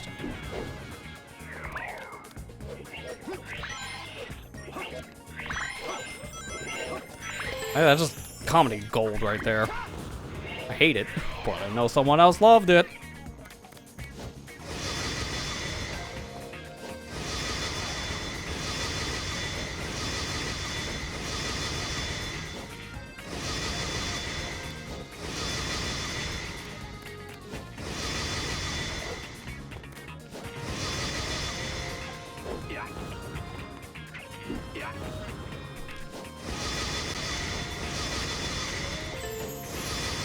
So far, a minute ain't bad. Getting all ready for the clock tower part in a minute. Needless to say, you show it to a first-time player and they drop their jaws. Like, that took me 20 minutes. How'd you do that in one?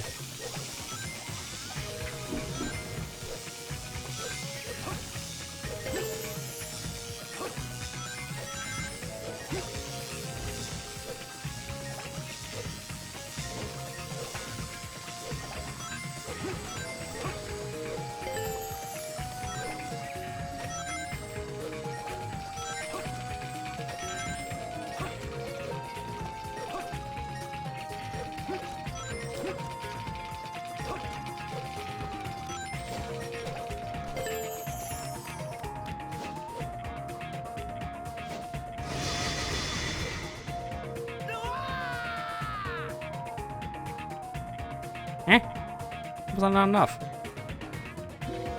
Okay, that's a first. I'm restarting the timer now, I guess. I'm a little confused of how that was not enough distance. I clipped the light post and everything, so I got a bad angle, I guess? That's a first. I feel like I just got punished for something.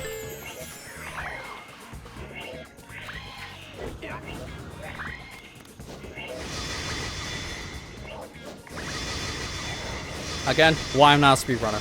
It's like, hey look, he saves 20 minutes. It only took him 30 minutes to do it. Was it really a time save? No. Did it look cool? Yeah. At the end, though, that other 20 minutes wasn't cool. Again, I just love doing this kind of stuff, but I can't do it in a more competitive environment, like actually having a real timer going for the whole thing. Having proper splits, like a real speedrun. No. That would just stress me out even more, making me make more mistakes. It's not my thing. But I love watching speedruns, like especially to me, ILs, because I'm terrible at doing things consistent from start to finish, but an IL, yeah, no, I can do that. Why? You get a good run eventually. You're gonna make a million mistakes, but have that one run that you're proud of.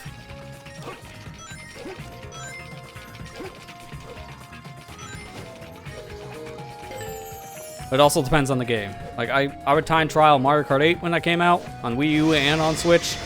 Mario Kart World scares me. God, man, the tech in that game. It's great. It's just there's no way I'm getting on leaderboard. That game hard. Alright, as soon as the gold ring spawns, time. This is my final time. 1 minute, 52 seconds, and 1 millisecond. That only took 20 minutes to do. But it got me a good time. And that's it for Spagonia. So that is 3 sets of continent hot dogs. To check our inventory so you can see what they are. We got, oh no, it's, oh yeah, that's right, it gives you packs. I thought it was only 1 per. No, you get 30 when you complete all of them. How much is that again per hot dog mission? I don't remember. It's like, is it 3 per? No, that can't be right. Because you do 3, 6, 9, 15. So that's 2 per mission? That doesn't feel right. It gives you 2, not 1. That's very odd math, sir.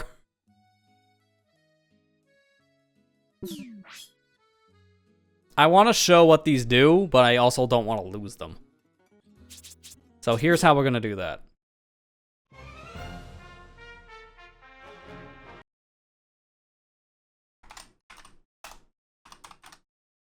Manual save.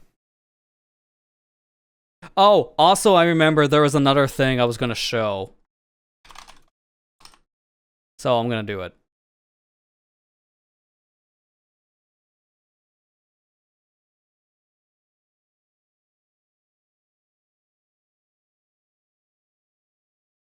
I'm going to leave it on default. Yeah, there we go. Okay, so put that on. I'm going to move that up to the top just in case. There was one thing I was going to show, so I'm going to leave it on.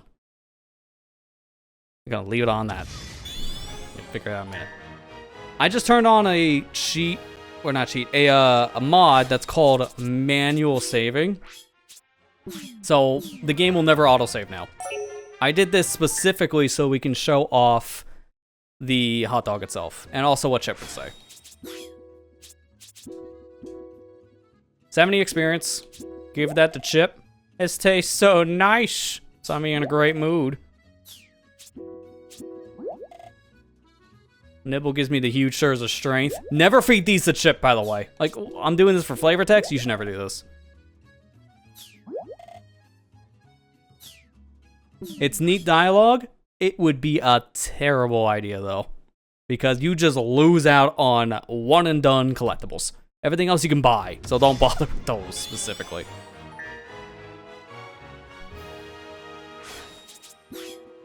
And now we're back. Alright, so I'm just gonna show this one last thing, we're done. I just think it's funny. I saw this mod on April Fools. I was half tempted to use it for the April Fools series I did for this game, but it didn't make the cut. I found this out a little too late. So that's why I didn't make the cut, but once you see it, you'll laugh. Yeah. You were doing the same math as I was doing there, Matt. Yep. 5 sets, 3 each. It's 2 per because when you get 30, yeah, it's 15 divided. 30 divided by 15. It's kind of weird they give you 2 per. I don't know why, but sure.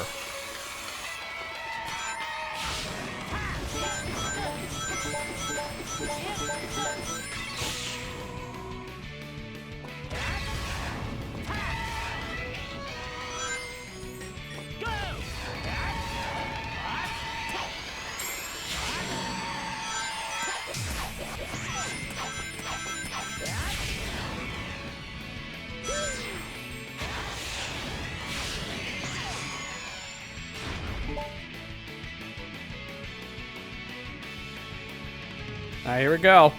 Let's continue to level. Oops. Yeah, so now I can't do anything. This mod is hilarious. This is called Sonic Dies. That's dumb as a name as that is. It literally does exactly what it says. Sonic face plants right on the ground and dies. That's it.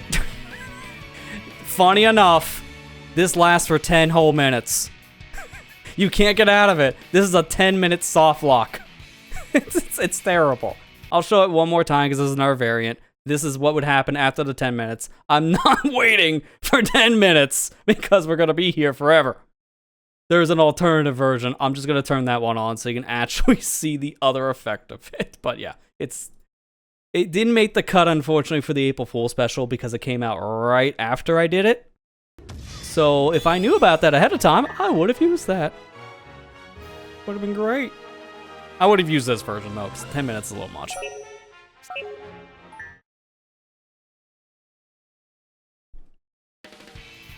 Ready? Go!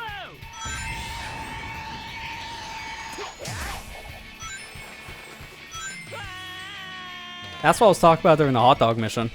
Actually happened. I didn't go far enough out of bounds, and I hit a death plane. Yeah, there's a death plane way up here. Reasons. This is almost like a giant jigsaw puzzle. But you can go out of order with the puzzle pieces.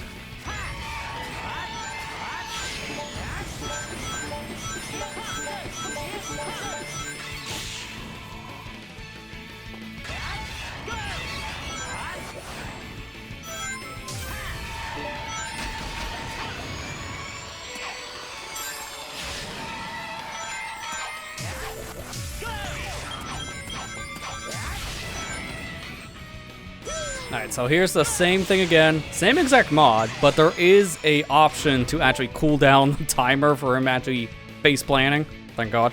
So you still get the joke, but you actually get an alternative to it. He hits the ground, and then he spin dashes. He does actually do that after 10 minutes. I'm not kidding. I've actually tested it, and it is 10 minutes. They weren't kidding. So, yeah, that's a thing. But, yeah, that's going to do it for tonight's session of Sonic Unleashed. Hopefully you guys enjoyed this one. That was a interesting situation we had in the Spagonia area, I will say. But we got 3 of the continents. I was hoping for 4, but I had a feeling we probably wouldn't get 3, because these hot dog missions are pretty meaty. Oh, hang on. I know how to trigger it. I want it. I'm sorry, but I have to end with one more thing. Just because I think it's great thumbnail potential.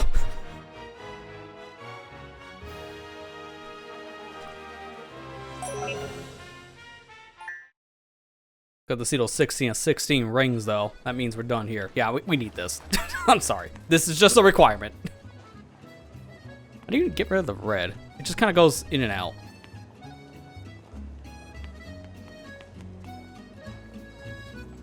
God, those faces.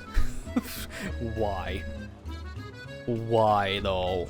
I think it has to do with stage collision debug. Something tells me it's about that. Just because of all this. This is just cursed. But it gets more cursed the more you walk. Yeah, like what? It says someone's shoes. Nope, now I found someone's apron. God. Yeah, so, fun yet cursed stream. Thanks to everyone who came out. Man, I can't take this one seriously when I'm seeing all of this. God. We'll be back tomorrow here on Twitch for more Mario Luigi. Hopefully no more BS crap. I mean, from what I'm told, I think I'm in a more comfortable part of the game, so we can actually relax again with an RPG. I'm looking forward to that. God, it's just more curse as more you walk. Yeah, there you go. What is this one? It was almost like a box. Like, I don't even know what this is. It looks like a cereal box almost. My favorite was the face in the beginning. Flat out. That's my favorite. I'm going back to that. Well, actually, how'd the alleys look? I saw that one of those was an eyelash. Oh, God. Flashing lights warning, apparently, too. Okay, yeah, that's the most cursed. Just be in here. Nothing but face. Okay, yep. I'm gonna end it on that note to give someone a nightmare, I guess. That's it for tonight. Again, we'll be back tomorrow for more Mario Luigi. Thursday, we'll probably end up doing a thing. I was planning on a first impression stream on Thursday last week. It just fell through because of me just not feeling well, but hopefully that should be on track for this week, so probably end up playing a little bit of the new Donkey Kong just to see how that plays. But other than that, that's pretty much it. Still working on video stuff on the back end, so for now, we'll just focus on streaming. And we'll be back, like I said, tomorrow. I wish you good luck to sleep to that, Sonic. I definitely probably won't tonight. Thank you for watching. Hope you enjoyed. I'll see you back here tomorrow for Mario Luigi. Take care and have a good night, everybody.